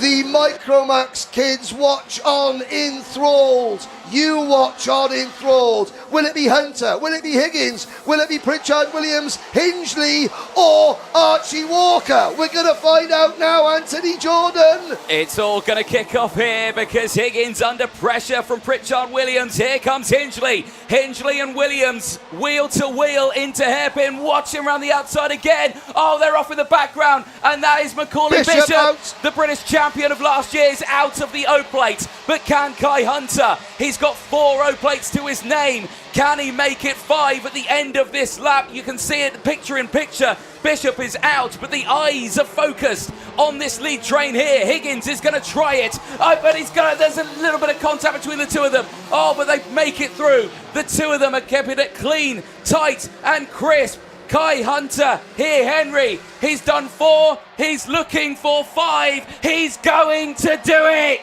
Mr. 5-time Open champion, Kai Hunter. He holds off the Welsh invasion behind. There are 5 Olympic rings, 5 gold rings, 5 O plates. He becomes the most successful driver in the history of this class in this event. Form is temporary, class is permanent. Wow, that is what you like to see. A title fight to the end. And put it this way, the top 11 separated by less than 2 seconds on track. It shows how quickly it can close in, and it shows as well the pressure these drivers are under, and for some, that pressure was just too much. I love things like this. Dan Holland's 5-win streak in seniors ends. Lewis Gilbert's 5 consecutive O-plate podiums ends. Those 5s are over. We have a new Hawaii 5-0 Kai Hunter. Matthew Higgins, what a drive for Dan Holland Racing. A first podium in British karting for Super Teddy Pritchard Williams. Great he drive. made one little move on the banking with a couple of laps to go that I think cost him momentum. This year started under a bit of a cloud for Kai Hunter. For those of you who watch racing in the United States, you saw him get involved in an incident out in the Rotax Winter Series, you know, and he got a little bit of stick for it, but he came out, he apologised, he acted so well, he spoke so eloquently about that incident in Orlando, and he has bounced back. And yeah, for the family, for the team, he looks happy with that. Well, we're going to find out if he's happy, because he's going to speak to Nicole Sutherland. Yes, he is, Henry. Here he is then, your O-plate, your 5-time O-plate champion, let's add. Kai, congratulations. What an achievement. Yeah, I don't know what to say. That was unbelievable. Yeah, kart was good, engine was good, everything just fell into place. I feel like such a good race from me and Matt again. Obviously, he races smart, that's just good. So, yeah, got in the lead when I needed to, and then I just managed it from there. Yeah, absolutely over the moon. Yeah, I do notice a pattern between you and Higgins. You know, when you get out there on track, it's always very clean racing between you. It's clean, but it's hard. And, you know, you both gave each other a run for your money. You came out on top, Kai. Fantastic race. Were you aware in those later laps that you had the win in your belt? No, not at all. I feel like when it gets close around here, everything bunches up. You don't know what's going to happen next. I feel like we did such a good job of like maintaining it the whole weekend. I feel like that's been our best part of the weekend. So yeah, I'm just so thrilled. Well, Kai, congratulations, you're a record breaker. Tina and Gary from Jag have your big blue O-plate. You'll be able to put that on the kart once again. We'll head back up then to see some race highlights of the senior Rotax grid, and then we'll be back over on the grid for our next track walk. Welcome to the 15-minute highlights package from that senior race. Now look at the middle of the pack, there's one driver, there he goes. I think that was Henry Gregory, and he did get a 5-second penalty for that. It's all well and good being forced off, but it's all well and good thing. Do you know what? Keep it pinned. Keep it pinned and pass 20 drivers on the grass. Hey, but it's an open. What are you going to do? That's the craziness of this. That was the end of Owen Neve's battle. He did come back to finish 21st. Now, Macaulay Bishop's drive had its ups and downs, battling away. There he goes past Archie Walker. Now, that was Harry Bartle, sort of, he had one little move there. That cost him a couple of bits of track position. It put him back in this scrap. That was the end result. Harry Bartle recovered to 14th. He was only 2.5 seconds behind eventual winner. Now, Higgins and Hunter, I've got to say, really good mid-race battle. They worked well together. They swapped places a couple of times. And then eventually, well, let's have a little look. It became game on, because at one point it was two of them. That's the moment that the die was set. That's the moment where there are suddenly 7 of them. Pritchard Williams with a send. Yeah, you know, this is where I think Teddy Pritchard Williams may have lost a chance. He goes for the move, Hunter defends, Pritchard Williams on the curve, but look at that, you know, Hunter, he's got such a group of drivers behind him. What can he do?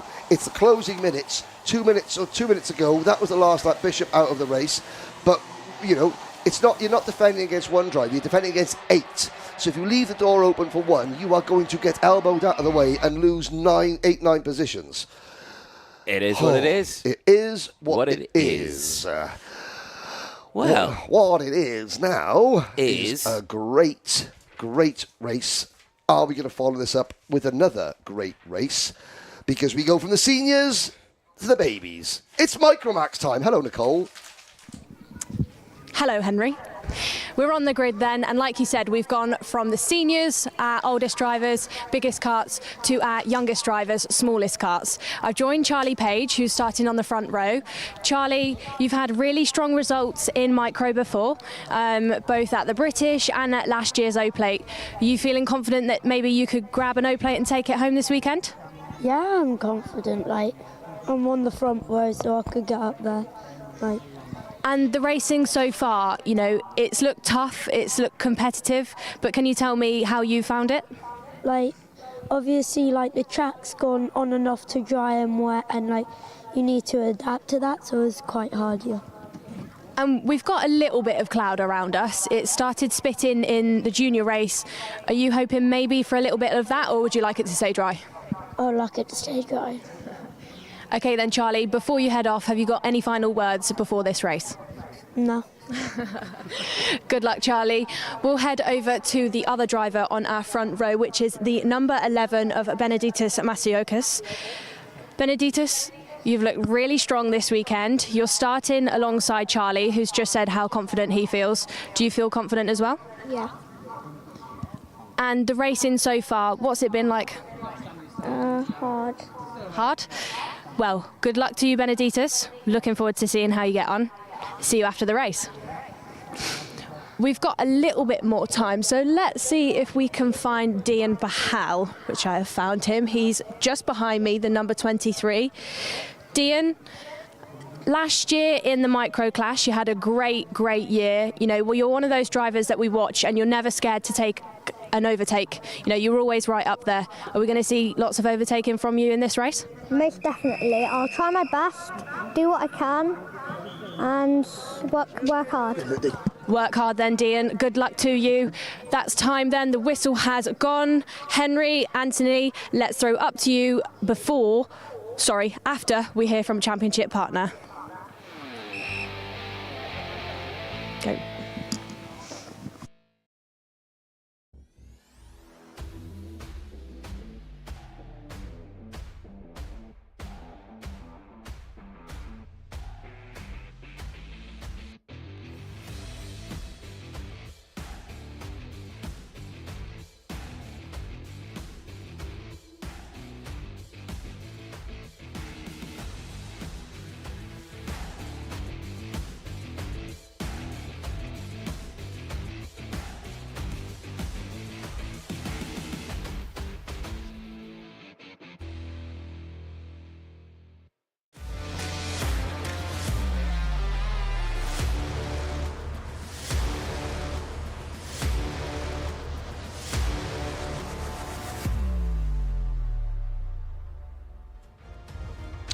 Here we go then. Anthony Jordan, are we going to see a good race? Most definitely. Will there be many overtakes? Absolutely. Excellent. Here are your starting drivers in Micromax. Charlie Page and Benedictus Masiokas on row number 1. Most definitely Dian Bahal on row number 2 alongside Dimitar Usanov.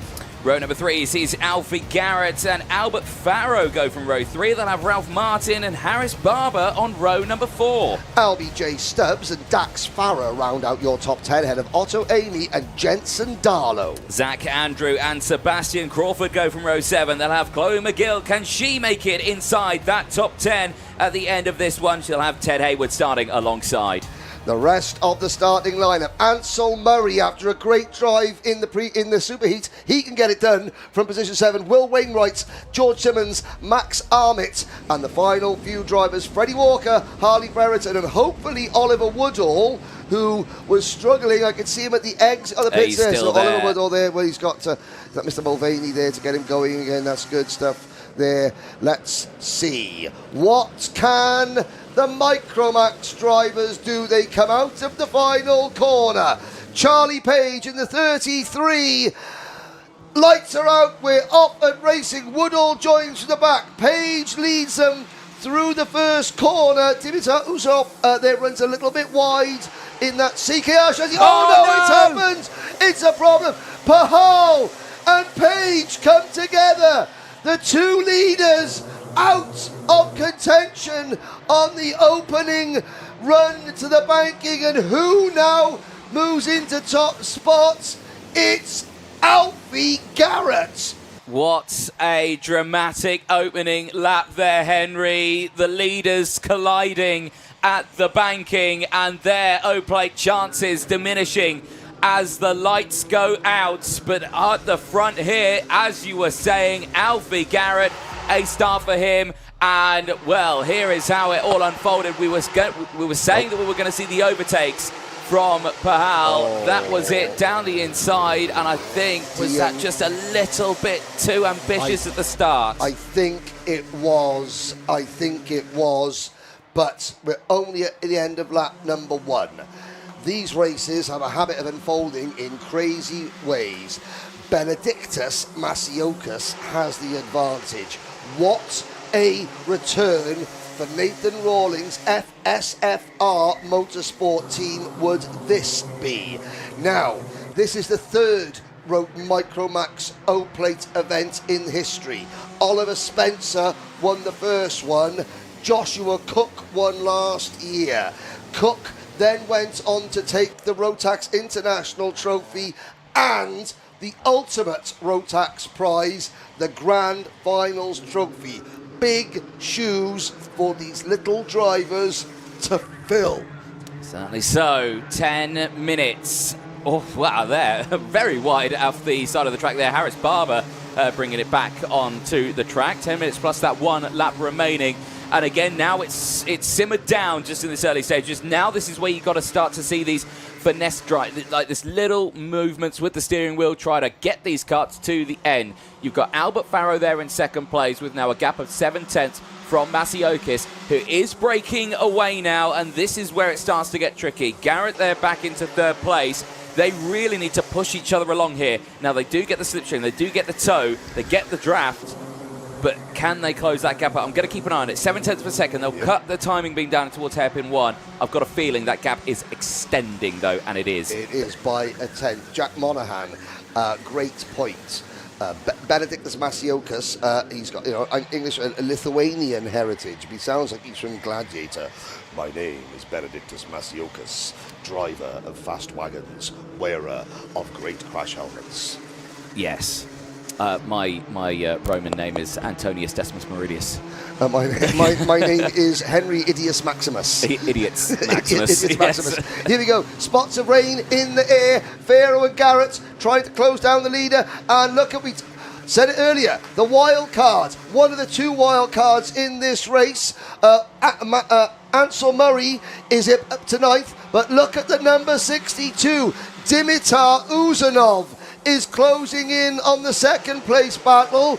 Benedictus, you gotta try and run and hide, Benedictus, because the cavalry are forming up and will soon be on their way to you. If Uzanov can get to the front of this train here, I reckon he will bring each and every one of these drivers along. Slippery, slippery. It's getting a little bit slippery, yes. Yellow flags are out. One driver has fully rotated there. But is the rain starting to pitter-patter down on the track, Henry? Judging by the fact that so many drivers ran wide there, and I think it is starting to get a little bit slippery. We've got 8 minutes to go.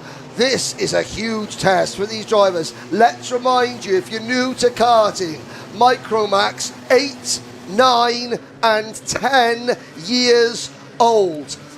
Charlie Page has fought back. New fastest lap. He's up to 16th. Dian Pahal is 15th. Chloe McGill is 13th. And the slippery surface flag is out. Now it's time to hold your breath, ladies and gentlemen. Why do we talk about these youngsters like they're adults? Well, you're about to see why, because of the skill level they possess. Certainly do, and we'll keep an eye on all of these gaps because, again, Masiokas leads the way, but that gap is still extensive. Now 2.1 seconds. but he's the guinea pig going into all the corners, and you're starting to see Ralph some Martin, drivers. yep. Yeah, they're running a little bit wide there. That was Uzanov who ran wide, so he's dropped back a little bit in this pack. So again, when you see those flags, you see the drops of rain on your visor, it starts to make a driver second guess themselves of where they need to start to squeeze that brake pedal. Great drive from the Strawberry Racing number 12 of Harris Barber. Ralph Martin in the number 32, losing a position there to Dimitar Uzanov, who has dropped back a little bit, but now is trying to fight his way back towards the front. But Benedictus Masiokas is controlling things. 6 minutes to go. We're at half distance. He's got a lead of nearly 3 seconds. All you do now is focus at apex after apex after apex, breaking point after breaking point after breaking point. It's now Benedictus's race to lose. Certainly is. Eyes on this, and again, drivers just taking that normal line in towards hairpin 1, but Albert Farrow experimenting there with the racing line. Now you see there with the hand gesture, Harris Barber just saying, come on, let's go. Albert Farrow has given that as a sign of overtake me, and that's what he's just done. He's got through past hairpin number 2, and he's into second place. All the meanwhile, Masiokas with that first place. That's the only one they care about in this race, is another 3.3 seconds further up the road. Yeah, he is so far in front now that even with these group of drivers working together, 5 minutes to go, yeah, like I said, you know, this is now in the hands of Benedictus Masiokas. Garrett, family watching from Barbados, runs in 4th. Last year he finished this race in 3rd. Can he make it 2 podiums in 2 years in this class? Charlie Page, meanwhile, last year's runner-up, is up to P12. Dean Pahal is up to P10. Chloe McGill is 15th. And side by side, Barber and Farrow, I think they might have decided Benedictus has gone, so all we can do is fight over the scraps. Well, Ayrton Senna made his name for being a wet weather maestro. When the grip went down, Senna, his speed went up. Benedictus wears the crash helmet colours of the late great Formula One triple champion, and in these very treacherous conditions, it's not raining, but the track is slippery. Look at the lap times. They're 3 seconds off earlier. So they're tiptoeing around 3 seconds off the pace, and the gap just continues to grow and grow and grow. I mean, if it can get over 5 seconds, Masiokas could get away with a penalty out there as well. If he gets a 5 second for anything, I don't know what it would be for, because he's done nothing wrong. He's been exemplary this race. But, you know, he would still be in a really safe spot. Every single overtake and lunge you see here just gives him each more times. And now you're seeing this. Ralph Martin gets up into 3rd place and is starting to push forward now. They're all nice and close in here, and I'm really impressed with Dean Pahal here, Henry. And Charlie Page. And Charlie Page as well. 9th and 10th place for them. They are back in this fight and could still be on the podium. Yeah, they've got Sebastian Crawford behind them, but oh no, again, they're tiptoeing through here. There is Pahal in the number 23 kart. There is Page in the number 33. Now, Page has been given a 5 second penalty. Pahal is under investigation by the stewards. Obviously, Pahal under investigation for the incident on the banking on lap number 1. Page, I'm not sure what the penalty was for, but they've both been kicking themselves there because they've caught the chasing pack. The problem is, though, their incident here on lap number 1 gave Benedictus Masiokas the lead. There's Dean Pahal up on the curb, and Benedictus, say never look a gift horse in the mouth. He just went, okay, thanks very much. The Red Sea's parted and Benedictus has disappeared. 5.5 seconds up the road. Ralph Martin, a history-making driver in his own right. The first driver of any kind in British motorsport to win an official Motorsport UK British Championship in an electric-powered vehicle. Last year's Mighty Bambino champion is up into P2 ahead of Harris Barber. So, Strawberry Racing second and third, and that'll keep Mark Baines happy. And I've got to say, Mark Baines needs something to keep himself happy because his son Jordan went and got married in the week. Didn't invite mum or dad.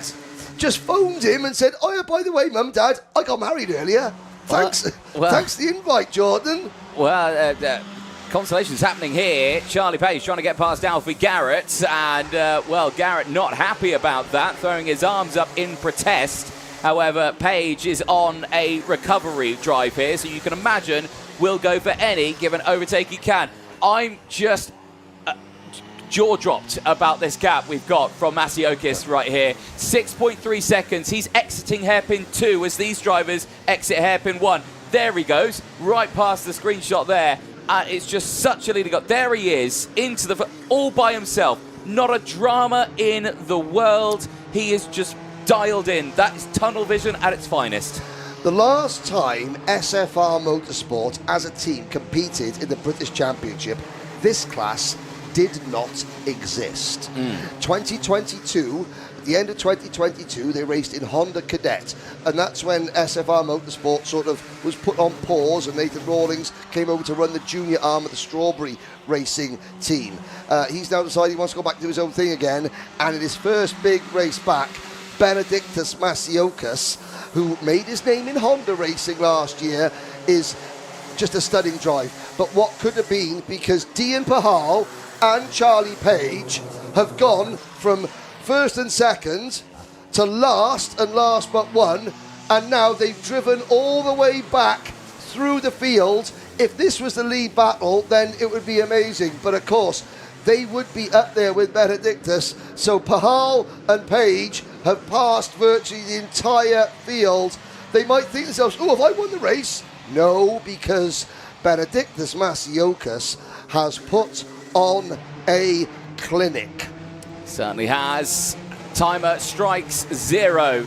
Last lap board's out this time, and Dean Pahal gets back up into second place. You know what? When he said there will most definitely be overtakes in this race, I don't think he imagined it would have been from the back of the grid after a spin on the opening lap, but he certainly delivered it back. He's into second place on the final lap of this race. I've got a feeling he might not know that Masiokis is so much further up the road, but he will. He'll know that. Dean's a smart lad. He'll be thinking to himself, "Where's the Ayrton Senna crash helmet gone?" But he's right now, he's there in second place. He's defending that second place on this final lap. Albert Farrow, Harris Barber, Charlie Page. Charlie Page right there as well, has still a chance of getting on this podium still, but all of them have done a brilliant job here. But Henry, what can we say? This young man here has delivered. Benedictus Masiokis comes into the Mike Wilson complex. He took the lead on the second corner and has not looked back. Congratulations. The Lithuanian flag flies at the top of the British Open field. And who's going to take second? Well, Dean Pahal, the Sikh symbol of strength as he crosses the line there. He is second. I wonder if he thinks he's won the race. The winning margin, nearly 8 seconds. Well done. In Micromax, that is unheard of for Benedictus Masiokis there. That is an exemplary drive, and I can imagine for that young Lithuanian, this season is going to be one to watch for him. Being corrected, Kirsty. Yeah, of course. When Micromax did some qualifying rounds in 2022, they won those as well. But they weren't official British Championship rounds. Yeah. As an official British Championship class, yes, Micromax didn't exist last time SFR racing. I mean, I'm just making excuses for myself here. Thank you, Kirsty. There is a look at the finish scores. Do you know what? 23 drivers started that race. 23 drivers finished. Oh, look at that. The thumbs up to Harris Barber. He takes third. Benedictus. Dean Pahal coming in, and now he's thinking, Did I win? The realisation that he well, you got I second. think he's second. I think Got he's happy with Dean. second. And he should be happy with second as Dean continues to break his own boundaries within the Sikh community, trying to get more Sikh drivers into this sport and be a flag bearer for, everybody. Everyone who is a Sikh. Oh. Well, Benedictus has escaped. Benedictus. No. It's the other way. You've got it. You're on the podium. There's a 1, 2, 3. Yes. No, there we go. Dean does know he's second. He's happened. Benedictus is thinking, well, he's never won a race this big. There goes Dean off to have a big hug from his family. Love that. He made a mistake at the start. He went from last back to second, and there's a happy, smiling face. He's the one that said it was going to be a most definitely a good race. And there's his dad there. They work really, really hard as a family, as a lot of these families do. It's not just them, but there we go. Yes, that's what you want. Fist bump. Benedictus, he's going to have to compose himself. Well, and there's Chloe McGill. Chloe McGill finishes 14th. Amelia Nelson still has the record. Still stands. One more race, because we've got Minimax coming up there, and the rest. And there's Ansel Murray coming in to the pits. Sportsmanship.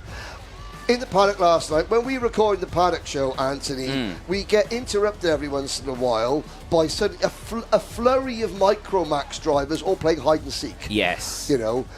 Here we go. Right, Nicole Sutherland. Let's have a chat with the happiest man in Grantham, Benedictus Masiokas. Benedictus, you must be absolutely ecstatic. Yeah, I am. Great race, and you just absolutely drove away from the rest of the field. What was it like out there? When I saw I was pulling away, I was so happy that I could finally use double play. When you were driving around out there, did you know that you had done it and that you had won the O plate before the race had even finished? Yeah. And Benedictus, I can see your dad behind me. He stood just behind Gary and Tina from Jag, who are going to give you your O plate that you can put on your kart for the rest of the year. How are you going to celebrate later? I don't know. Don't know yet. Benedictus, congratulations. We'll let you give your dad another hug and let you grab your O plate. Well done. What a drive from our micro class. Benedictus, just absolutely incredible compared to the rest of the field. Drove off in his own air, no mistakes, fantastic driving.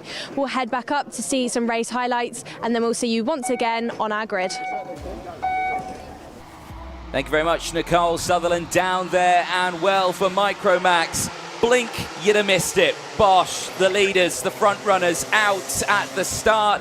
However, it was not over. They recovered back, and one of them even makes it back on that podium at the end. And then from this point onwards, Henry, it was a freight train. For Masiokas, drove away, gifted that chance to get into the lead, and that gap extending to just under 8 full seconds. The rest of the battle, though, all kicked off with so many drivers getting into second place. Yes, indeed. Second place, chopping and changing. Albert Farrow had it at one point. He would eventually finish 5th. Ralph Martin had it at one point. He would eventually finish 6th. Alfie Garrett had it at one point. He would eventually finish 7th. But then the spots of rain, intermittent. Dimitar Uzunov in that black and red number 62. He had his battle. But then out from the back of the picture to the front, the number 23 RCE kart of Dean Pahal, obviously fired up after that earlier incident. Charlie Page, who again could feel quite aggrieved there, he got a penalty, but on the road, Charlie finished in 4th place. So 2 fantastic recovery drives. We didn't quite see that there. That was the number 35 of Dax Farah going off, possibly in the company of the number 87 Harley Brereton. But all eyes, it was a good battle for second position. But that young man there, yeah, don't sleep on Benedictus Masiokas. There are 3 races to go today, ladies and gentlemen. The last 2 races of the day will be for Tillotson T4 Junior and T4 Senior. They are racing for their T4 Nations Cup qualifier. We've got 1 British Open title left to decide. It's Minimax. The drivers, all 36 of them, are down the grid with Nicole Sutherland. Yes, they are, Henry. And next to me, I've got Edward Haynes, who's starting on P2 alongside Emerson McAndrew Uren. I'm going to speak to Edward. He's sat in the car already, looks focused. Just going to interrupt him to have a quick chat. Edward, you've been on fire this weekend. Some P2s, fastest laps. You've been all over it. Are you feeling good? Yeah, feeling very confident. I know I can win this race. You know you can win this race, and we've seen from you minis so far this weekend, it's been very busy out there. There's been so much overtaking. We've seen lots of overtakes coming from the outside. Do you think it's going to be more of the same in this final? Yeah, it'll probably be more of a scrap. A bit of a scrap. And it's looking a bit dark out here. We've seen spots of rain so far for the other finals. Would you like a bit of rain out there? Would you like it to stay dry? Is what it is. Is what it is. Good luck to you, Edward. We'll stand up and head over then to Emerson, who's starting alongside Edward. Emerson, equally so, has looked so strong throughout this weekend. We've seen on social media that Emerson's been showing us some round the outside moves through the hairpins. I think I've seen 2 from him so far this weekend. We've got some last minute tyre pressure adjustments being made by the mechanic. Now I'm going to get in the way. Feeling good? Yeah, I'm feeling pretty confident coming into this race with the P1 earlier. And just a minute ago, before you jumped in the car, I saw you on the side of the track talking to Matthew Higgins, who competes in the senior class and got a P2. I know he's your driver coach. Are you allowed to tell me what Matt said to you ahead of this race? Probably not. Is that just because you don't want your competitors to hear? Yeah, mainly. And it's looking a bit dark out here. I just asked Edward the same question, but would you like a bit of rain or do you want it to stay dry? I don't mind because we're fast in all conditions. Whistle has blown then. Emerson, good luck. To the rest of our minis, good luck. We'll head up into the box then for this mini Rotax race. But before, let's hear from our championship partners. Here at Demon Tweaked, you probably know us for our massive cartwear range. We've got everything from suits, boots, gloves and helmets from the biggest brands in the business. But we are so much more than that, because if you're looking for kart parts, well, we've got you covered too.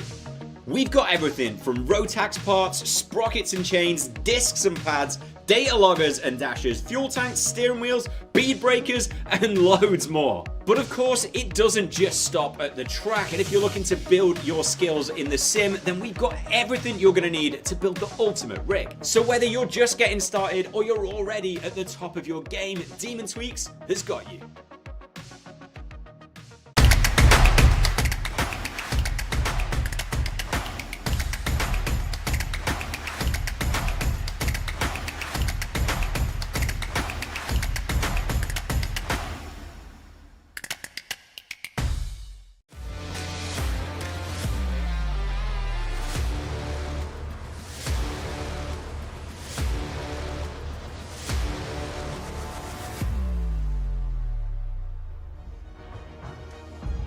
It's the last Open 8 of the weekend, and here's how they'll line up. Emerson McAndrew and Edward Haynes on row number 1, Joshua Griffin and Leo Livings on row 2, Max Jolly and Austin Gibson on row 3 with Riley Morrow, and Tom Reed rounding out the top 8 on row 4. Ryan White and Joshua Cook go from row 5. They'll have Max Wheatley and Sebastian Behrman on row 6. Josh Gormack and Alfie Mayer go from row number 7. Harry Radcliffe and James Root go from row 8. They'll have Benjamin Lunn and Sebastian Clark on row 9. Theo Bradshaw and Jensen Walker round at the top 20 on row 10. Aidan Hammond and Logan Rolfe are up next, following Max Gilman and Ollie Thompson. Gilman having issues getting his kart off the line. There's Luke Millward, Soren Gallagher, Arthur Farrow and Alfie Ward.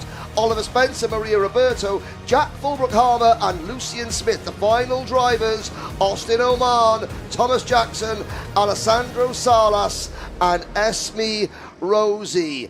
Max Gilman will start from the back. Archie Kitchen, Harry Linden, Blake Ticehurst, Scott Marsh, Oliver Bieski and Finlay Lines have won this title before. Who is going to be next? It's a false start. Drivers in the barriers, and that was the number 31 and the number 38. So Luke Millman's already put a dent in one of the barriers. He tried it again, but luckily all those drivers will be able to continue. I've got to say, fair play to Dan Ashton out on All track. through the He trainers. hopped, skipped and jumped over a Minimax kart there to avoid a moment. Can we see a replay of the greatest feat of athleticism I have ever seen? It's all down to the trainers. Ladies and gentlemen, watch and marvel as we show you a true athlete in action. And there he... look at that, over the barriers.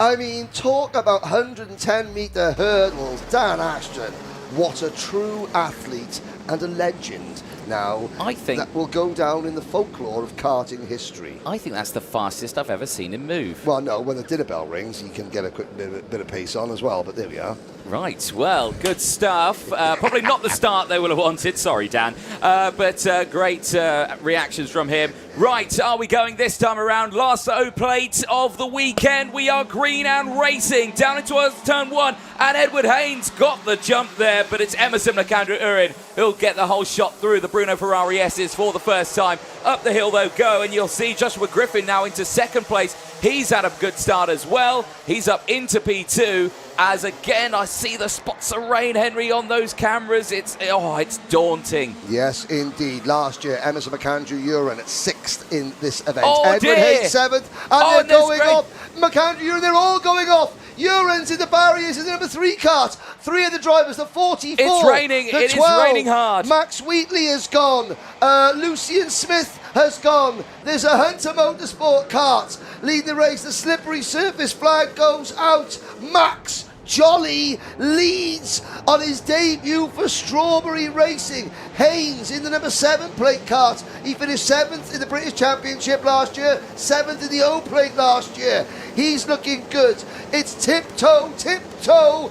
There's the number 9 kart, and that is Josh Cormack. Now, if there's a driver that knows how to win on the wrong tyres in the rain, it can be Josh Cormack. He chose the right tyres a couple of years ago at Glenagorse and lapped the field. What can the driver from Falkirk do?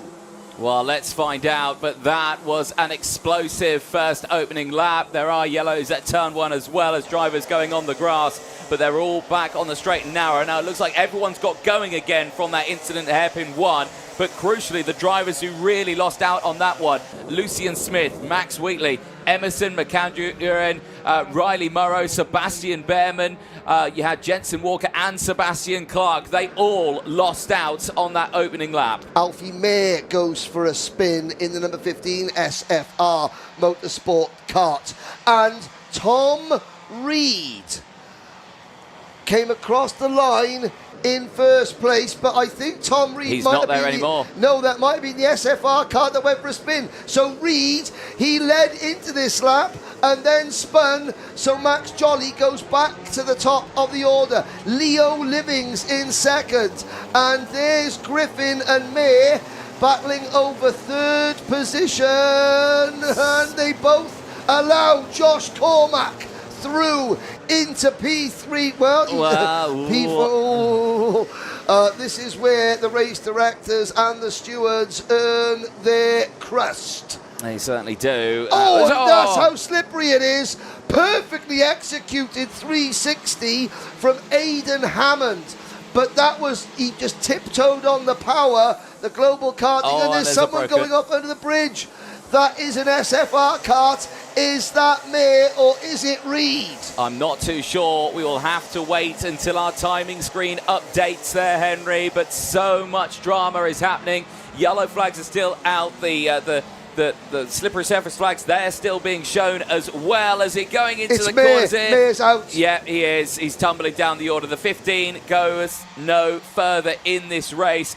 And I did see a lot of sparks come off some of the karts as well as they were going through the Mike Wilson complex. They may have knocked a chain or broken a sprocket or something like that, but it just showcases how treacherous it is out there. Here is that spin in the background? Yeah, lights it up on the white paint. Oh. What a recovery, though. I can imagine new race suit needed. Yes. In karting parlance, that is what we call a code brown, ladies and gentlemen. Now, talk about drivers going the right way. Theo Bradshaw up to P6. Alfie Ward from 28th to 8th. Oliver Spencer from 29th to 9th. And Maria Roberto from 30th into the top 10. Amelia Nielsen, watch out because you could lose just. That's what happened to Tom Reed. Spinning, coming off the bridge. And that's a big curb there, isn't it? Yes. And that's probably one of the curbs you want to avoid. There's more drama there. That's one of the Kraft Motorsport karts going wide. Now, who that's was the A-plate of Thomas Jackson. It is, yeah. That's the A-plate of Thomas Jackson. Now, let's look for the Alice in Wonderland crash helmet. It's pink and purple. She's got the Cheshire Cat on that. Oh, that is Sebastian Behrman out of the race. But the Cheshire Cat is grinning because Maria Roberto has cracked the top 10. Here's the lead battle. Leo Livings in the 77. I'm trying to look back. And Max Jolly, well, Jolly finished 8th in this event last year as a Micromax driver. He's got a huge online following and they're going to be cheering and shouting as they cross line. He's got people from the Philippines watching as Max Jolly. I don't know if it's family, it's just people that support his social media. Here's a driver making a name for himself online and on the track. What about Leo Livings though? And up into third place comes Austin Gibson. Austin Gibson has had a fantastic drive on this one. Fastest lap of the race as well. He's got into second place already. Leo Livings through the banking, just lost the back end, lost all his momentum up the hill. Just showcasing how slippery it is out there and all the way through. These drivers just moving up thick and fast. Change now for the lead. It's Gibson in P1, but for how much longer? Back through goes the two KR Sport drivers, Leo Livings and Josh Cormack, 1-2. Up into P5 comes Theo Bradshaw. Oh no, the Cookie Monster is out. It will be no repeat for last year's Micromax champion. Look at Theo Bradshaw in P5. He's closing in as well in that white liveried machine. Benjamin Lawn. Great drive for the number 85 global karting entry, Benjamin Lawn. He's had a learning weekend in lots of ways as Benjamin this weekend, and he's now learning how to come and try and get a podium in the British Open. Tom Reed 7th, Edward Haynes 8th, Oliver Spencer 9th, and Maria Roberto still in 10th. New leader, Austin Gibson. Back through he goes. Here comes Ozzy as he pushes his way through, digging deep. You can see how much this means to him in these sort of conditions. It's not just a case of you're fine, you're quick on slicks on a dry track. He's quick on slicks on a wet track, and he's battling right to the ragged edge here, and you can see how much it means to them.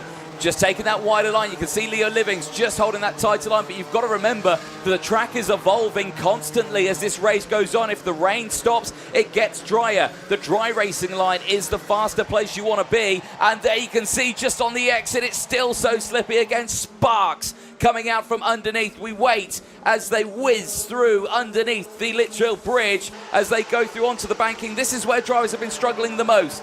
Up the hill here, no such drama this time around. We saw Sebastian Behrman retire from the race earlier. Nicole Sutherland, have you got any more information on that for us? Yes, I do, Henry. I'm down in Parc Ferme and I overheard his dad, John, say that he thinks it's probably the spark plug. The kart just had no go. It wouldn't fire up.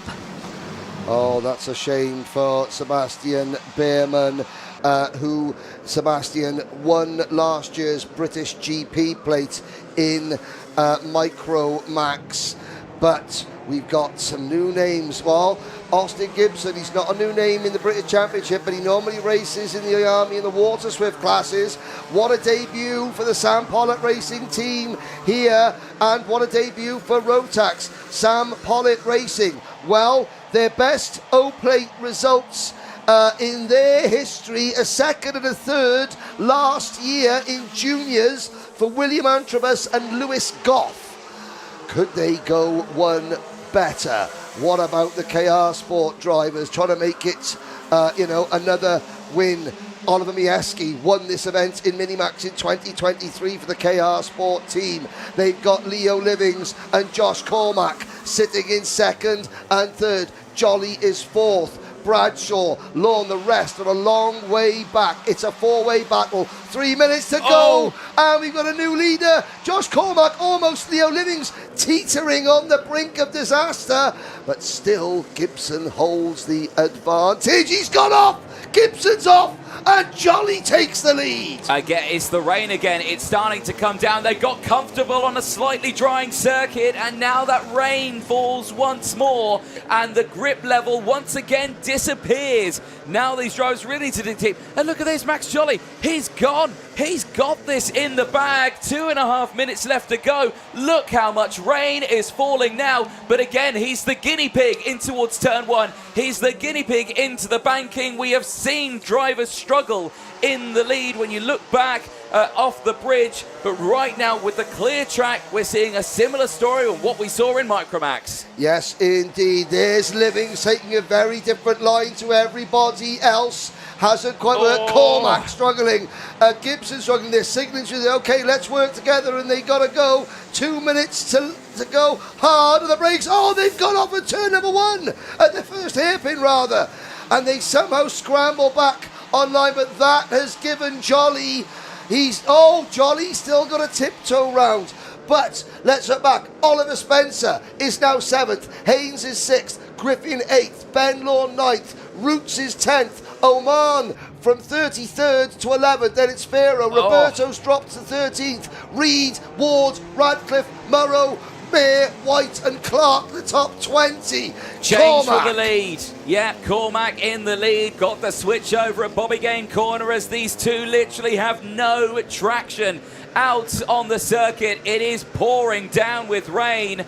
The slippery surface flags are very much out for the entire circuit as these drivers will be tiptoeing all the way around. Now there's a kart right in front of them now going through the corner. You can see there's more drivers just struggling to get temperature in the tyres. There is the number 15 that's rotating right nearer the back end. Yeah, Alfie Mayer, who was right up near the sharp end earlier on. And look at this now, no traction. There's Max Jolly. He's into second place, but he almost lost it. Yes, indeed, 30 seconds to go. They're travelling so slowly, they will almost certainly get the last lap. Oh, there's Jolly at the inside, but no. Cormac taking the high line. There is another KR Sport kart that has gone off. That's Oliver Spencer undoing some of the good work that he's done. He gained 23 places. Look at Gibson trying to close off. What a pass from Gibson. That was superb. Oh, no! Cormac loses the braking. Cormac spins it and cannons into Gibson. Cormac locks it up. Oh, Gibson's going to be spitting feathers, but Cormac, you could just see there was nothing. It's teeming down, ladies and gentlemen. Jolly leads. Look at his nose cone, though. Look at Max Jolly's nose cone. There's a very big divot in that nose cone. Cormac second. Theo Bradshaw is in the mix now. The last lap board is out, but this last lap is going to be one of the slowest yet most dramatic any of us will ever see. Oh, it's absolutely pelting down. These Minimax drivers, 10, 11 years old. Who are we going to get across the line first?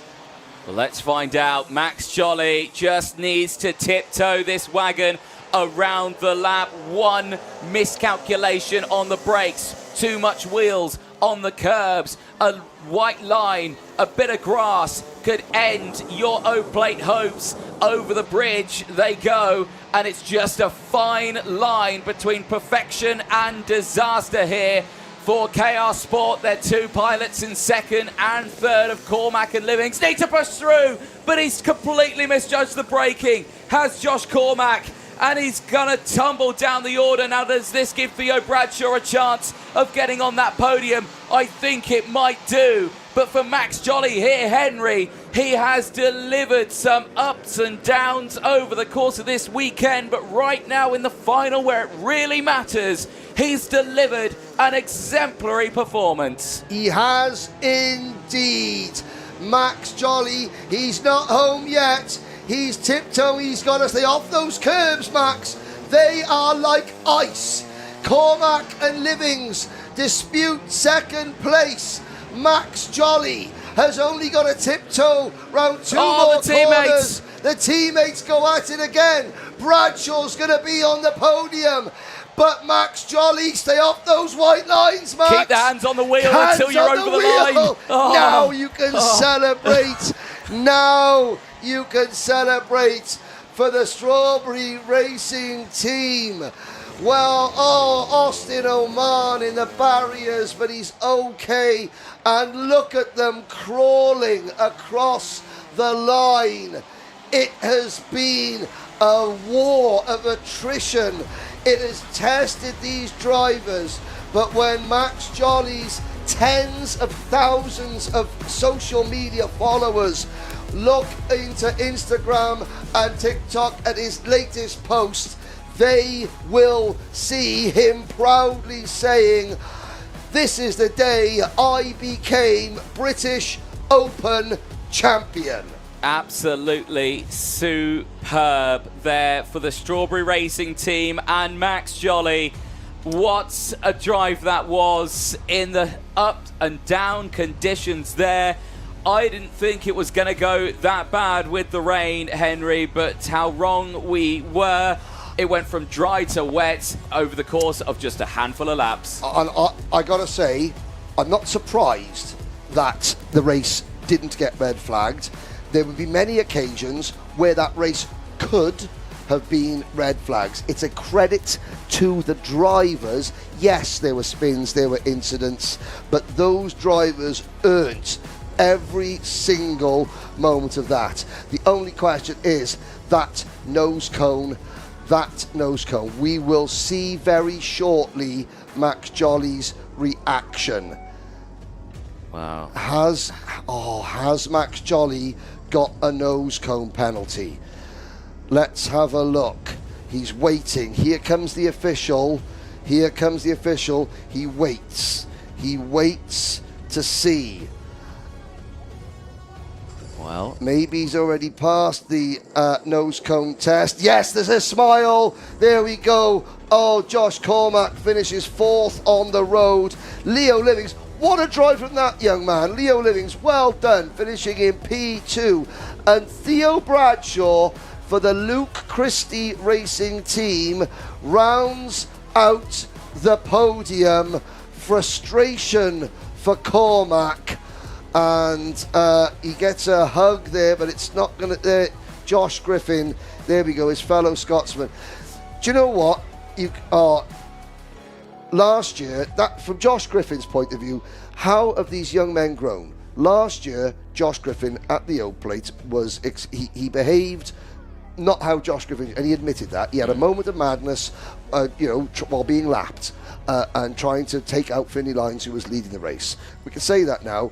Look at the way that young man, Josh Griffin, has grown. He's now, hey, I didn't win, but hey, let's comfort a driver. Let's try and prevent that driver from having another driver moment of madness. That is what I love to see, these young men and women growing, not just as drivers, but as human beings and as sportsmen. Here's a moment. All the Strawberry Racing team and a few more as well there. There's Mark Baines. He's happier now than he was the last time Sheffield Wednesday won a football match. And that's saying something. Oh, dear me. You can imagine that relief, can't you, from a driver. The ups and downs in that one, but all the way throughout. Nicole Sutherland's there. I'm sure they'll be chatting very, very soon. But Nicole, just down there, that is a great race. Not only it was a fantastic fight, but in wet conditions as well on slicks. brilliant. Absolutely brilliant. Absolutely brilliant indeed, Anthony. Max, here he is. He's just taken his helmet off. You must be ecstatic. Tell me about it. Yeah, so the first few laps I was like, oh no, I'm getting dropped. And then when it started to rain, I was like, yeah, I've got a chance. And then, yeah, I won, yeah. You absolutely did. And when the rain was coming down, how difficult was it out there? It was really difficult, but you had to hold the brake on the curbs, but I'm drenched, so. And I saw you ran over and gave Jordan, your mechanic, a massive hug, straight over to the Strawberry Racing team. Have you got anybody else you'd like to say thank you to? My mum and dad, my sister, my mechanic Jordan, Strawberry Team Racing, Cream Racing Engines for all the waft, and all, yeah. And of course, Max, you've moved over from the Hunter Motorsport team to Strawberry, your first big race in the UK with them this year, a massive win. Tina and Gary from Jag are going to give you that O-plate. Congratulations. How are you going to celebrate? I actually don't know, just high fives and maybe a McDonald's when I go home, yeah. High fives and a McFlurry. Congratulations, Max. Yeah, thank you. There he is then, your mini winner. Gary's got his O-plate there for him. What a drive from Max Jolly. We'll head back up then to hear some replays from that race, and then we'll see you on the grid for our Tillotsons. Well, let's have a look at those highlights, because right at the start here, well, at the first beginning part, it was absolutely fine and dry. No drama here through the banking. You saw the pitter-patter of the rain on the camera lenses, and then into hairpin 1. That's where it all went wrong for the field, and for Emerson McAndrew-Urin, he was out of the race. He did recover back to 21st in the end of that one, but the pole sitter losing out on his hopes for an O-plate in the early stages. Then you had the dramas from behind as well. Tom Reed getting the lead, a mistake on that curb with the wet conditions and the rain starting to fall, just falling back in the order. Then you saw, of course, the likes of Edward Haynes. He would push himself forward. He would miss the chicane a little bit there into the Mike Wilson complex and rejoin the circuit. I suspect he may get called out for that one a little bit later on. He did finish that race in P5. You did see those other moments there as well with some of the global karting drivers going for a slight rotation on the start-finish line. Then the almighty battle at the front here. Josh Cormack for moments in the lead of the race, and then you just see going into the hairpins, the running wides here, the driver sending it down the inside. There you could see Austin Gibson, a brilliant drive for him, but then disaster struck there. Cormack into the back of Gibson at hairpin 2, sending them both into a spin, and then again Cormack into the thing. He had such a dramatic race in this one, and it didn't go all the way to the end on that one. To the line, heart in mouth moment here. We were saying, oh Max, keep your hands on the wheels, purely because we've seen drivers spin on those lines, but nevertheless the O-plates are done. Henry will be back in the box later on. For myself, it will be Anthony Jordan and Jake Peach in the box as Tillotson T4 Jr. gets ready for their final.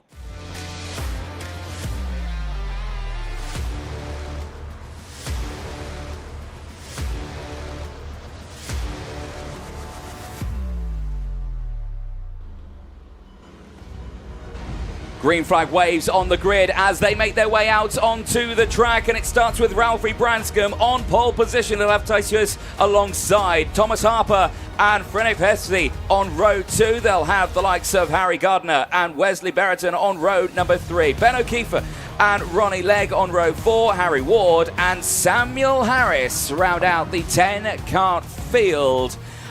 For Tillotson T4 Junior, this is their final for the Tillotson T4 Nations Cup qualifier here at PF International. Jake Peach in the commentary box with me now. Jake, I'm still catching my breath from the last race.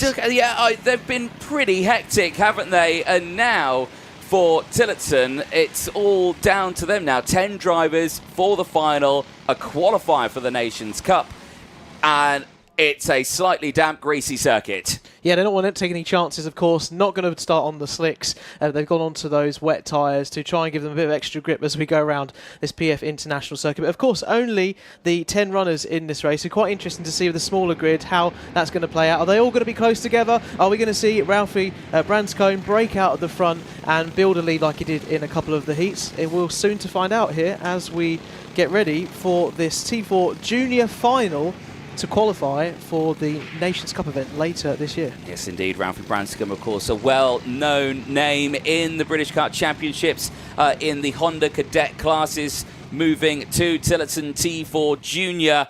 Big jump for him in terms of the size of the karts themselves as they get themselves into the tram lines. We are racing for the final in T4 Junior. Hold your breath. In towards turn 1, there is a rotation in the back. Round and round and round it goes. It is Ben O'Keefe who brings it back on the straight and narrow, albeit I can imagine slightly dizzy now after that, what was it, 360 and the rest. Yeah, I can't imagine that's going to be the last spin we see in this race, but who knows? It's very difficult, damp conditions out there, as now we see a challenge from the 96 of Ralphie Branscombe trying to take the lead back off of Thomas Harper. A nice skirmish going on there as we approach hairpin 1, but still very tricky down into that braking zone with the one with the more grip here at PF International. This second one here a bit more greasy, trying to a bit of a slightly tighter line as they're trying to come out here into this end of the second sector and up to the third sector, but it looks like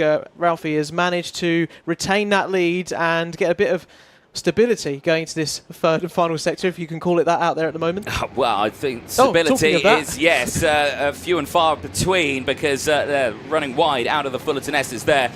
For Ralphie Branscombe, you've seen these different racing lines there. That's an unfortunate moment for there. He got onto that curb, and then, of course, because the bottom of the cuts was so low, he just grinded along like a skateboard on a skate ramp there until it came back on the circuit. Lost a little bit of time there, but still in control at the front of this one. Thomas Harper still there in second place as they head back towards the start-finish line. It is Branscombe from Harper. Huss is there as well. Havesi is still there in P4 from Gardner. Harris from Berriton. O'Keefe from Legg. Well, it's Harry Ward who's got up into 7th place now as it all updates on the screen. This is an important moment now, and you're really seeing from these drivers the different racing lines that you're seeing here. You're seeing drivers taking the traditional wet racing line. Branscombe there demonstrating. Then you see Harper, who sees that enticing gap down the inside because the driver's gone wide, thinking that I can go for the move here, and then realising that, oh wait, it's not going to turn, and then you get moments like this as down the inside, Tysus is going to fight back as he goes wheel to wheel with Harper now in towards hairpin number 2. Are they going to come out of the corner unscathed? The answer to that is yes, albeit still a little bit side by side, but it looks like they've sorted it out, and you can see the direction changes there of just hitting the brakes, that initial tap of the brakes and the kart going sideways, trying to correct it. It's so slippy out there. Well, whenever you go to arrive and drive, you never tap on straight away, as we see a bit of a lunge there from Thomas Harper, looking up the inside of Ralphie Branscombe, but not making that stick there. But yeah, of course, when you hit the brakes, particularly in these conditions, you have to be so light on that brake pedal, but the gradual, cadence braking, coming off of the pedal as gradually as you can, and then back onto the throttle as you dare in these very damp conditions here at PF International. And everyone making use of that runoff there and the start-finish straight, maybe not gaining some lap time from it, but really trying to wrestle that kart through as they come up through now, as we see on our screen, to the bowl section and onto the Litchfield Bridge, which I think they've got to be even more careful here when they're going over right into this very tight left-hander here, and not get on this grass too much, because that could be very costly and lethal in these kind of conditions. Well, the curbs over the Litchfield Bridge are very, very big, and you don't really want to hit them. You can't really grab onto them like you can through the Terry Fullerton S's. A lot of white line there for Thomas Harper in the braking zone. You just see how quickly he lost the back end. I say the same as well for the likes of Frederick in the background and Havesi off the circuit. And round is the 77. You saw him as he exited out of the final corner. He hitted the helmet there. He was saying, come on, do better, do better. But he's just having those micro moments out on circuit. It's so easily done. And there as well for Titus as well, out of second place. He's lost out on P2 here. And it just shows how tricky it is on circuit. They are all struggling to find the traction. It is those worst sort of conditions for wet tyres. These tyres work best when it's pouring down with rain and there's so much standing water out there that it disperses the water out the tyre, puts the rubber down on the tarmac. They don't have that here. It's just a greasy layer. These tyres aren't really doing anything. That some would say they're probably better off on slicks, but yeah, but it's really tricky conditions. Very tight on the cutoff, isn't it? And it is. It's trying to get the tyre to get that purchase, but as you say, there's not enough water to go through the grooves to maybe keep the tyres at a good temperature, and then of course they're all balancing, trying to keep the heat in the tyres, but also keep them in a good condition, because all these spins they're having can't be doing any good for them either. No, exactly that. Of course, with wet tyres, they're always a softer compound to help with getting the temperature in the tyres, and that's why when you see a dry track on a wet tyre, how quickly that wet tyre disintegrates on a dry track. It isn't dry, it is still a wet circuit, that is 100% the fact, but you are seeing those dry patches now start to appear. The clouds are lightening up as well, just a little bit, so it's all opening up a little bit more. 6.5 minutes left to go of the session, and this is the battle for P4 right now. Harry Gardner up into P4, and just again showcasing that defensive line, but Paddock down the inside, and again that's just that enticing inside line that you see. You think the grip level's going to be there, and it isn't. And you find out, and it's so tempting, isn't it? Of course, they're in the final, and they're wanting to give it their all to get to this event in Valencia later this year.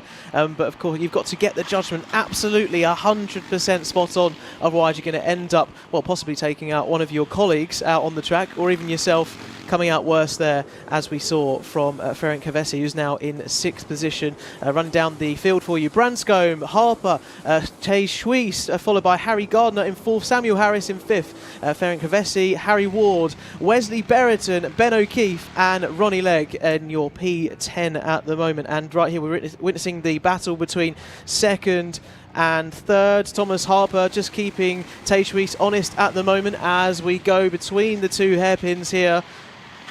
Again, in this kind of racing, though, those gaps take longer to close up, so it's really invaluable when Tay Schweis is right up the backside of Thomas Harper, right on his gearbox here, to take the opportunity and using a lot of the curb there to take 2nd position. Tay Schweis out in front now.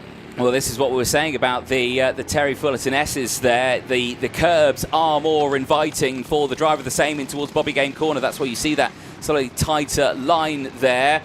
When you get into the Mike Wilson complex, the outer line works better, so you're constantly evolving through the lap of where you're positioning the kart. Sometimes you're clipping that curb on the inside there on the exit and into Pitts Bend. A lot of that inside curb just hooks it round and you can get on the power sooner rather than later. But for these drivers, they've had that opportunity to get onto these wet tyres now to really showcase what they've got. They've not had to struggle with a wet track on slicks. And as you've been pointing out today, Anthony, the track is going to be evolving all the time, as we haven't had any rainfall for a considerable foreseeable future.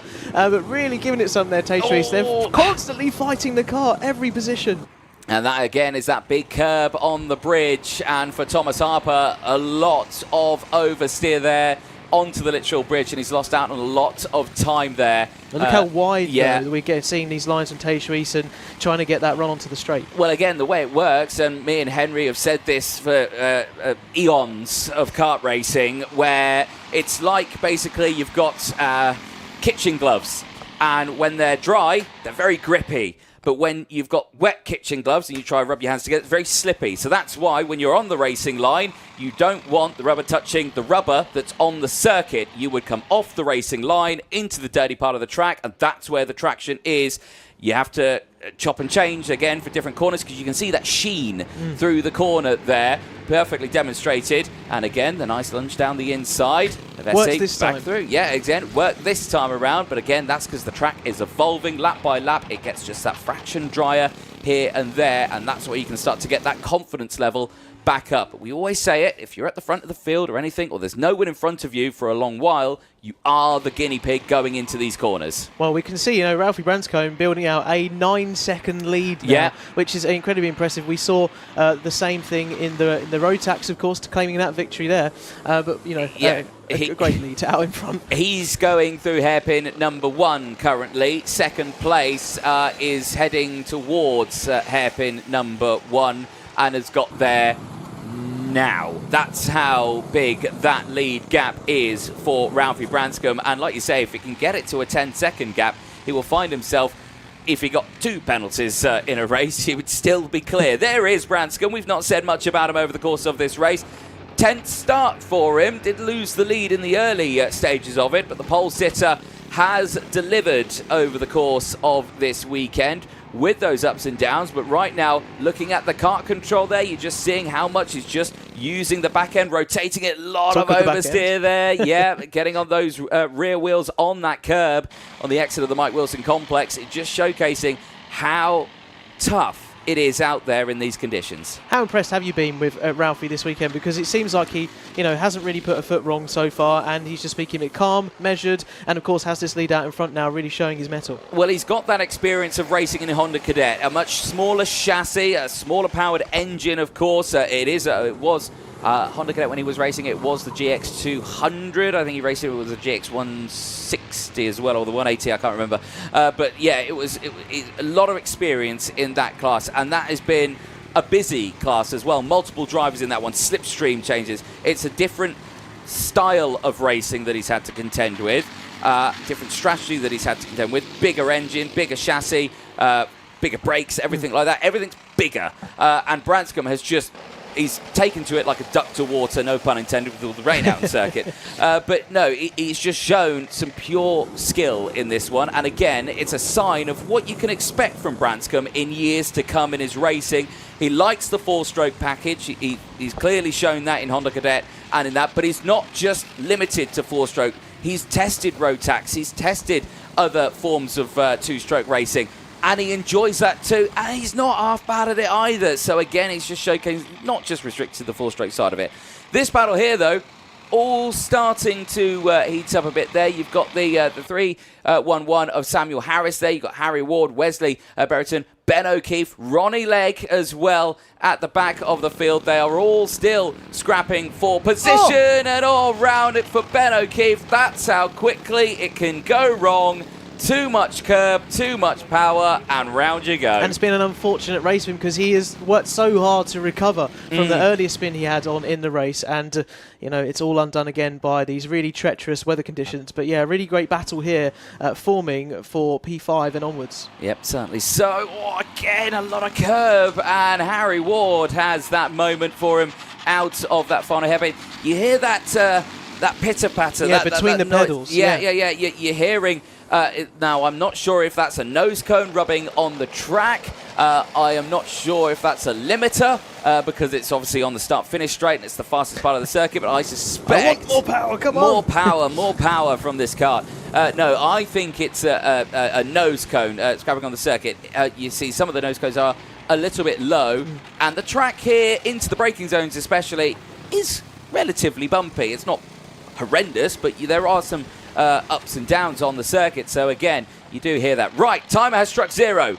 Last lap board is out for this young man here. Hands off the wheels there. Do you know what that is? He's been gripping it too tight. Confidence? Well, no, I think he's been gripping it too tight. His hands have seized up a little bit. That's a very common thing a kart driver can get. You feel it in the forearms. If you've never been karting before and you go out in a corporate kart and then you've done a 20-minute session, trust me, tomorrow you're going to feel it in the forearms. You're going to feel it in the shoulders, especially in wet conditions. You're constantly fighting the steering wheel, and he's just let go of the steering wheel to say, yes, my hands are hurting a little bit from gripping it so tight. But I love looking at Branscombe and his kart control here. Just cool, calm and collected. Of course, yeah, it's not the usual everyday thing that we get to go karting like this in the rain, and these kind of muscle groups are being used every day by us. So yeah, of course, but they're being so used to it, that muscle memory over the years, that experience that you talk about, Ralphie Branscombe building up. He is coming right through the final few corners now, coming towards the Mike Wilson complex, and pretty much a bit of a victory parade at this point. He's nearly 10 seconds in the lead. He's going to be about to come in through the final turns here at PF International to take this junior Tillotson T4 crown, to give him the maximum number of points and that automatic qualification for the Cup event in Valencia later this year. He takes the victory here at PF International. Ralphie Branscombe, a fantastic drive out in front of Tej Suisse, who's coming in across the line now at second place. A further 10 seconds down the road there for Tej Suisse, who just gets it to the line. Thomas Harper, another 18 seconds further down the road. He takes third place. A superb drive there, albeit a little bit sideways out of that final corner. Here comes Avesi across the line. Well, there's your order. They've not finished that order just yet, but that is the order that they're currently in on track. But that's a smile on his face there. One who was in the media centre getting his photo taken. I can imagine the smile is even bigger underneath that helmet. Well, he's going to Spain for a few days, isn't he? It's going to be nice and warm, the complete opposite of now, and he's going to get to go karting and show what he's made of even more so. Exactly, heading to that Lucas Guerrero circuit in Spain. A fabulous, fabulous venue. But of course, the top three, we must also give credit to Tej Suisse and Thomas Harper. Automatic qualification for them, and some great points in the bag for later this year. If you do go on to race in the other T4 series, more points in the bag and available there too. Exactly that. Not over just yet for these young drivers, but here at PF International, that is done and dusted for the T4 or the Tillotson T4 Junior categories. They will make their way back towards the weighbridge. Like I say, not over just yet. Are you above the weight? Yes. Is your nose cone good? Yes. He's all good. Branscombe can celebrate now. I love that style of kicking it off the weighbridge there, kicking the foot just through. Another, exhalation of energy, I guess, if that's the correct term. I don't know. It is a correct term. Right, well, Ralphie, you're heading over there to the scrutineering bay. There is a nicely placed number 1 board behind you. You could probably push it backwards over there. That's probably more appreciated for the media team. He's staying humble. Out there. No, he's staying humble, yes. Big smile on your face there, but your wagon needs to go over there, Ralphie. You're walking over there. You forgot your cart, lad, but never mind. For Ralphie Branscombe, we're going to chat to him. Nicole Sutherland, over to you. We are going to chat to Ralphie. Ralphie, here he is there next to the number 1 cart. Ralphie, I do think you forgot your cart. It was supposed to go in front of here. Ralphie, you've just qualified for the T4 Nations Cup in Valencia. How do you feel? I'm over the moon. Like, I was coming into this weekend, first time in the T4, just expecting maybe get top 3 at the end of the day, but to win it means the world to me. And, this time last year, I interviewed you after you had won the O-Plate in Honda Cadet. You're now a bit taller, you've jumped into a big car, and it's the same result despite, different engine, different car, different circuit. You've got a bright, bright future, Ralphie Branscombe. Tell me about it. It was just at the end, I knew I had a big gap, so I was just keeping it on track, and I just took it up slowly. Like, I started in Honda, done Honda first 3 years, jumped into an X30, then a Rotax, then this, and this has been probably my favourite. And looking forward to Valencia then, the T4 Nations Cup, do you think that maybe you could bring home a win for your home country? Maybe, I'd have to try it. And Ralphie, I know that you've got your dad Joe on the tools for you this weekend. Your mum Peaches is in the paddock. They must be so proud of you. Is there anybody else that you'd like to thank? Well, yeah, obviously all my family, AP Lifting, Adrenico, AP Lifting. What about JSCC? Yeah, JCC. Ralphie, congratulations. We can't wait to see you celebrate on the podium later on. Anthony, should we see some race highlights from that T4? Why, yes, Nicole, of course you will. My name's Anthony Jordan, and I'm going to take you through the highlights. No, I tell you who is going to take you through the highlights. It's going to be Jake Peach. Jake, a good spin to start the race, but then a complete cookery lesson from Ralphie Branscombe. Yeah, a spin at the start there for Ben O'Keefe, but then we saw Ralphie Branscombe really controlling that early part of the race there and really just building out the gap from there pretty much. And we had this good scrap here going on between the 15 of Thomas Harper and Tay Schwiess for the second and third. But as you can see here later on, Ralphie is just in a world of his own, building out that gap here. We see Thomas Harper again here then battling on a little bit more with Ferenc Havesi, but unfortunately getting a bit much of the conditions there. Ferenc, the Hungarian driver, a lot of spins, even Ralphie Branscombe. So there was the Dutchman Tish Hoyes going for a rotation. Ferenc Havesi, obviously different track surface. The Hungarian kart circuits and British tarmac is different. It gets cold, it's wet. The wet tyres used by the Tillotson T4s aren't good. But I mean, style points. The number 55 kart held on well there, Ronnie Legg. But Ralphie Branscombe was up the road. There's the silk cut Jaguar colours. You're a big fan of that Jaguar. If you're of a certain age and you grew up watching Group C sports car racing, the mere mention of a silk cut Jaguar does strange things to your insides.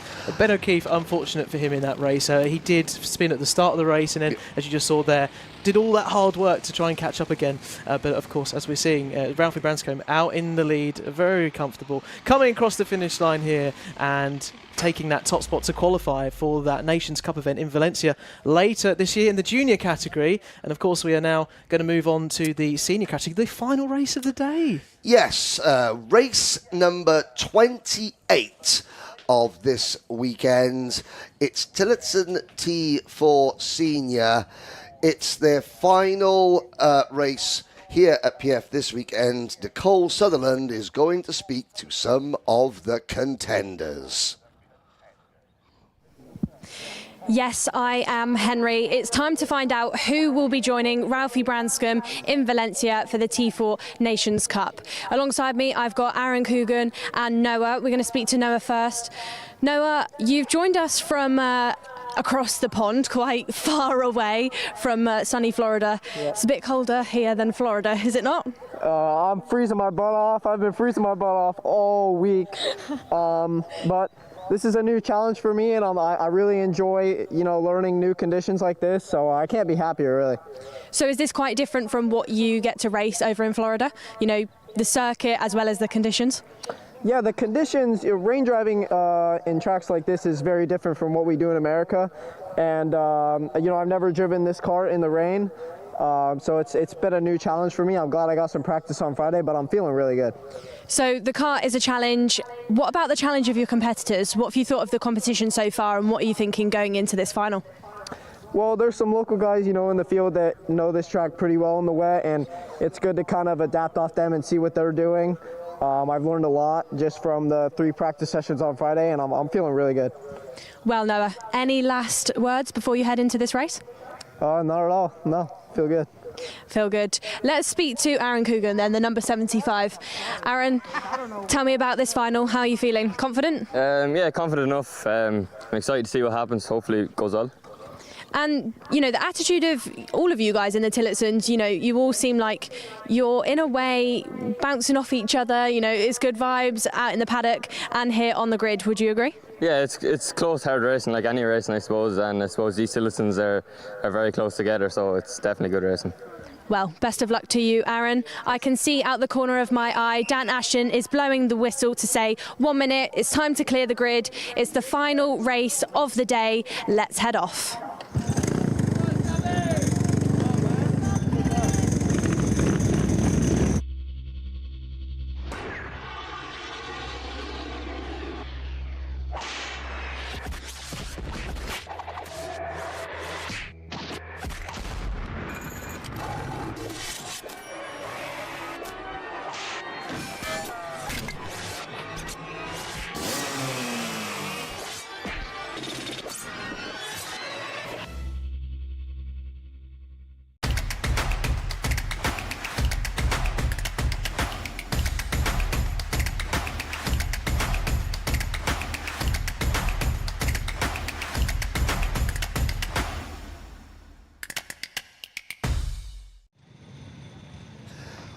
Once more into the breach, dear friends. Once more.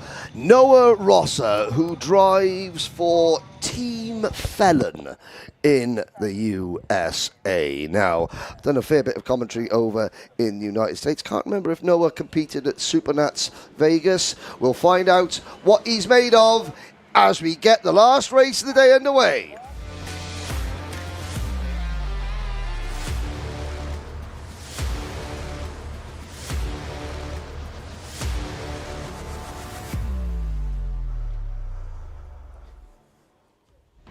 Let's have a look at your starting lineup.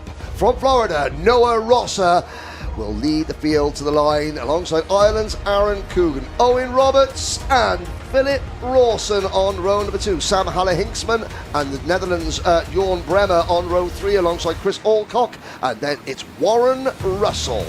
The top 10 rounded out by Pro Kart ace Henry Bell and Ewan Miller. Keith Burke and Joe Bechtold are next, followed by Tyler Brereton, Ed Davidson, Olivier Lemons, John Nuttall, then Zach Mead, Luke Hornstra, Jason Bradbury and Max O'Neill. 12 minutes plus 1 lap.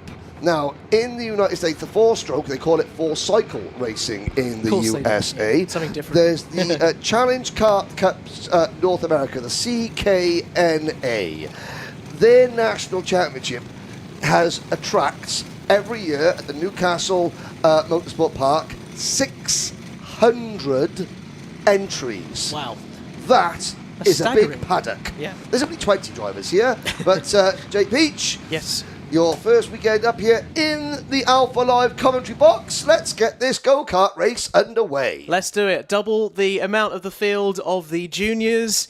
This is the final for the Tillotson T4 Senior round, the qualifying round here, as we look forward to the start-finish line for the final time. If they all get away and behave themselves down these tram lines as we go through and not get a full start, but we've got someone coming off there at the start there, It's making the his way to the number side. 3, Chris Alcock, who is retires meters past the start-finish line. Alcock out of the race, and another spinner up on the banking. That is the number 346 kart of Dutchman Luke Hornstra. But it has stopped raining. It's still a very greasy, slippery track, and the O plate almost got squeezed like a pimple there. And then, threading the needle, coming out of the corner is Jorn Bremer. Jorn Bremer, very good opportunist in the previous rounds and the heats that we've had, and looking to do that the same, although did get a bit caught on that inside curb there of hairpin 1. So a bit of tit for tat in terms of momentum going through there, and a nice move around the outside there from the 29 coming up the inside there of Philip Rawson, who has been talked about very highly throughout this whole weekend. Yes, Philip Rawson knows his way, especially now. His Kartmasters victory in 2012 came in conditions that were decidedly worse than this. But again, Noah Rosser mentioning about there's some local aces that know their way around this track at the back of their hand. He was referring to the likes of Philip Rawson as the O-Plate winner from last year. Gets run very, very wide indeed. But Aaron Coogan there taking the position from Noah Rosser up into P1, building that 7/10 gap now, and it can all change in a matter of moments.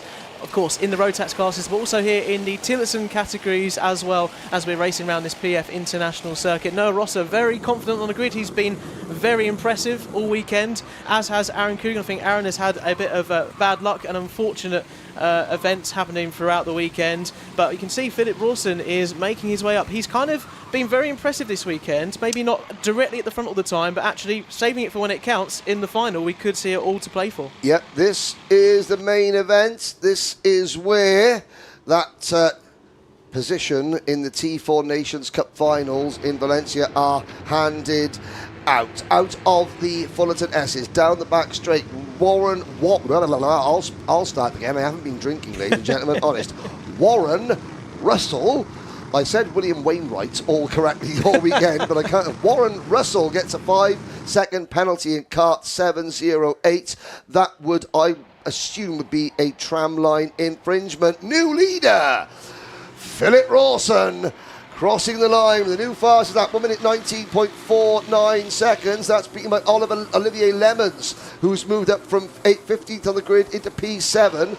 But we've got a 4-kart train, or a 4-kart battle up at the front. Yeah, we've really seen and it's some impressive racing and changes for the lead, not messing about out there, trying to pick those lines that are going to give them the best run and the best traction, taking the wider lines onto this first back straight as we come into hairpin 1. Very squirrely under braking as we're seeing. Here's a look at how Philip Rawson got the lead. There is, and it was, that's an expert move.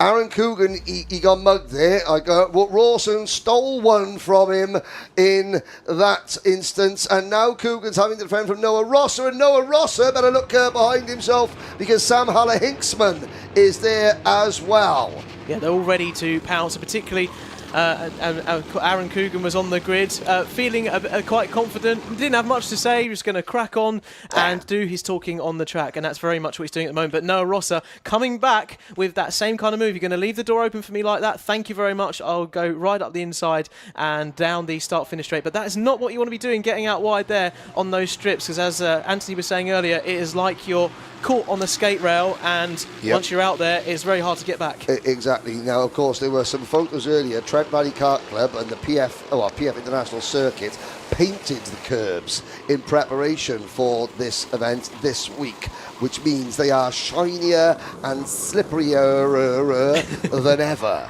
And there's a problem for number 347. That's Jorn Bremer. It could change just like that. The curbs that you have to use in the dry, you stay away from in the wet. The curbs that you don't use necessarily in the dry, you've got to use in the wet, but you've got to know how to use them. Sam Haller-Hinksman says, hello, Noah Rosser. I'm not from Florida, but this is how we do things in the UK. And Noah Rosser goes, all right, I see where you're coming from. I'll have a go at this, and tries to fight back. There was a nice little slide there to say, yes, I'm coming through. You better watch out. You better not cry. It's not Christmas yet, but that's just what came to my mind. 54. I like this guy. Hey, being a DJ from BBC Essex, you should know lots about music. It's flooding out finally in the final race. The 54 there, we've got our eyes on at the moment for positions 8, 9 and 10 down. That is Keith Burke, Owen Roberts, Henry Bell, who was in your Paddock Show over lunchtime as well, gave some great insight into this series. But unfortunately, you've got a lot of people getting out wide there and maybe just trying their best to fight the kart. But yeah, the conditions very, very tricky, very slippery, very greasy out there, almost like you're driving oil on times. It is. These are the worst track conditions, believe it or not, because the wet tyres, they haven't got enough water to sort of, on the track to dissipate, so that they can't just, the treads can't just dig in. But of course, in 4-stroke karting, maintaining the last thing you want to do is back off the accelerator coming out of a corner onto a long straight, because you lose that momentum in the engine. You lose so much momentum, and so of course once you've decided to put your foot down coming off the corner, you've kind of got to commit to that decision, which is why you have so many people running wide coming out of this corner here, Fullerton S's, and also the last corner, because you've got such a long straight that these 4-strokes you just cannot afford to send off the gas. As there's the number 24 kart, Ed Davidson, having a moment. But the battle is on for the race lead. Rawson, Coogan are now clear of Haller-Hinksman and Rosser, with Olivier Lemons doing a great job up into P5 now. Yeah, breaking out there, only half a second. I say only. That's it's fairly close, to be fair, but half a second gap between Aaron Coogan and Philip Rawson, and then Sam Haller-Hinksman. They crashed! Oh no! Rawson spins coming off the bridge, and Coogan had nowhere to go. I wonder if we can see that. I think that nasty curb coming off the bridge, I think Rawson just clipped it at the wrong... Well, we'll have to wait and see, but we got a new leader, and it is Sam Halley Hinksman. But battling all the time with Aaron Coogan. They do not want to let this opportunity up because a nice gap has opened up in the race. The status quo has been rearranged, and going over that curb there, one instant can really open it all up, and this is getting a little bit more heated now, as it will be in Valencia, hopefully later in October. Yeah, indeed. And so, I mean, all we saw was Rawson coming backwards off the bridge, and Coogan looked like he had nowhere to go as Rawson, but now, let's have a look. Oh, there's some rather wobbly nose cones there. That's Tyler Brereton. That nose cone looks decidedly wobbly-ish. And he was battling away with Ewan Miller in the number 414 cart. We got 4 minutes to go. Sam Haller-Hinksman leads by a 4-second. Rawson. Now, let's have a little look. A multi-angle replay, ladies and gentlemen. Let's have a look. There is the aftermath. Rawson spinning backwards, and it looked as though Rawson spun on his own and Coogan had nowhere to go. Yes, yeah. Rawson lost it on that curb, and there's no denying it. It was a self-inflicted spinneroony from Philip Rawson. And unfortunately, if he'd spun another direction off the racing line, it probably wouldn't have been quite the scene that it was. But unfortunately, that's racing. That's how it goes. So, question, Jake. Did Aaron Coogan make nose-to-nose contact with Philip Rawson with enough velocity to impact the nose cone bracket and thus give him a penalty? Because Olivier Lemmens from the Netherlands now finds himself in P2 and less than 5 seconds out. Here comes Noah Rosser as well, battling with the recovering Rawson. Coogan looking over his shoulder. Well, where'd everybody go? I'm sorry, Ireland, but that's the best I can do. But Aaron Coogan, of course, will be loving this because a few laps ago, it looked like Philip Rawson was all in control. Noah Rosser was looking like he was going to control this race right from the start, and he's now back down in 5th. As we come through the bowl section here, that's Olivia Lemon there, Lemon. I don't know how you say it. Lemons. Lemons When life close. gives you lemons, you just got to try and make lemonade. And that is what Olivier Lemmens is doing. Yeah, going down the back straight here to hairpin 1, getting right back out there to really make the most of those rear brakes on these Tillotson T4s in this senior category, live on Alpha Live. Sponsored by Wera Tools, as it has been all this weekend, going up towards hairpin 2. That gap is building somewhat now, up to 2.2 seconds as of the last sector. And as we come across into, though, this final sector, he's closed up the gap by a whole second, which in karting is a lifetime. Yeah, now Warren Russell is in number 708. He has moved up into 6th position, but he has a 5-second penalty. That would promote the O plate Owen Roberts, the number 54 of Keith Burke, the number 4 of John Nuttall, the number 15 of Henry Bell, Jorn Bremer, Jason Bradbury, Joe Bechtold, Zach Mead, and potentially Luke Hornstrom. But this is a good scrap. That was the battle for 6th place, back to 12th on your screens. There they go, under the bridge. Rawson, meanwhile, has set sail. Coogan leads, but don't count out Olivier Lemmens yet, because he's just set the Flying Dutchman has just set the fastest lap of the race, and that gap is coming down by 0.3 of a second per sector, not per lap, per sector. 1.4 seconds at the start of the lap. It's now 1.1 seconds. We're going to have an almighty battle of the lead pretty soon with Rawson and Rosser not out of it yet either. And as you've been talking about all day, it's about picking your moment and taking that chance at the right time, not trying to chuck it up the inside when there might just be half a chance. They've really got to be sure and get that judgment right. So Olivia Lehman at the moment happy to just sit there, close that gap now down to half a second, and hopefully pounce with 2 laps to go and make that move and construct it perfectly right up until the end of this race. Yes, as we look at the number 17 cart of Jason Bradbury crossing the line, the clock has got 10 seconds left on it. Next time around, they will get the last lap board. Aaron Coogan gets a really good second half of that lap. He increases his lead to 1.2 seconds. The clock strikes 0 now. Next time by, it'll be the last lap. They're going 3 wide on the bridge. Henry Bell in the middle, backs out of it, lives to fight another day. Well, you've only got 1.5 laps to go.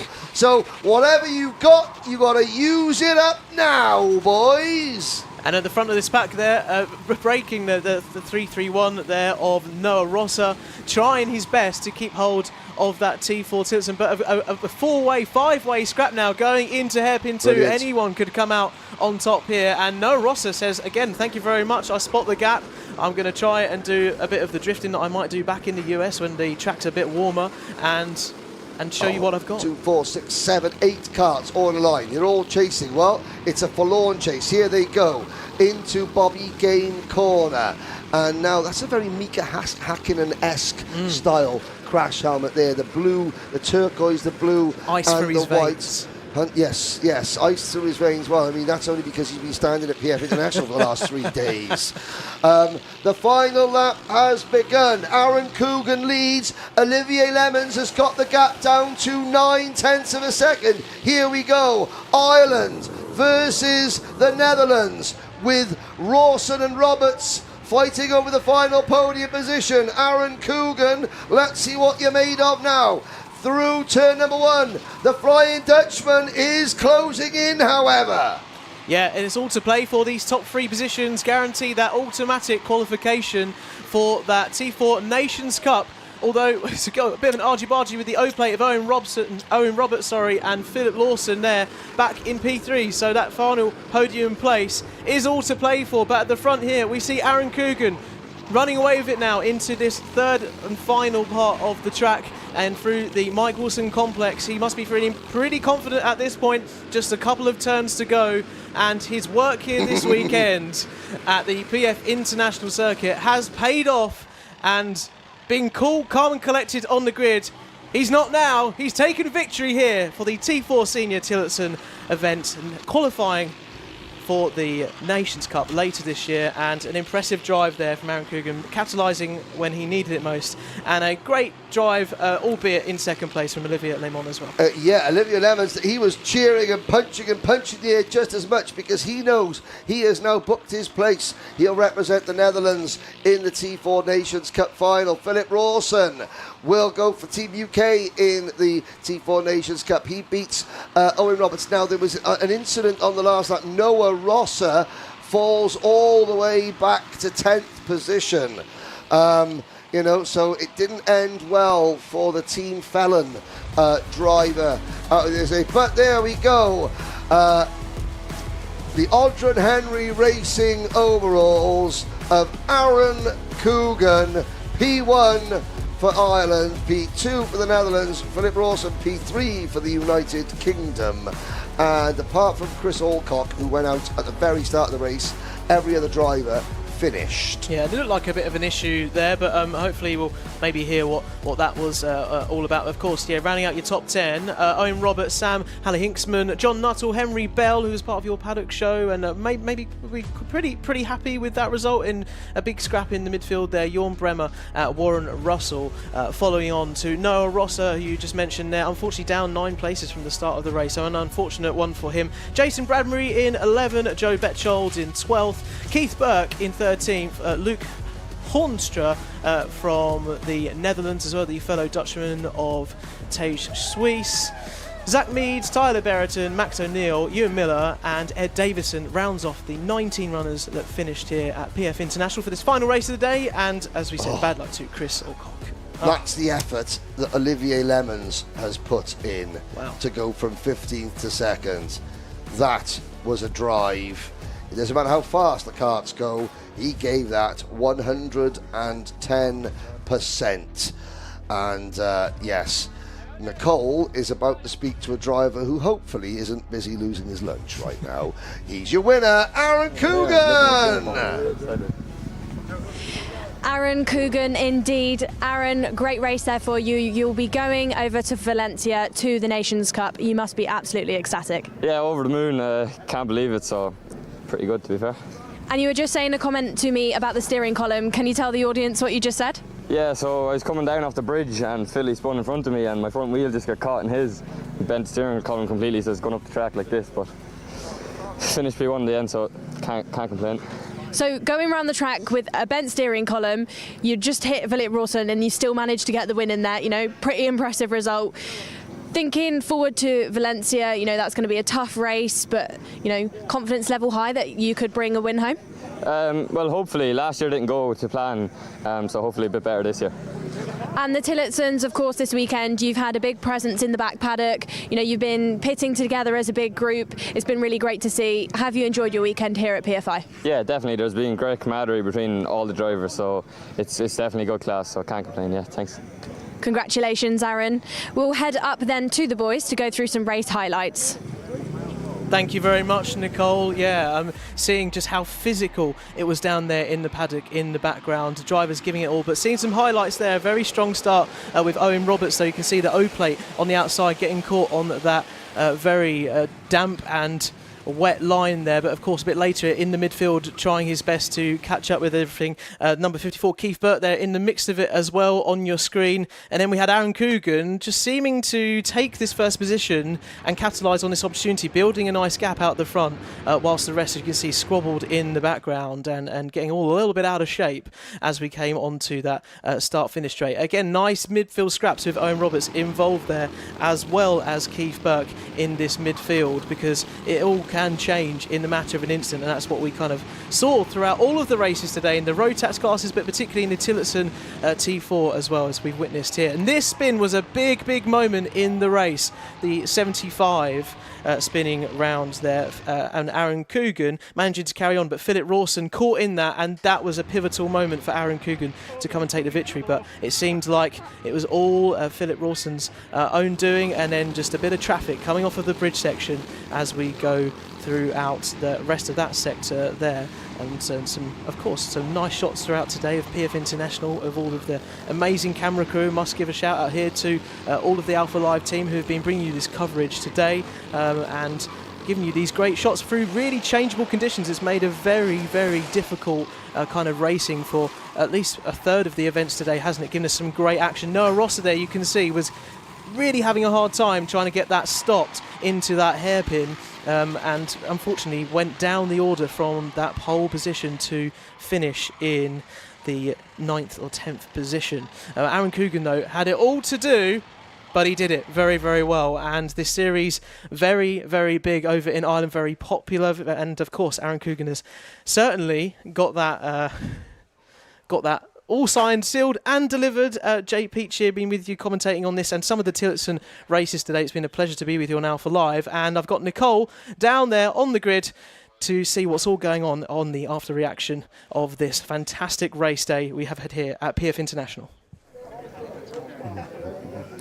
Thank you very much then, Jake. We're in Parc Fermé. I'm with Anthony, I'm with Henry. They've left the comms box. The curtain has closed on the O-Plate of 2025. We've crowned our Rotax champions for the year. We found our Tillotson T4 qualifiers for Valencia. Anthony, a weekend, you've come back to the UK. Have you enjoyed yourself? Oh, of course I have. It's lovely to be back in the UK. Despite the weather, despite the coldness or anything, I've been tucked up in the commentary box, but it has been brilliant. One thing I can say is that it's all blimey, it's hectic here. It is. It is. We've given you too much free time now over the FIA and stuff like that, but it goes to show, you've been commentating now for 2 years around the world. Britain has 2 world karting champions. This is their proving grounds, and it's just a reminder for everybody why British drivers go off and compete so well around the world. Do you know what I think this championship is a talent factory? It is a talent factory, and we had 4 amazing O-plates crowned. I mean, Max Jolly, great ride. Benedictus Masiokas, a clinic in the wet. Kai Hunter, Mr. 5-time Hawaii 5-0 Hunter. That's going to be a new one. And again, great result for Jack Freeman as well, a driver who we may not have picked at the start of the week, but has proved himself. And so the season, the 2025 season, looks really good. It's a shame that you're going to be somewhere else. I'm going to miss it. But hey-oh, it is what it is. What I'll be enjoying instead, ladies and gentlemen, is a bit of sunshine out in Europe. So while you're here in the rain and the cold and the wind, I'll be enjoying it. No, I'm only joking. But I'm going to miss it, really, because the racing, like you say, in the UK, the tracks are different. The driving is just, it's great, and I'm going to miss it. And I think you guys are going to look after it. And as well when our man Andrew comes back from Spain. Absolutely.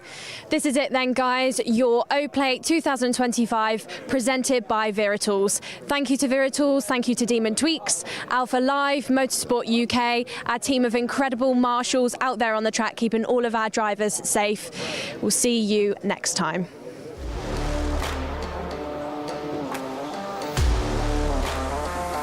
Got Karts in.